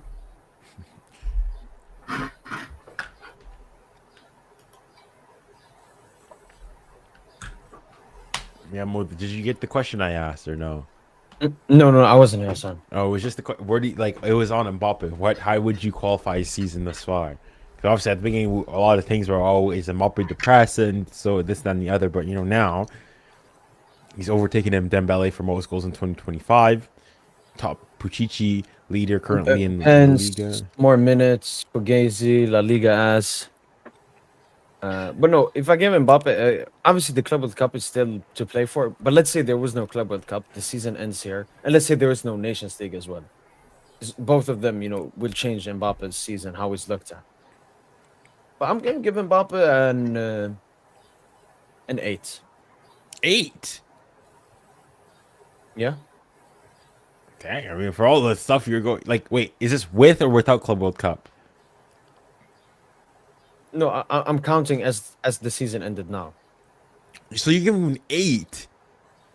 Yeah, honestly, bro, it's not. We don't need to the judge two, Mbappe. Junior, so harsh. the two is what difference between a great player and No, I the know. best players I in know the that. I world. think you're getting it It's wrong. performing the big games when it matters, not when you lose. No, So, what to I'm me, that's saying the is, two. I'm surprised that you gave him an 8. That's what I'm saying. I'm It's a surprised you very gave him good an. debut season. He's had a very good debut. Yeah, he's good. Like I would have given him like maybe a 7.5. It's not like he's been good, but in the big games, I mean, he's done like Bro, he's it's got what 2 league games left. He I mean, could potentially he's get. gonna win potentially a Golden Boot, the first he's ever had in his entire career. Obviously, it's a bit fugazi because it's more because the rest of Europe is weak. Like when he had like 33 goals in the league, he was better Messi than had this like year. But Messi had like 40 or something. 40. Yeah. So yeah. no, I still think like goal scoring wise, because that's the only thing Mbappe offers. Goal scoring wise, Mbappe, I mean, he's been carrying on from last season. Scoring a lot, not in the big games, not in the big stages. I mean, I guess No, you he could, scored but- against Barca. He's scoring. He scored against again. No, he Barca. scored. I mean, Yeah, bar but Arsenal, bar Game, Arsenal. man. You know what? Look, Most of the that World Cup Clásicos, final he's already ruined a us, better man. And Mbappe gets robbed for historically. losing games, man. You can make the argument he's a better. Yeah, but you, like for Clasico example, like performer in those classical than games, like you Ronaldo. can't go and blame me. Yeah, Mbappe has 5 goals in 4 classical games against Barca. That is a flipping ridiculous okay. return. And of course, you're going to say he lost the game, but like you can't go and say much more. Like what would you want Mbappe to go and do? Even though like, he probably could play better. And, like I know in that last classical, the Fugazi penny tried to win. I'm not blaming it on him. I'm just saying I'm not gonna rate those goals as much as other people are doing because he lost the games. The goals are less valuable than if he won the game. Right? Yeah, absolutely. I'm And just shocked that Mbappe's you still gave him biggest an thing 8 ever though. is he lost. I'm so Okay, shocked because maybe I would was give. too much. Yeah, I was giving it like a 7, a good. I know. Season, I'm good just thinking season. like if Dembooz is a 10, Mbappe cheeky 8. But if you want to add in all the context, how he's been a major reason for Madrid's downfall, how he's been a major reason for Venice's downfall, how he's been a major reason for the attack of Madrid being much worse than last season, yeah, then Mbappe is a 0. No, I mean, how much of the blame do you go? Because obviously the narratives is, I think it's simplistic to go on the one hand and go and say that Mbappe leaves PSG are better, and then Mbappe joins Madrid are worse. Like I think it's Madrid worse, yeah. simplistic. It's simplistic. Okay, so PSG Junior, whether we had Mbappe or not, we were always going to be better this season. Yeah. And not having Mbappe Junior, I think it was one of the major reasons why we are better this season. So I would say that, for example, my opinion is that Mbappe leaving PSG was more significant than him joining Madrid. Like him joining Madrid is more so Madrid, loss of Tony Cruz, Yeah. the injuries and so on and so forth. It was like a luxury signing. Yeah, it was like no, but as in like he's really like him leaving PSG like if Mbappe like because there's been conversations if Mbappe was here this season would PSG be this good? I don't think so. Because he does not run off the ball. Like even Dembele, like I've seen, like I'm not sure if you've seen on YouTube. I've seen some of these like Dembele comps with like a camera that's isolated on him. Yeah, and the just entire game. Yeah, the entire yeah, game. yeah. And this guy's like just running and running and running. He's locked in. And Mbappe's not doing that. Mbappe's definitely not doing that. So I think like Mbappe really leaving him has really done us good. Whereas with Madrid, you can say that yes, it means that there's one extra person that's not running, but he's scored them the goals. And I think Madrid's problems are the biggest issue is not Mbappe joining, and it's been the Vinny's not performing as nearly as well, which can be playing on Mbappe, but obviously the loss in midfield, the Toni Kroos and other things. Yeah. But yeah. But I would just say, like, Vinny, he's been worse as a result of Mbappe coming in. True. Oh, Same for goes sure. for Rodrigo. I think Rodrigo and Mbappe can coexist. And I Jude, think and Mbappe's- Jude, Toaster, and Jude. Yeah, Vinny and Jude are a bit of a problem. Like they're gonna have to find the right balance. It's not easy. Oh, thank you. This raised me a good point. This reminds me. I mean, I'm seeing, the rumors of Vinny's gonna have to like play second fiddle if he wants to stay at the club. All this stuff. I just want to go and say, all those Madrid fans, all the people that were mocking PSG when it was, Mbappe is the sporting director of the club, Mbappe dictator, Mbappe the coach, Mbappe this, that, and the other. Listen, at least Mbappe, it took him 3 years of slowly coming in, installing, putting pawns in the right spots, Luis Campos slowly but surely. Mbappe in less than 9 months has basically got everybody twirling around him. At least for us, it took him a while to bring on the dictatorship. Mbappe doesn't even fully speak Spanish properly. It is in a foreign country. Already got it. Mbappe in Paris, he's at home. Normally everything should be easy. And people told me, at Real Madrid, he could never do this. At Real Madrid, he's going to run. At Real Madrid, it's the institution. Yeah, what happened now? Oh, bending over backwards for him. Stop this fugazi nonsense. That's for me the funniest thing. Mbappe's a different. I mean, when we knew about it, Junior, it was strictly the negotiation. Yes, Mbappe had extended, but he was also playing a game with Madrid. Madrid fans, Junior, they thought this entire time Mbappe was just playing a game with PSG, which he was. But he was also playing with Madrid. Mbappe made sure in the negotiations that he would get what he wanted. Yeah. And it was clear that Perez wanted what Mbappe wants. Mhm. That way he can get Mbappe. It's honestly disgusting how much they have already, Junior. Like Mbappe Junior, he had to play for this club for 5 years. 5 full years. Over 150 goals in the UCL, in the league, in the cups. And then, Junior, we gave him that power. Exactly. At least he had to do stuff to deserve he it. had to do Mbappe, stuff. He just steps in a foot and he's already the king. But I also think when it comes to Vinny, I think it's two stuff, Junior. So I think it's Mbappe fucked him up, but then obviously the Ballon d'Or. The Ballon d'Or also fucked Vinny up. But then the third thing is, I think Vinny lost this more than Mbappe. Junior, when it was Mbappe and Neymar, I felt Mbappe was attacking way more. He was attacking Neymar, like personally. Mm-hmm. And Neymar lost like the battle between them. Whilst here, Mbappe hasn't really done that much negative towards Vinny. I think it's mostly Vinny who is so insecure and just can't handle it. And he's too emotional, doesn't have control of his feelings, and he's just lost that position by His playing attitude. shit, missing chances. Yeah, Vinny's attitude has been deplorable all season. Part of this is why you can see how he did not win the Ballon d'Or last season. On the fair play thing. Yeah, Did yeah. you guys see His conduct on the field is just disgusting. I mean, there's a new Vinny documentary on Netflix that apparently a lot of people have been talking about, and that apparently what they've told me is that don't watch if you if you watch the documentary, it's gonna make you hate Mbappe a lot more by watching it. Because apparently one of the big reasons why they were going and saying why Vinny felt like last year why he was so good is because he felt valued, he felt the confidence from the coach, and that this year, all that's away. Yeah, he was the main man, all this stuff. After waiting in the limelight from Benzema to go and leave to now be the one, win the Champions League, all this stuff, and then Mbappe comes and bang, all that's gone. That's what I'm saying. Mbappe, le dictateur, Mobutu, Gaddafi, hit like all these dictators. They go and ask Mbappe for advice. What? Yeah. So now that's why it's time for Vinny. If Madrid are smart, it's time for Vinny to be offloaded, man. Like you gotta offload Vinny for Mbappe.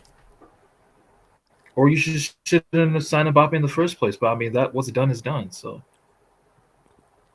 I mean, you can't not sign them. because really what Vinny needed was a center forward, you know. I guess he's got Just that. any It's just kind. not an Mbappe center forward, really. Yeah. I've just seen a report here, an interesting one. So Vincent Labrune is the president of Ligue, and he's usually the one that is supposed to be at the league title ceremony and give out the medals. Mm-hmm. But if anyone watched it, was Nasser who was giving them out. The report mentions that he was not present for unknown reasons. I mean, a lot of people are just not happy. I think, because I think he extended. He got somehow held on to power at the beginning of this. But I mean, he has to go. I mean, the state of French football. Honestly, I mean, we don't really talk about it. The state of French football is just horrendous with the broadcasting rights and whatnot. The zone wanting to yeah. And I'm seeing here. This is why they need us to win that Champions League. Because when we win that Champions League, the sponsors are gonna be pouring in. You know Are they going to be pouring in for? I mean, I hate this argument, but it's what are they going to be pouring in for Ligue 1 or for PSG? That's what I'm saying. Like, I don't give a fuck about Ligue 1. I think it's even if it's PSG, it will indirectly help the others. Oh yeah, so of course, it will indirectly. Even if it's 90-10, like it's still a good thing. But I just searched up his name, and a bunch of reports came up that at the moment he has some drama over a homophobic post. Oh, okay. And today was obviously the anti-homophobia thingy. So maybe he wasn't there because of the controversy. He said, "All Lyonnais banned the," and then it's P dot dot dot. What do you know where that could be, Junior? Oh, that's homophobic. Bandit. It can't be PD is just gay. That's all. PD. Oh, okay. Yeah, bandit PD. Okay. Oh, okay. But honestly, it's not okay. I mean, it's in terms of like chance, it's not the worst. Like there's like there's the PSG one. Whenever they do the Paris to something, when they go lo, they go say Marseillais, stuff like that, or Marseillais. Yeah, those are vile. But and can we just do a little quick activity? Can you go to PSG Football Reference? I just want to see the XG of all the players now that the league season's done. FBRF. Yeah, like the XG and stuff. Like I want to see Dumbouz's because I know he missed 2 big sitters today. So 23. So the only issue here is I'm doing all comps. The only issue is just do Liga. Just do Liga. Accounted in from Coupe de France, but they don't do XG in Coupe. Yeah, just do Liga. Just do Liga. Okay. So Dumbouz at 15.6. Non-penalty is better. Even Dumbouz only took 1 ball. So he has 14.8, 21. 20 goals. 20. 6 more goals than he was expected to from his chances. Barcola 13.4, 14. So Bernardo's XG. And I think Tucson, you told me about that big chance thing. I saw that. Wait. I really want to see that now. What is it called? Data Scout? Is it a Twitter account? Yeah. I think it's a French one. Yeah, that's good.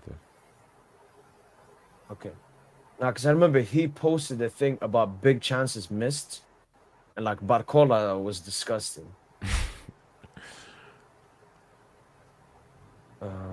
Yeah. Hey, who's this? I think. Le Verratti? All right. Yassine Pitraoui. All right, then. We got a new one, man. Yo, by the way, can we look into that Club Bruges player that we're linked to that's a midfielder? Midfielder? Are you talking about the black dude? No, not the defender. There's a midfielder that's really good, Joshare or something. Okay. Do you know who that is? No, no, no. I didn't know about We that were big linked. guy. We were linked with him. No, no. What am I looking at, man? It's not him. What is he called, man?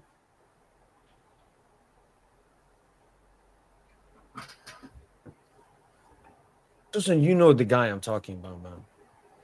I probably do. I just don't. He has I'll like have light to. blue in his logo and the colors he uses. Yeah, I know who you're referring to. I forget. I forget the at as well. But let me look through my. If I look through my Twitter right now, maybe I can find it. Yeah, I'm checking through our DMs. Oh, I found it. I found it. Data food. Data food. Okay. Yeah, it's Datafoot.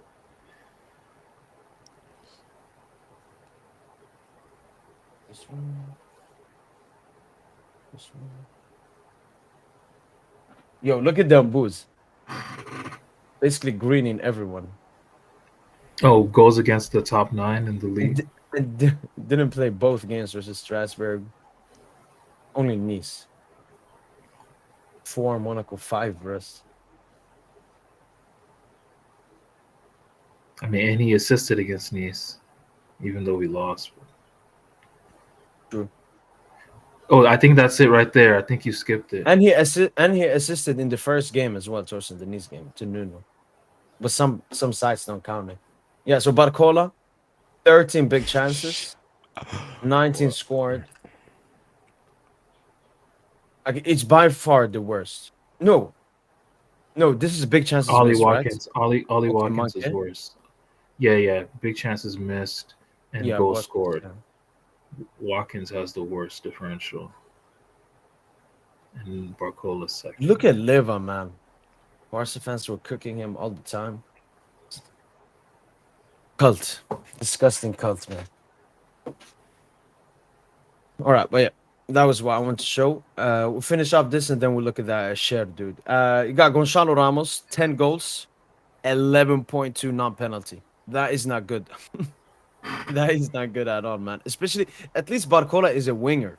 You know, he can do stuff apart from goal scoring. Gonzalo, this is your job, man. And you're scoring less than you're expected to. Yeah, no, he's getting high chances. He's benefiting off of playing in a dominant team. What's Exactly. Kvara? What's Kvara's XG? So Kvara in Ligue 2.6 XG. They haven't updated for today. So it's only 2.6 out of 2. I guess now it's maybe 3.4 out of 4. Okay. So it's still a very So small yeah, sample. so if he for him. plays a full season, like I just feel like he should replace Mm. somebody in the rotation. Yeah. And then he'll And have then, a higher XG and score more. yeah. Like next season, Tosin, it should be Dembele, Barcola, Kvara. And I guess Akliush. Well, why are we sleeping on my man Desiree Doué? He's Do going to it? midfield. Yeah. I think Junior Do is gonna be like a assist and goals. So it'd be less about one of them, more about Yo, both. by the way, Also, once you look at X, yeah. Fabian, I think he should take the number 6 shirt. And he should give the 8 to Doué. Who's the number 6? Do we have a number No 6 one. right now? No. No one. Because Verratti left like in the beginning of the season. So let Fabian take it and just give the 8 to Doué, man. I think Doué will change the game as a number 8. That was his. It's not That's bad what one, he especially if brought he up. moves in midfield. No, Yeah, I because think all the numbers Doué wears are clapped, man. Like 14 and number 9, and then Yeah, but they're trying to push that DD14. Diddy 14. Oh my god. No, the reason he chose 14 was for Blaise Matuidi. That's why he chose 14. And for France, I think it was just I think it was Marcus Thuram got injured, so number 9 was available. He took it. Yeah. But I think Also, low-key- obviously, 11 is going to be yeah, available. 11. That's what I was gonna say. 11 is gonna be available. And for the Neymar connection, 11. But do we? It depends. Yeah, because he wore 8 before for the French national team. I think he might do 11. Yeah, he got to rock 8, man. They Dewey got to probably rock do 8. 11 to like 11. Yosh. Assuming he comes, yeah. Akaliush could get 8 too if he wants. I remember Dewey for the French under. You know what? I like Wait, no, Akaliush. listen, I remember reports that said like Barcola 7 in the beginning of the season, and I think Vitinha 6. Was Yeah. Vitinha 6 or 8? They were thinking about changing their numbers. Barcola stick to I his think number. Vitinha's at least gonna get one of them. No, I think And the thing with Vitinha's gonna Fabian stick Toussaint, to. he's old as well, so that's calm. You can give him like a great number. I think Vitinha's gonna stick to 17, man. I think he's gonna stick to it. You know what? Honestly, I would love them to keep their number. Yeah, like Joe Wait, what Neves does 87. Fabian has 8 now, right? Yeah, he has 8. Now Neves 87 and Vitinha 17. I wanted Kvara to Yeah. have 77, but he just chose the 7. which is cool. Yeah, that would have been nice. 77 would have been called. But even like Donna, like I was shocked. It only really like came to my realization he changed from 99 to 1. Yeah. Like they changed the league and rules for him, probably Junior, because when he joined, it was maximum 50. He had 50 in his first Yeah. season. Yeah. Then they changed it up to 99, and then he went back. Yeah. I also wanted to look at we looked at the XG. I also wanted to look at the XAG, so expected assists. So like Barcola is expected to assist 10, which is very, very high, and he has 10 assists. And usually XAG is overperformed even more than XG. So like Yeah. Barcola should have more assists. Then Boo's 8.2, Barcola 6. He should have more. Dewey Is this 7.8. saying though? Is this saying though that what the passes he's giving are not good, or that his attackers have been unclinical? That's what I'm like. Unclinical. That's Yeah, it. exactly. Points to us. I- We're not clinical. We're not a clinical team. So then him underperforming his XAG is an indictment on the attackers, not on him necessarily. Yeah. Okay. Yeah. Exactly. Yeah. And we can see all of our top 3 players, it's lower than it should be. Which just shows like how our entire attack is not as clinical as it should be. The thing is though, when you create so many chances, you're gonna miss more than you score. Dang, I can't. Dude, wow, Dembele really did not play many minutes. Holy. Wow. Doing more minutes in the That's league. why. I mean, I know do it. Yeah, that's dang. I mean, just No, goes. Dembele played, I'd say, less than 60% of the possible minutes in Ligue 1. Here's Zembus.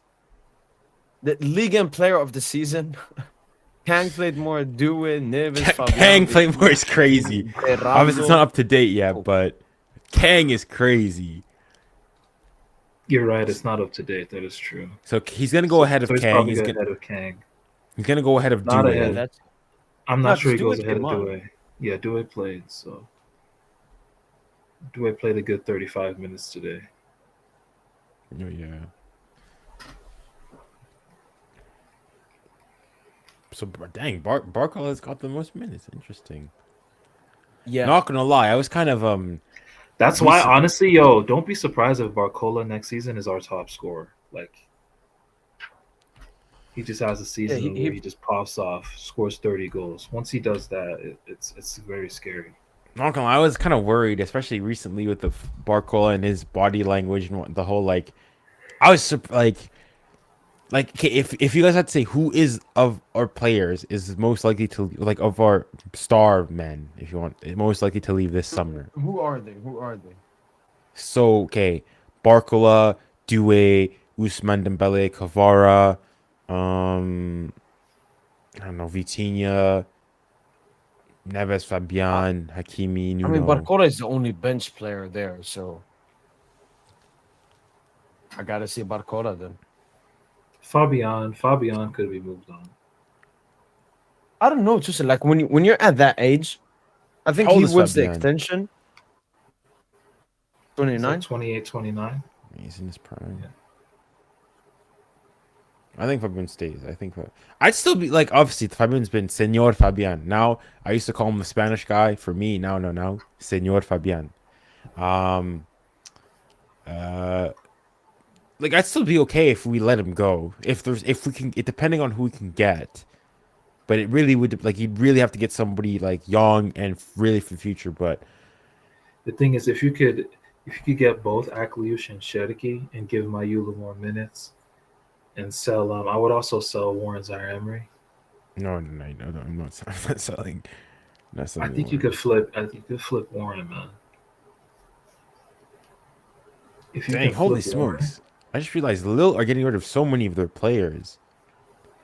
Cabella's leaving, Jonathan David is leaving, Angel Gomez is leaving, their keeper is leaving, Mtiti's leaving, Michel Backer's leaving. There's dang. I mean, I guess not all of them are starters. I think anymore. Jonathan David is going to Inter, I believe. Really? Or maybe that's. I think he's going to Inter. I think he's going to City. Yeah. Dang.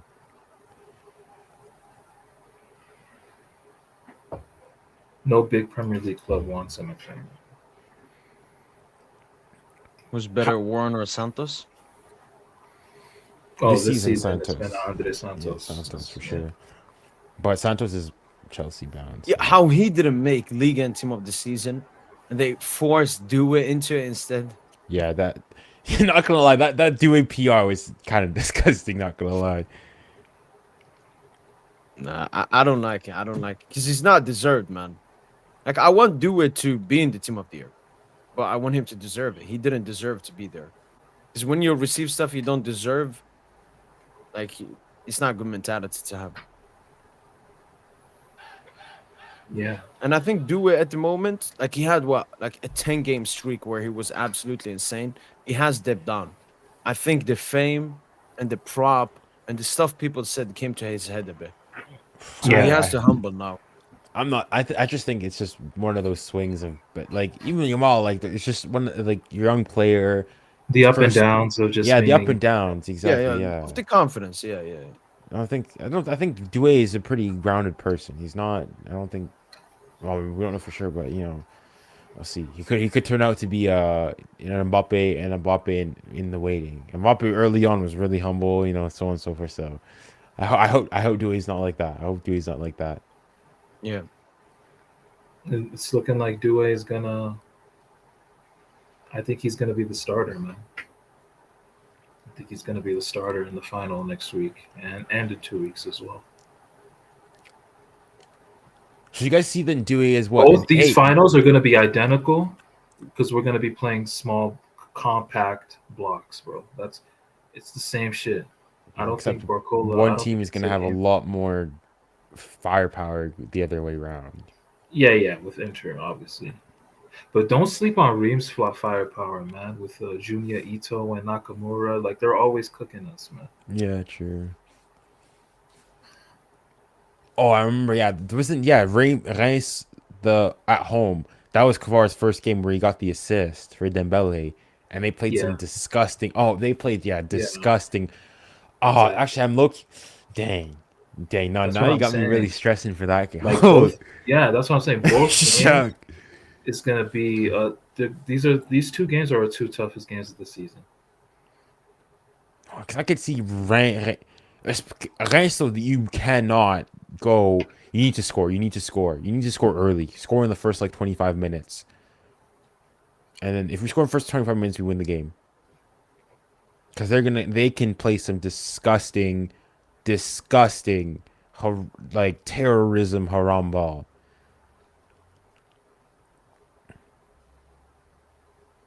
Alright, so yeah. Damn, you were right, man. Dembooz is just not letting go of this trophy. Yeah.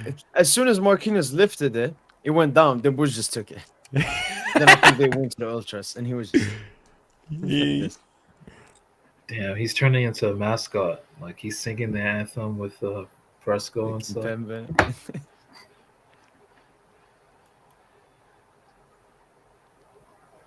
Damn.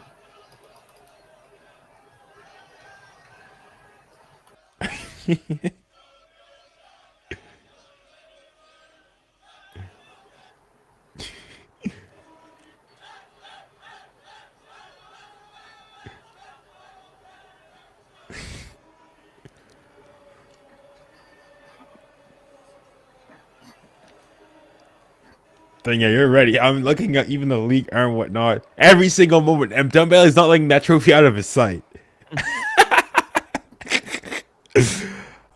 Dembele. Because that's like Dembele. his first trophy as the main man. It feels different from like winning a trophy and then winning the trophy as the main man. It's like, yes, he's won the Trophée du Champion this season and scored in the final, the only goal, but it's like a one game. But this right here, all like Ligue 1, thanks to him, man. I don't want to project too much. I really don't want to project. I just even just thinking of the trophy celebrations for the Champions League. Damn booze. Think of like the Instagram no, okay. No. Job's not finished. Let's focus on what we have ahead of ourselves. Let's focus on what but no. Let me not think about that. Let's focus on what we've got ahead of ourselves. Let me not get carried away. Yeah, Shiloh, he was. But Kvara was. Kawhi was Kawhi was masterclass. just-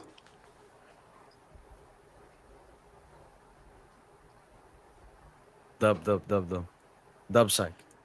He's working for his PR for the Ballon d'Or. Yo, you know that? Did you see that Lamine interview with the Ballon d'Or team? That was disgusting. So I don't like. There's nothing wrong with. I see why you guys are mad about it, but there's nothing wrong with that. France Football also invited Dembele for an interview. He didn't interview with the Ballon d'Or. I didn't see it. No, they invited him, but the club turned it down. I wasn't even aware. And Dembele agreed with the decision. That's what happened. Wait, hold on. But do we know if he agreed with decision to us? I think he followed through like a good soldier. Wait, hold on. I didn't even see when was this Lamine Yamal Ballon d'Or thing? Yeah, they just Pretty posted a recent. video of like an interview with him, like what's your favorite moment? How disgusting are you from 1 to 10? This one. Oh, yeah. this one. No, but I'm I glad. I'm quoted- glad the club canceled it because we're focused on just win that shit first. Once we win that shit, the club will do the craziest campaign for Dembele. Bro, I'd They'll do a honestly, I'd campaign they actually, didn't even do for Mbappe. yeah. Normally, I don't Just like win the fucking Champions League. Yeah, Just normally I don't win like it. the PR, but like this is where I'm going and saying like I think we're gonna need to do our bit on social media. We need to prop the heck out of Dembele. Prop the heck out of Dembele. Nah, like fuck Barca all that, man. That's the PSG's job. That's PSG's job, man. They'll do it. No. And the French Yeah. PSG fans will do a good. And you have PSG in. He's posting prop all day. So Yo, I propped them boys when no one was propping them. True. yeah. So I mean, the club can handle it, man. Just win the fucking Champions League. Man. Just win that fucking Champions League. Yo, by the way, some photos and videos circulating. So this was Barca's title celebration. And one dude had a beach ball. It's been like a running meme joke with Vinicius. Yeah. On the back, it said, "This." Fictitious. Oh my God. What does that mean? Fictitious, like fake. Yeah, fake. Yeah. Oh, okay. I thought it was. It is Spanish and English at the same time. Then, but he had he had blackface. Oh, That's fucked up. It's oh fucked up. fudge. Yeah. Okay. Wow. Like you gotta be insane to do this. Yeah, he's off his rocker. But I mean, it's Spain, right? They're in the Mediterranean. You know, that's how they live. Wow. That is. I don't even know what to say, man. Yo, Dabian. By the way, with both of you guys being black and representative of black, I wanted to ask you about Representative of black. of black people. The black community, yes. I want to ask you guys Wow, about man. that Netherlands I'm just- tradition that they have. What's your I'm opinion Jesse on it? Jackson. I'm Jesse Jackson. What's your I'll show opinion you. on the Netherlands tradition? The blackface. Yeah.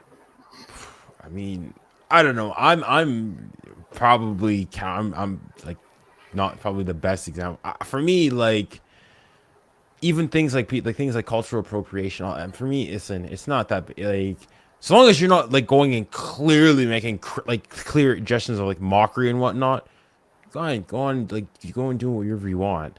Like when people go and like get all fussed about even like just like people wearing like I don't know traditional even like African attire or like Cameroonian attire or like Nigerian attire. For me, listen, do what you want to do. It's not it'll be all fine. Like do what you want to do. So long as you don't make it like mockery and whatnot. But it's not like I don't lose sleep over you going and doing that. Yeah. Do whatever you want. Now I'm not necessarily like in terms of like wisdom. I would go and say I probably shouldn't be doing that. But listen, it's a free country. Live and let live. If that's how you want to do, fine. Go ahead and do that. Go ahead and do that.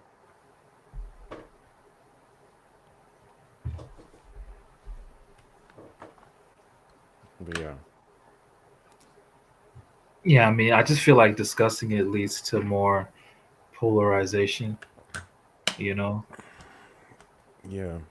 It's It's it's one of the reasons why, like, I mean, obviously, like with the Vinny, obviously, I can't know what it's like to, get whistled at by, like, thousands and thousands of people. But also, one of my criticism with Vinny is that, like, first and foremost, he I don't want to go and say he asked for it because I don't want to make it seem as though I condone the behavior of the fans. But it's like if for example Chouameni were to get the same abuse that he gets, I'd feel a lot more for him because Chouameni's never going and rallying up fans and etc. so on and so forth. So if he gets it out of nowhere, it's like, what are you guys doing? What has he done? Vinny's going and doing so. It doesn't necessarily mean that the abuse he gets from fans is warranted, but it's like the old adage of if you went into a rich neighborhood at night. You know that it's there's like crime and there's been like histories of mugging and so on and so forth, and a Bugatti Veyron etc. so on and so forth, blinged out, iced out veins with all like stacks of cash, and you get robbed. Like, okay, yes, it doesn't make what the robbers did, the muggers did to you good, but I'm also like a lot less sympathetic to you. It's like you also ought to have known better as well. You can't on the one hand go and cry wolf from Vinny's like say that all this abuse is happening, yes, but then like every single time you go and you score a goal, you do like 15 like emote celebrations and whatnot on them. Yeah.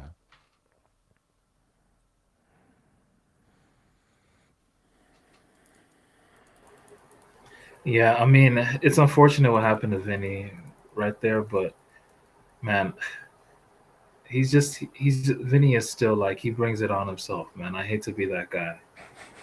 I just hate to be that guy, but he like his conduct on the field is a joke.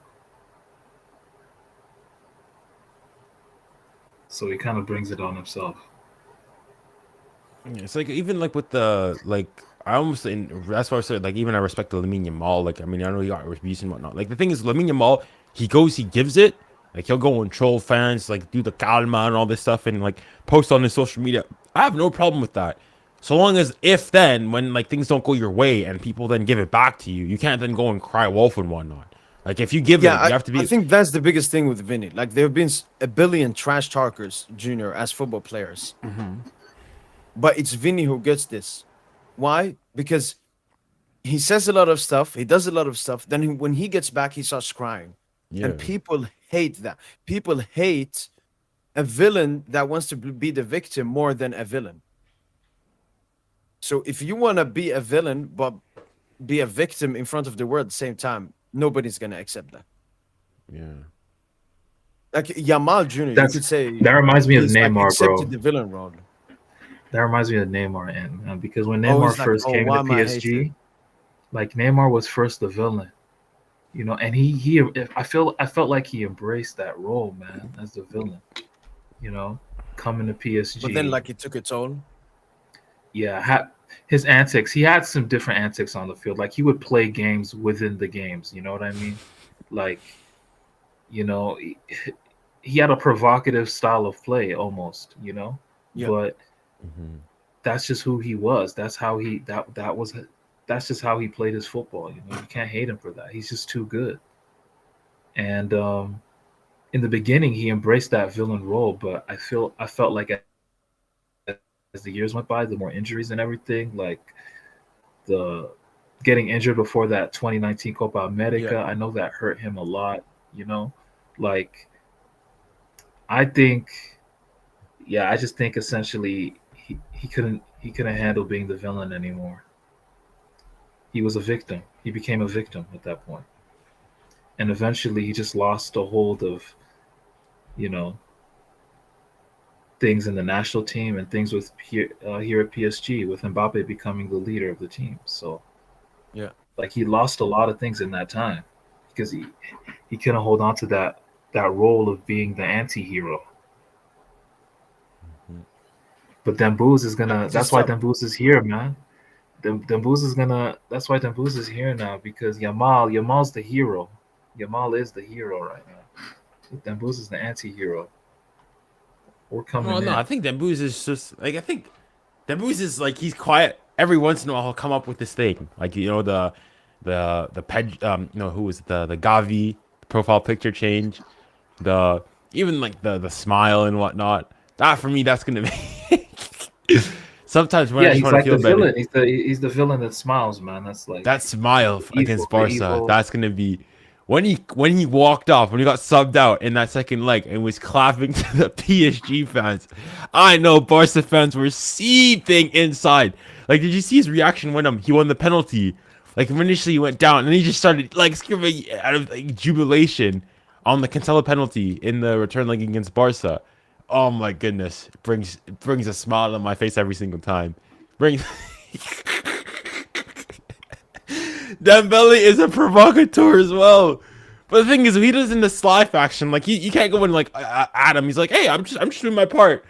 Nah, Dembele, respect Dembele. Dembele. And even Kavara, man. Kavara's a shit talker. Did you see that? Did you see how pissed he was with Saka after Saka dove? Oh yeah, he's like, get after that stuff. Yeah. Yeah, I tend to not like when players do that, but I mean, when he did it to him, I was like, yeah, nah, tell me, hella tell me. players do it though. Dembele did it to Davies before the red card versus Bayern. Yeah, yeah, yeah. Totally get up. Like players do that, man. Oh yeah, a lot of places. I mean, I get it in the moment. Like you think, yeah, the person's died and whatnot, but yeah. Dembele. I need so many. What would be your ideal, let's say, score line in the final, and who scores? Because for me, there's. Oh, okay. I have one. Yeah. We've seen it twice this season. 1-0, Osman Dembele. No, I can't have a 1-0. I can't have a 1-0. Simple. Can't have a 1-0. Too stressful. 1-0, Osman Wait, you think Dembele. you? Oh, that's your final. That's your final score. That's your No, prediction? No, his no, that's idea, my that's feeling. Or like idea. what I would want. Because Yeah. then Dembuz gets full prop for us winning. We can say without Dembuz we wouldn't have won. So that's perfect. 1-0. And I have a feeling that will happen as well. So you believe Dembele will score the first goal in the game? Yeah. Or imagine we score like Both 5 teams. minutes in and then no more goals after that. Oh, that's too stressful. Too stressful. Too stressful. Yeah, way too stressful. For me, 3-1. We score. Dembele opens the scoring. Then they equalize. So things come back down. But then Dembele. No, yeah. Afterwards, corner or free kick, Marquinhos scores 2-1. And then afterwards, in garbage time, they're pressing. Inter's trying to get the goal. Dembele gets the through ball to Desiree Doué magic. Similar to that Neymar goal that Neymar scored 3-0 against 3-1 against Juve. Bish Bash Bosh ends it off. 3-1 win. At the end of the game, celebrations. When did Neymar score against you? And in the 14, final. 15. Yeah, 14, 15. Okay. Yeah. Wow, 'Cause- that's some imagination you got there. Ooh, them boys with the winner. 2013, Robin. Oh, that'd be amazing. I'd lose my mind. I'd lose my mind. But even my scenario is pretty stressful, I'm not gonna lie. Like right now, really, ideally, I want I'm 3-0. not gonna lie. Right now, I have an Inter goal in the first 15 minutes. I have us scoring the first goal, equalizing in like the 57th minute. So it takes us almost a full half of football, like 45 more minutes for us to score. And then I see us gaining momentum at that point, and then I see a winner. Yeah, in the 80th minute. Yeah, 80th minute. By who? By who? Kvaratskhelia. Okay, I've seen a lot of people think about Scalia. He could have a low I think key. Kvaratskhelia. I think Kvaratskhelia. Interesting.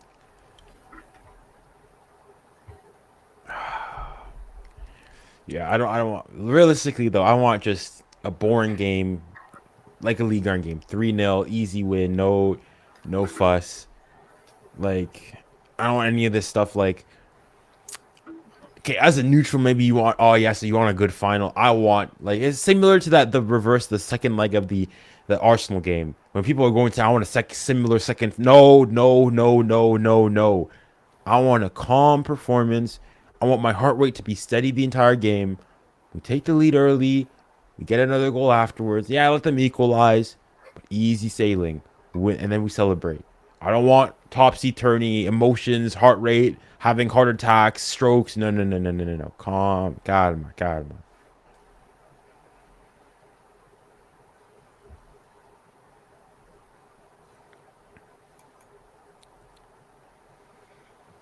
3-0 Dembele hat trick. If that happens. Oh, if that happens, that's like Yeah, But- if that's more likely to happen. Ballon Maybe that's more likely to happen in the cup final. You could do Yeah. that. I mean, Barca fans would be seething. Barca fans would be seething if that happened in a Champions League final.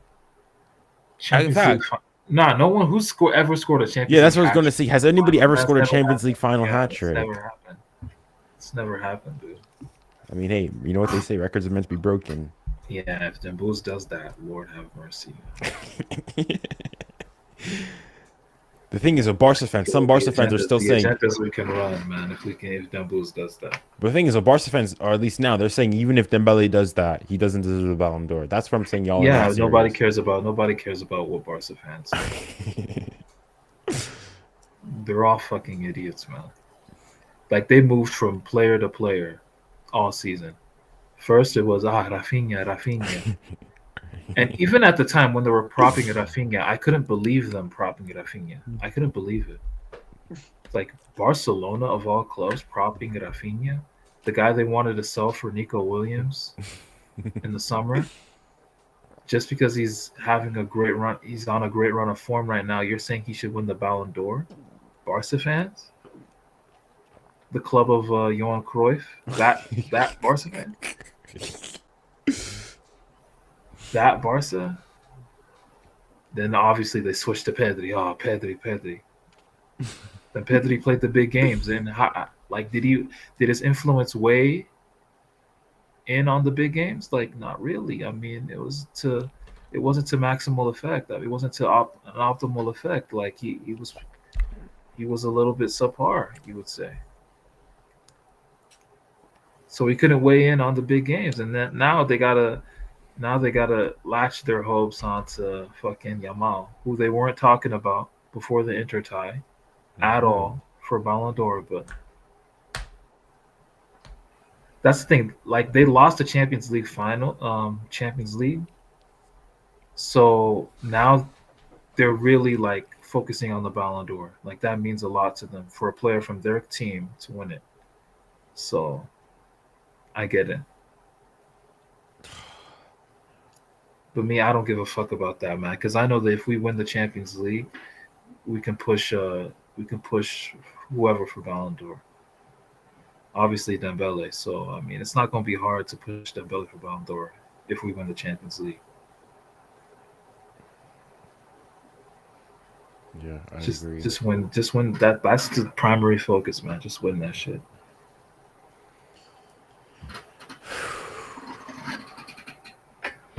Imagine if it's a lopsided final. A lopsided final. Which team is more likely to have a performance where it's lopsided? PSG or Inter? Based on recent run of form, you'd say. I mean, has Inter just dominated the team in this year's Champions League? Like where they just completely outplayed them? Because even that Bayern game where they Yeah, won, even Bayern. Yeah, they were. Bayern Like missed big chances.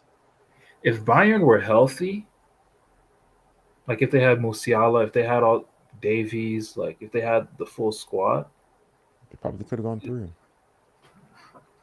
I mean, it's a different game. I won't say they could have gone through, but Yeah, it it's would a have been different. tight. It would have been tight. Yeah, it's a different game.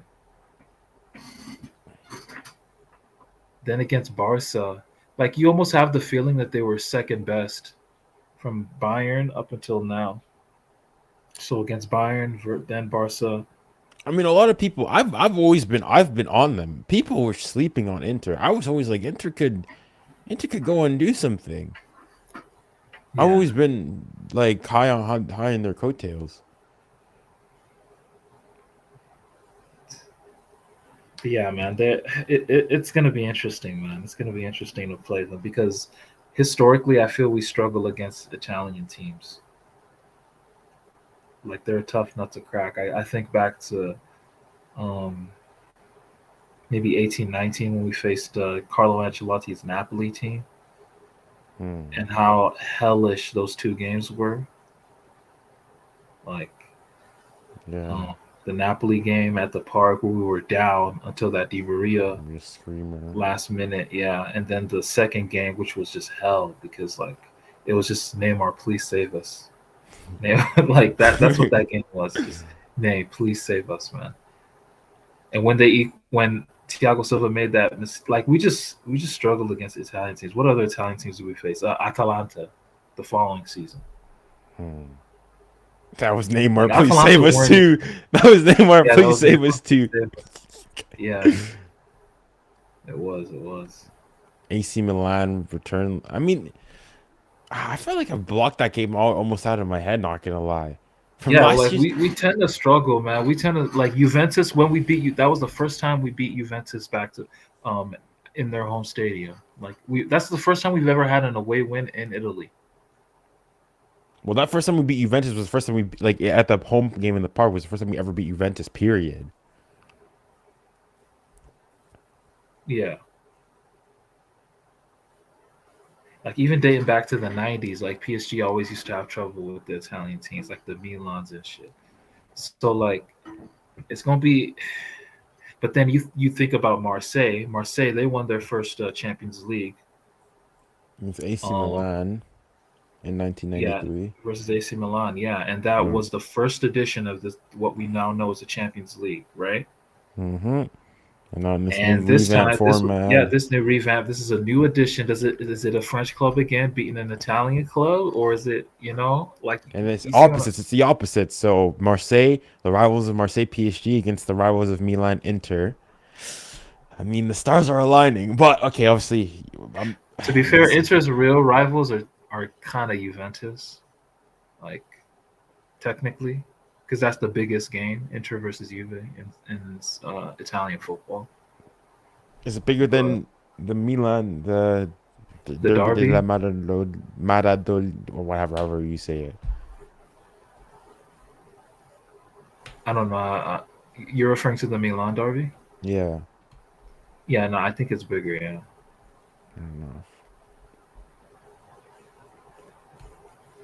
Which club is bigger, Inter or Milan?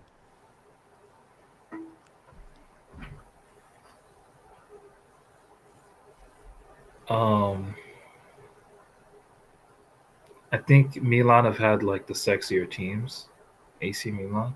Mm-hmm. the Inter are more like they're like the more rugged team. They're more of a team for like the blue collar working man, you know. That's how I look at Inter. Like I think back to that 2010 team with Samuel, Lucio, Thiago Motta, just a bunch of men in that team, bro. Zanetti, Cambiaso, Diego Milito, Samuel Eto'o. Like it's just fucking men everywhere, dude. Pause. Like This whole pause thing, why is when did it start? When did it start? But the point is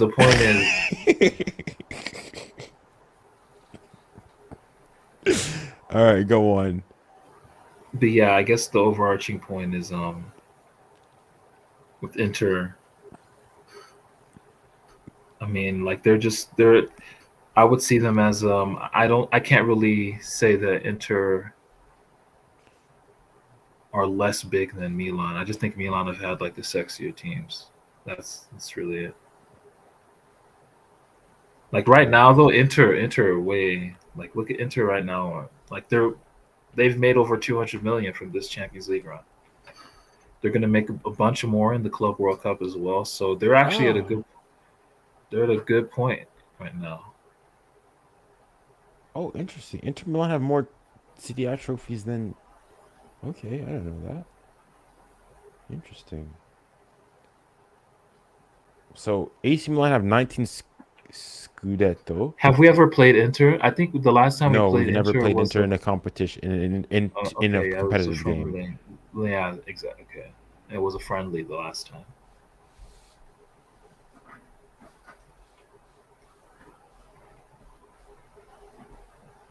Dang.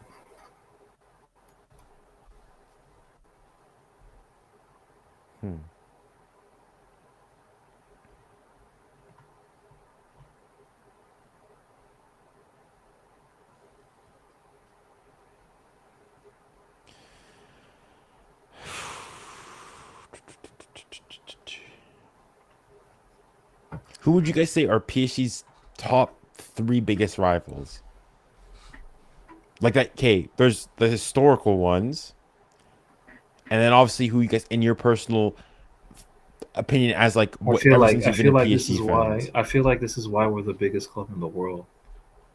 We have no equals, so therefore we have no rivals. At this point, like I can't see any rivals out there.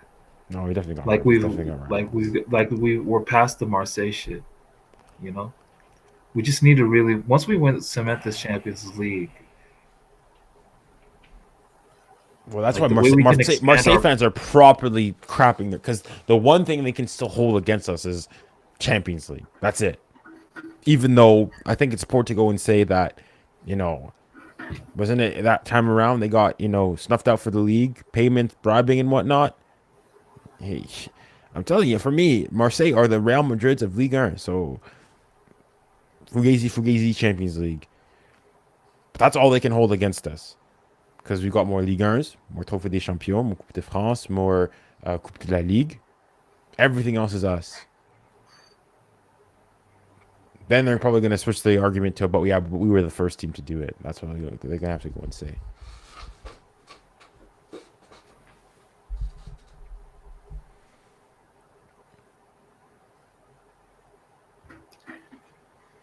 Man, if Inter win it, it's going to be one of the craziest runs, man, if they win it.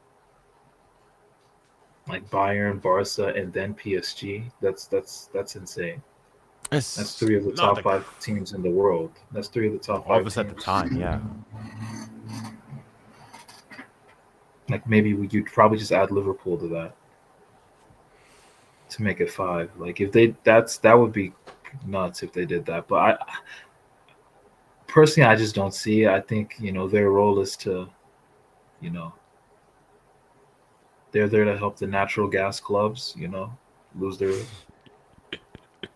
know, they're there to, you know, Chelsea. let them pop their cherry, man. Yeah, they pop their cherries for them. That's what it's there for. So Fair enough.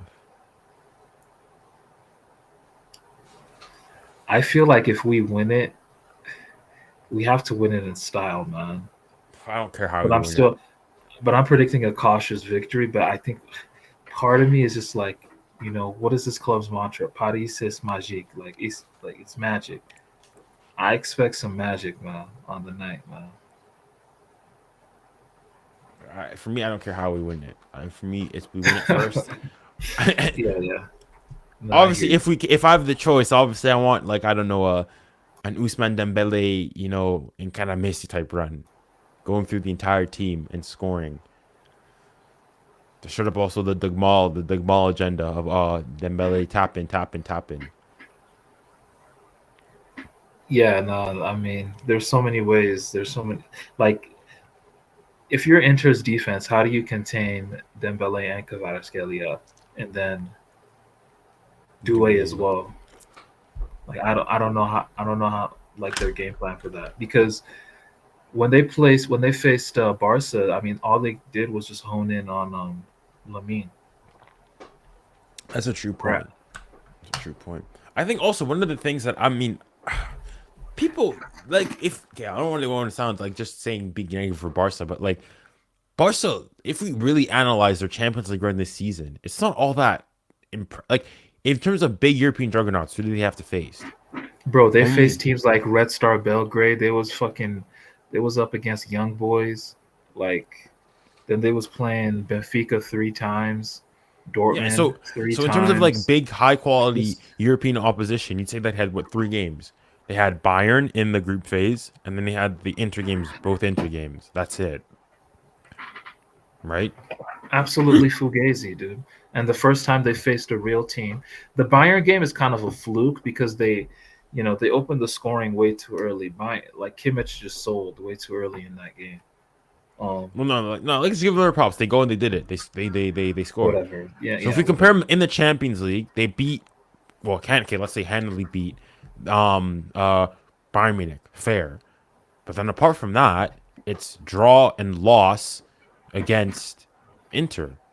That's it. Now, obviously, not to take on Inter as a good team and whatnot, but so against 3 big Once opposition they faced the real teams, team, they got a draw, they folded. a loss, and a win.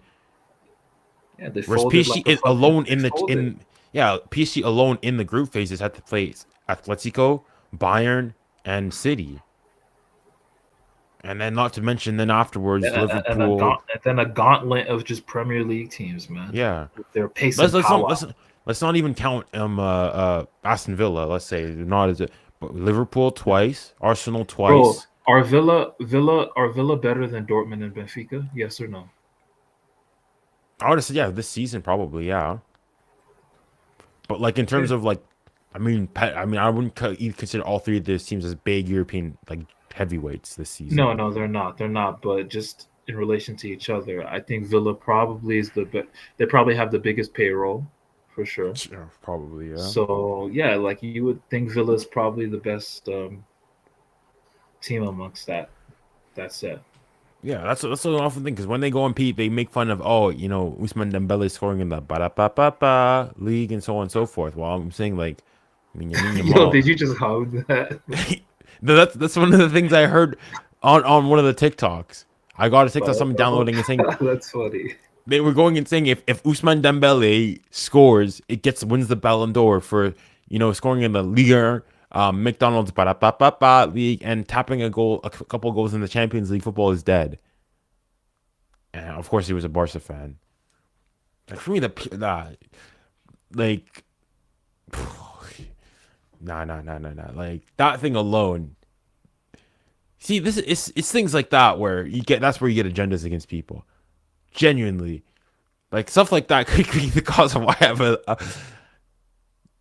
like that could Loki cause me to start using your favorite term for Lamine Yamal.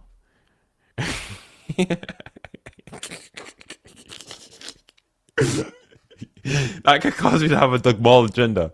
Phil is lucky. Actually, do you guys know? Y'all notice Phil been ducking? You notice he been ducking since we qualified? Like he's so butthurt, man. Nah.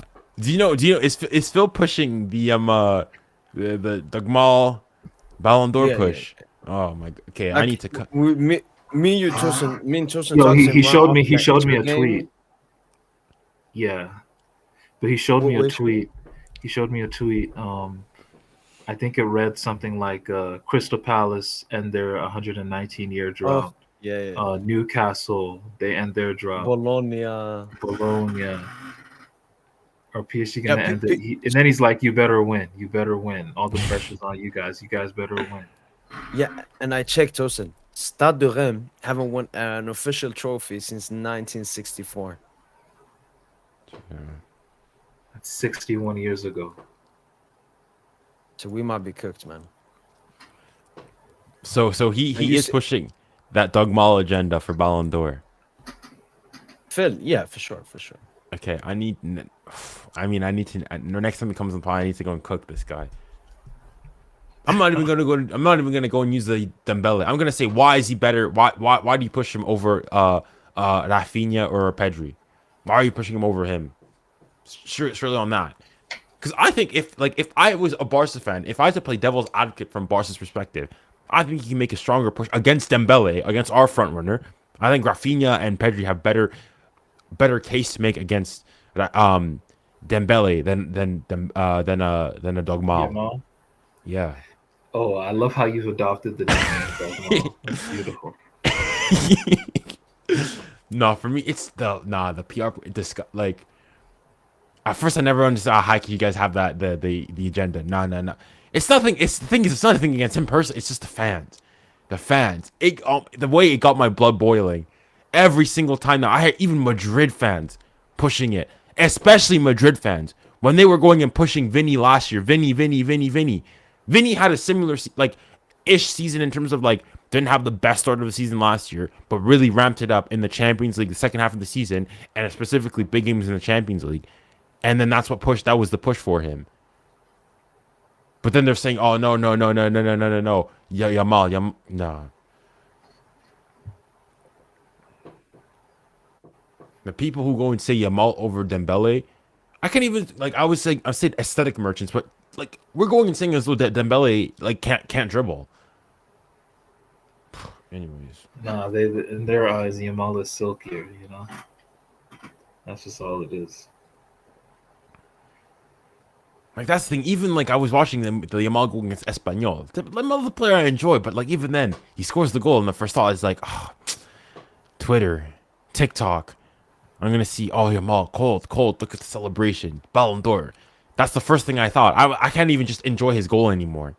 That's how bad the Dogmal hate has gotten. Dang. I don't know. No, I'm happy. I'm joined now. The thing is with Yamal, as I've said, I'm just surviving the storm. Soon, I will not hear Yamal's name for a while, man. I mean, do you think if you're PSG, do you go and put a cheeky little offer? You test the waters for a cheeky, Neymar swap. Neymar, as in get him to come switch allegiances, follow in the steps of greats. Neymar did it. No, for sure. Messi, Ousmane Dembele. Yeah, I don't. Yeah, I mean, I would consider it, but I think he's gonna stay at Barca. He's gonna stay for a good while. What? Wait. I've been saying the same thing to you, Tosin, the entire time. What changed your mind? Was it one report? No, I'm just sick of that guy right now. I don't want to. You don't want my team right now. Yeah. No, I love him at the PSG. It's just I think he's gonna stay. Yeah, let him stay, man. We got our team, they got theirs. City are building something. Bayern are building something. Let everyone have their own entertaining team, man. I just think ours is the best. But we do need a left-footed right winger, though, because I think Dembele 9 is here to stay.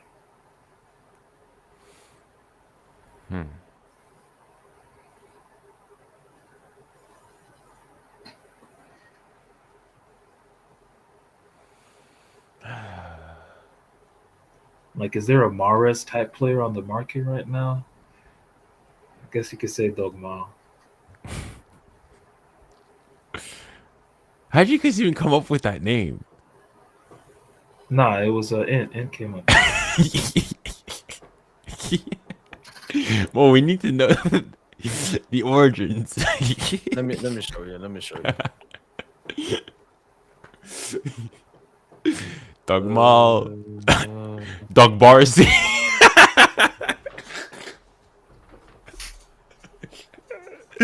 Hold on. Let me show you her.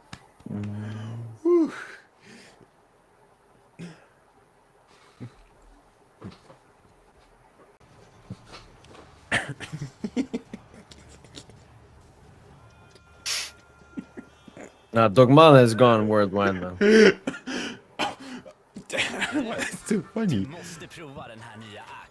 Oh, man. Whew.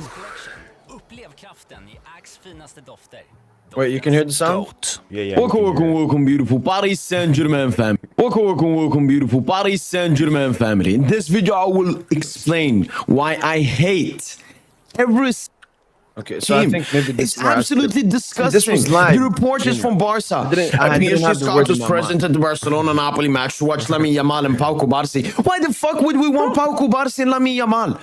There obviously is some kind of interest in Lamine Yamal, but this Cubarsí hype shit gotta stop, man. It's gotta stop. Like, the only way Barca can get their PR to players is, oh, PSG won the PSG won team. Because we're a bigger club. You disgusting fan base. This is the worst out of them all. Paris Saint-Germain, Barcelona have rejected 200 million offer from PSG for Lamine Yamal. PSG wanted him to be Mbappe's replacement. Like, what? Lamine Yamal as Mbappe's replacement? Not even a top 30, top 40 winger in the world to replace the best player in the world. Do you see where that logic is coming from? And Barca have rejected a 200 million bid. Do you think my club will pay 200 million for a player that hasn't played barely 20 games professionally? Are you out of your mind? And the Barca fan base makes it even worse because they believe this shit. They believe PSG would bid 200 million for Yamal. That Barca would reject it. If PSG put any kind of 100 million plus bid for any Barca player, Barca would accept immediately. Because this money is charity. They need this money. But once again, disgusting Barca reporters keep on doing this. It's absolutely disgusting. Get my club's name out of your disgusting mouth. We have even more. We have this shit. If we compare form them Simon's back. Oh no. Get a life. Stop making these. And then we have this disgusting Lamine Dogmal. That was the first one. And then we have this Completely natural. disgusting Lamine Dogmal. My prediction for first leg versus PSG, 1-0 win. I will score the goal. Did you know that throughout the history of Barcelona, you've never managed to keep a clean sheet at the back? You think you will beat us 1-0 and you will score? You've scored 8 goals in your career against Las Palmas and Granada and Boca Juniors and Botafogo and Ches and Cadiz. All bum teams. You play 8 Champions League games, you haven't scored a single goal. And now, the club that is above you, the club that is bigger than you, you're saying, yeah, I think we'll win. And I will score 1-0. Are you out of your mind? Do you see the fucking delusion? Oh, he's 16. Oh, he's 6. Well, he's 16. He should be humble. He hasn't done anything in his career to talk this shit. If this was, I don't know, like we play Ronaldo, Messi, and all these players, none of them made stupid, childish predictions like this. But if a Ronaldo said something like this, I would be, okay, he's beaten us before. He scored against us before. He scored big Champions League goals before. Why is this fucking kid who had one hyped up friendly versus Brazil where everybody's talking about him like he's him, is coming out to say, oh, I'm going to score the 1-0. And it doesn't even end there. He did it again. I want to score the decisive goal against PSG in the second leg. A goal that gives us the win. Like the absolute fucking delusion in this kid's head to think that he will score 2 goals, 1 home, 1 away, that both will give Barca the win and the advantage. Pooh. Boom. That's why I say to you, Lamine Bogman. Lamine Bogman. And I can't wait for you and the Barca fan base to get a big reality check. And then it's not even just their players, it's even their disgusting manager. PSG Honestly, saying this. Yamal's quotes were disgusting, but this was by far the worst one from Xavi here. He sounded like a Twitter troll. PG saying it's an easy draw against us. Never said this. They're probably the favorites because of the huge transfers that they made lately. But we have the history by our side with more Champions League trophies. Like, this is what a 12-year-old on Twitter says. Yes, we will beat PSG because we have more UCLs. More Champions Leagues. Yeah, Xavi was good, man. That man was reading fucking the Busquets role on Twitter or something. Now, Mo, who else has the honor of being in the dog family? Yeah, there you go. The dog pound. The dog pound. I also tried one for Jude Jr. Wait, you see the text? So I spell it like this. Yeah, I've seen that. But yeah, it didn't trend that much, man. So we got Dogmal, Dog Barcy. And I had one junior before. He died out, obviously. Ratiano. This was for Mbappe. Yeah, Ratiano. And Madrid fans made that video blow up everywhere on Twitter. So yeah, I take a little bit of pride in the names I've created. Yeah, but Dog Barcy rolls off. Dog Barcy, Dogmal, even Dog Bappe. That rolls off. You could do Dog Bappe. The thing is with Mbappe, he already has so many names. yeah. PayPal, Mbubis, Ratiano, Kiliano, Mbappe, Mbutox, Mputo. For me, it's just the dictator. Mugabe. Mubutu, the dictator. The dictator. Mbappe. Do you have anything for Vinny? Well, I mean, like crybaby Vinny, but any special one there? No, that's nothing. He hasn't crossed the radar like that. No, I used to hate Vinny much more last season, but ever since he lost the Ballon d'Or, I've felt sorry for him. Not felt sorry, but fuck, man. You had no reason to. He's cooked, man. He's beyond cooked.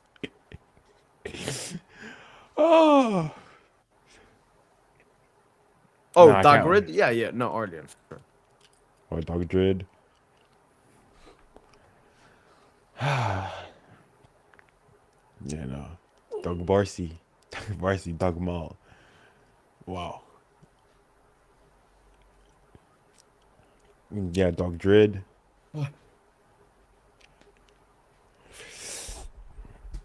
no, for me, Arsenal. For me, I got plenty of names for Arsenal. I hate for Arsenal is deep, but obviously smacked them. Need to smack them again. For me, all my Arsenal fans, all of a sudden when we beat them, I go and message them.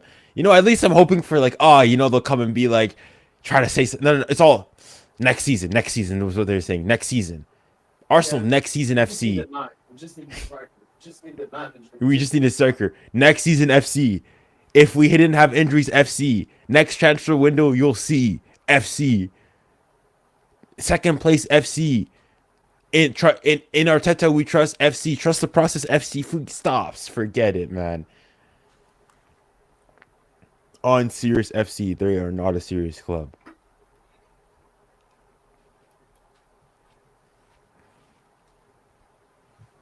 Oh shit! Is that exclusive mindset in the chat?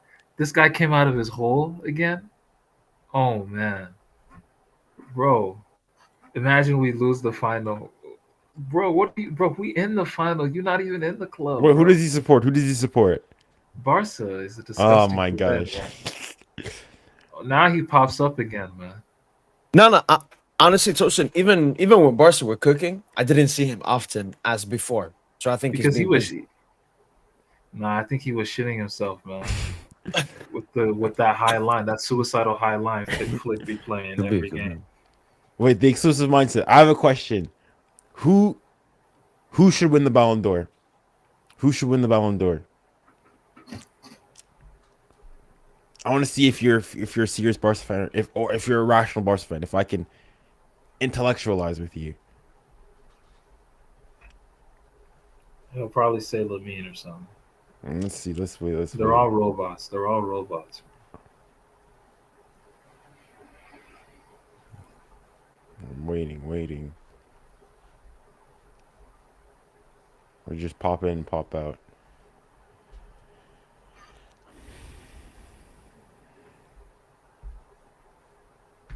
Wait, who do Barca fans hate more, the Inter or PSG? Because they do have some history with Inter. Like every time they face Inter, they've always lost to them. You know. Like I this literally recent congratulated time. y'all for reaching the final. Please just make sure those bastards don't win. Okay. Oh, so he means Inter. So do Barca fans hate Inter? That like I think they probably do. I mean, Inter have owned them a lot. You know, when you think about it. Who do you think most Barca fans support in the final? Do they support Inter or support PSG? I think Yamal should win. Why? Why should he win it? Why should he win it? Nah, he switched up. He was saying Rafinha at the start. Why should he Switched win up it? like the rest of them. He switched up like the rest of them. And where was the push? I need proofs. When were you pushing Yamal? Because if he started last month or so, why does he deserve it over? Why does it over Pedri? Why does he deserve over a Rafinha? I'm not even discussing about Dembele yet. Like based on neutrals, who do you think people will be supporting, Junior or in like PSG or Inter?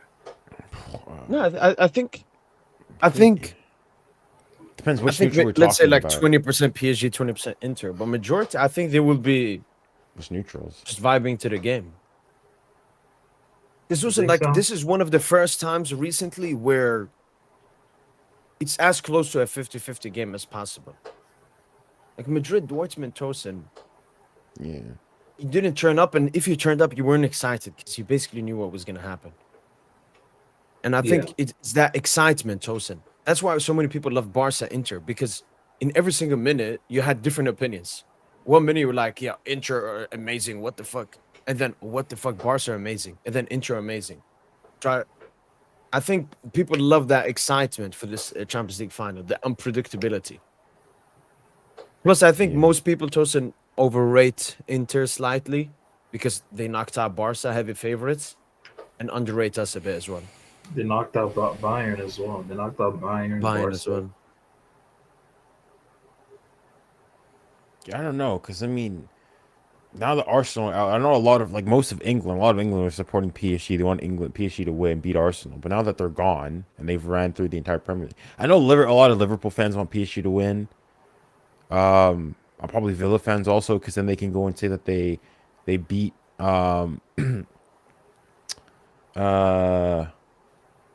yeah, they beat the champions. Ultimately, I know a lot of just neutrals that are lovers of the game. Just they're there for the football. Probably gonna go PSG because they like the team and whatnot. But it could be tight. Somebody asked me, why shouldn't Yamal deserve to win the Ballon d'Or? Because nobody was pushing Yamal 3 weeks ago. I said Yamal for the reaction. To be honest, I think if Dembouz shows up in the final, he should win it. But if he won't have the PR, if PSG lose, I think Rafinha should win. All right, okay. I mean, I think even if Dembele doesn't win it, I think he could still win it. But okay, if you're saying Rafinha, fine, fair enough. For me, the Yamal push, this guy. If you push Rafinha, I respect that. the Yamal push, no. Oh wow, Liverpool fans don't want us to win for Salah. That's an interesting point. Yeah. I think Salah's out of the race anyways. Honestly, it wouldn't. For me, it wouldn't shock me if he doesn't even finish in the top 5. Yeah, they're not even in the Club World Cup. He has no fucking. Yeah, no chance. Club World Cup, and it's not even just he Liverpool went out early. It's the fact that first and foremost, he was absent, completely neutralized, absent, ghosted, in the ties. But then a week afterwards, they got knocked out of the Carabao Cup.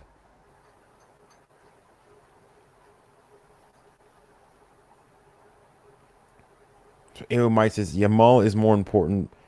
Is a more important player than Pedri and Rafinha. Last year, November and December, when Yamal was injured, we struggled. But what? Okay, so I just want to be. Were you pushing Lamine Yamal a month ago for Ballon d'Or? Because I was hearing from most of the Barca fans, the pushes were Rafinha, Pedri, and even people had Lewa ahead of him. Like before the Benfica tie, Lamine Yamal hadn't scored a league goal in like 3 months, and had gotten 5 assists in that standpoint. So if you use the argument, especially against Dembele, that he's only decided to show up in 2025. Well, I'm sorry, Lamine Yamal only decided to show up realistically in like March. That's it, and it's been March ever since.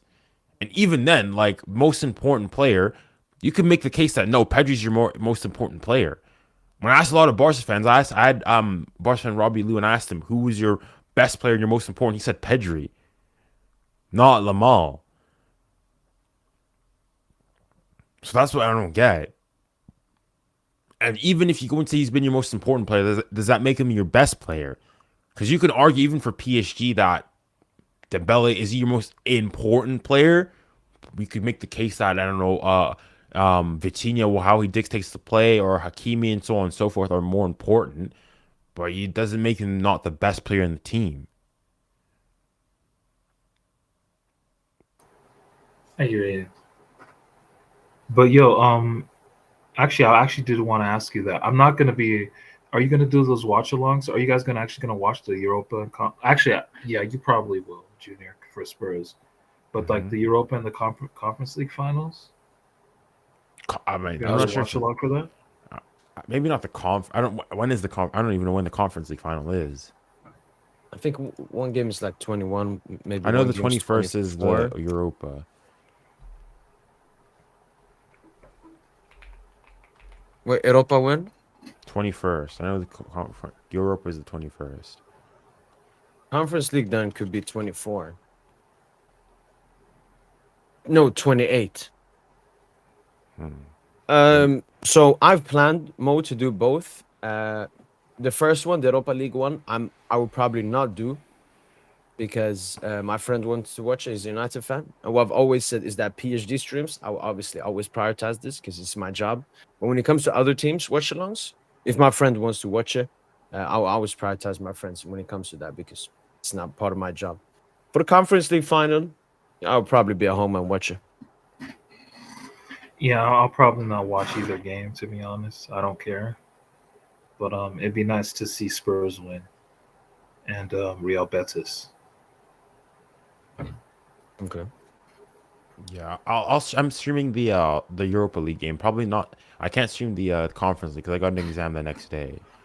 But I'll watch the game though. That Spurs, that's gonna be a big game for you. That's the biggest game you've watched as a Spurs fan, apart from the CL final, right? Yeah, definitely. Honestly, it's like I don't even know what to make of it, because both teams are going to this game. Both teams are honestly terrible. Both, like, Spurs have 21 losses this 21 losses this year in the Premier League. United have 18 losses themselves. They're Spurs are literally just right above relegation, and United are a point above Spurs. Yeah, they have been disgusting this season. Yeah, it's like the toilet bowl. That's what that final is. Yes, but yeah. Somebody said here, I don't really care about who wins the Ballon d'Or, but you can't deny the fact that Yamal deserves the push he's getting. If Yamal didn't play the Inter game in the first leg, who knows what the outcome is. Okay. No, Yamal does not deserve the push to be over any other Barca player. Like, does he deserve a push? Yes, of course, it's impressive what he's done. But especially in the context of, unless if you are a Barca fan and you were saying that Dembele doesn't deserve it because he's only in 2025 he decided to show up. Well, I'm going to say, where was Lamine Yamal in 2024? I wasn't hearing anything. Lamine Yamal's even later. Lamine Yamal's only been since March of 2025 that he decided to show up. And even then, Dembele had better GA in the semifinals. Even Rafinha had better GA than Lamine Yamal in the semifinals. Not to say that GA is everything, but like Rafinha scored and got an assist in the first game. He assisted for the Ferran Torres goal and scored in the second goal, and realistically probably caused the equalizer in the first leg as well. So that's why I don't get the Ballon d'Or push. Nick Susan said, "Are you seeing the amount of PR Yamal is getting right now? Nobody's talking about Dembele for Ballon d'Or. You need the." That's why I'm saying, yeah, we as PSG fans we need to our hype because the PR is disgusting. Before I leave, just the last question. If we lose back-to-back finals, how are you guys? What are you guys thinking in that moment? If we lose the club final and then follow that up with the Champions League final loss, do you guys still believe? I thought you if meant that like happens, UCL finals in a row. no, Gonna be that. no. But it's gonna be that too. Yeah, I didn't even think of it like that. Yeah. Justin, I think we would all be like speechless on the post. Yeah, be like, I'd probably just. I become. Would you Chinese still believe in after the team? Would you still believe in the team? Oh, of course. I still believe in the team. I still. Oh believe yeah, in the team. yeah. And like trying to be positive, I'll be like, yo, next season, man, we're gonna be even better. Turkey, actually. Yeah. Exactly. Nah, it's gonna hurt. It'll hurt like shit. It would hurt way more than the 1920 final. Way more. 'Cause that was the first final. I agree. You know, it was COVID season. Mbappe was injured. Verratti was injured. Like this season, I don't really corner count that excuses. final. Yeah. All right, this is our Like, first this season is a- final. This Yeah, is that was real, Fugazi. stuff. One-legged Fugazi, COVID. one-legged stuff. Yeah. No fans. Fans are gonna be in the don't stadium count. this time around. I'm actually gonna go. Think about how do you think Inter fans are feeling for this game? They're shitting it too, low key, because they know they can't guard Kvara or Dembele, man. If they both bring their A game, at the level that they played in the first leg, remember that first leg against Liverpool? Yeah. If we play like that, Of course, obviously. if we bring our if we bring our A game like that, like Dembele and Kvara, if they bring their A game like that, then it's gonna be a long night for Inter. For me, I'm saying if PSG play at their best, they win. And it's not even me going and being I think if PSG play at their best, there's nothing even and Inter play at their best, PSG win. Because unlike Barca, I'm not underestimating Inter, a formidable opponent. I'm not underestimating. yeah, me neither. Inter at Yeah, all. I'm thinking like unlike Barca, we're like if PSG needs to drop back and defend a lead for 3 minutes to get a result, we'll do that. The thing is, Inter are scary from set pieces as well. Like That's true. unlike Arsenal, with all the gimmicks, staying 3 meters ahead or 5 yards ahead of the defensive line for free kicks. Just lining up in some goofy ass formation. Just all these gimmicks they have, for their free kicks. All these stupid routines that they're deploying. Inter are not going to do any of that shit. They're just going to be in the box, and they're just going to do their thing. You know what I mean? Like it's not going to be anything planned. They just go. And I feel like because of that, it's because they'll make their game plan more straightforward, their executions more straightforward. It could lead to good things for them, Like I could definitely see us conceding a goal or two. Like the more I think about it, man, my prediction was what, 2-1. I'm leaning 4-2. I don't think there's not going to be that many goals. There's no team for either team. It's going to be. There's not going to be more than 3 goals in this final. I don't think. Nah, it's going to be open, dude. No. Because if they score first, we're going to be open as fuck if they score first. Yeah. We'll have to take that risk. But I also think even when we're open, I don't think we're nearly as like for me, I don't know. Like I don't know how maybe you guys felt, but for me after that, but I was shocked honestly by the wider footballing community's like reaction to that first Barca Inter game. Like people made it seem as though Barca had just like smacked Inter and whatnot. It's like Inter drew away from home, and realistically probably could have won and should have won if it wasn't for Mkhitaryan's having a shoe size being a bit too big or having slightly smaller feet. Yeah, it made it seem as Barca coming back and so on and so forth. So for me, PSG are not the prime or this juggernaut defensively, but we're not Barca. Barca's defense is anything goes through that. Yeah.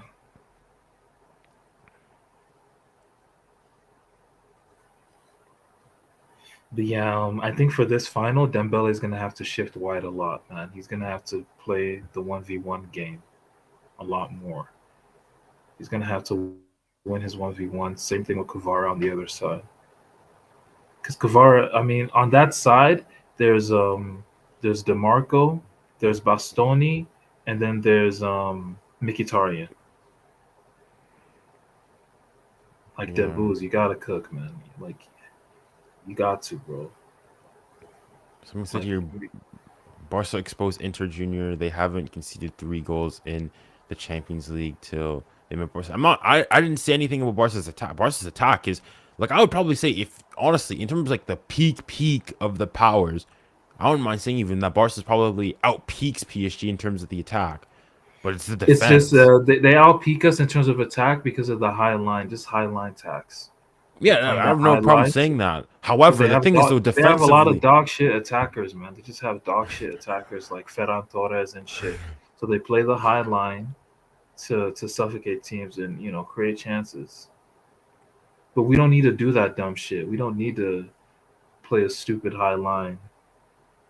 Like, sure, yeah, Barcelona could easily go and score 2 goals in 3 minutes, but then could concede 3 in 5. So that's the thing. Like PSG are much more pragmatic than Barca. Barca, like I mean, I guess I can respect the sense that they go and they live with their ideals, they die with their ideals. But also sometimes in a game, my issue with Barca is that you can't in a game you can't dominate a game for the entire 90 minutes unless you're playing like some bum league team. There's gonna be a moment in the game where the other team have a bit of momentum. And the issue is that whenever that bit of momentum comes for Barca, that's what they are vulnerable and they will concede. And it's a matter of how many. Same thing is like that PSG. Like if you substituted PSG and Barca for when we played Arsenal the return leg, in that first 15 minutes, Barca's conceding 2-3 goals. 100%. Like Barca cannot go and sit back deep and hold the lead for a little while and suffer a bit, which all great teams need to do. Yeah. But the thing is, I feel we could dominate the whole game. If we play the perfect game, we could dominate the whole game. I always look back to that first leg against Liverpool. We dominated the whole game, bro. Even in the second half where I thought maybe Liverpool will come out more and they could get, they could get scary, but Liverpool still posed minimal threat in that second half, first leg, we I were think the still on Liverpool game is top. probably the exception to the rule. Let me try to find the momentum. No, but that was Liverpool. They were coming in hot, remember? I know, true, but Best team in the world, all that. I feel like if we can play a game collectively on that level, and then it's in the hands of God if we convert the chances or not. But if we can play a game like that, same jerseys, red and blue. We wore red and blue on that night. Same. If we could come with that same energy, performance wise,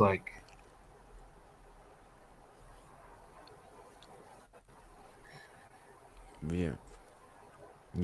I mean, even though I was looking at the game, Liverpool had 1, 2, 3, 4, 5 spurts of momentum, but that was that was one of the most complete PSG performances ever, ever. That's what I'm saying. Can we save that for the final? Hopefully, we save our most complete performance ever for the final? The only think thing we I hope can. though is that we don't fall under a Jan Sommer touched by God. That's what I'm hoping for. We need a normal Jan Sommer. Don't want Jan Sommer touched by under the inspiration of the Holy Spirit in that game. I just need a typical human Jan Sommer. But the Barca fan AOC talking about the highline. Well, okay, the Koulibaly one. I mean, if you guys don't play such a high line, that ball's not made. The goal that you guys concede, the first goal you guys conceded was because Pedri loses the ball, and because you guys are so high up, bang, it's a one ball through. The goal Mkhitaryan It was Omo, but yeah. was it Olmo? Yeah, Olmo lost the ball, goes bang, one pass through, and they're through, and it's a tap in. The goal that Dumfries Mkhitaryan scored that was just offside, that was because of your high line. Even if you want to think of other actions, there was the Olmo. Yeah, but you said Olmo made the mistake. Yes, but because like in a game you're gonna make a mistake. But the issue is after that mistake, you guys, because you guys are so high, it's easy. It's one pass that splits you guys through. The Dumfries goal that happened. That's once again, it's your high line, one ball across the face of the goal, and bang, just like that, they scored. And you can't go like. The offside rule, I get it. The offside helps, but when you're a toenail offside, you guys, that's just luck. That's just pure and base luck. That's not like something you guys planned. If one of your defenders puts his like slightly behind and whatnot, he's onside. Yeah. All right, man. This was fun. I'm just gonna go relax now. Probably me too as well. All right. Before, just 5 seconds here. You guys know about the Tixter Nasser thing, right? Yeah, the texter, yeah. Yeah. You remember what Tixter said in his Instagram bio? When they met, like for the return He leg. posted that picture. Yeah, he posted that picture on Instagram. And Was had it he said that he left the boots at home or the cowboy hat at home or something else? Yeah, no, exactly that. But I said something more. Fuck.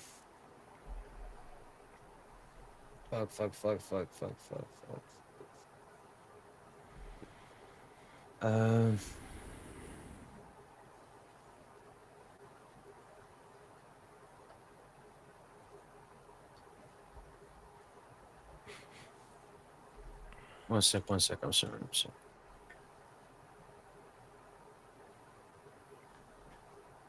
I just found this.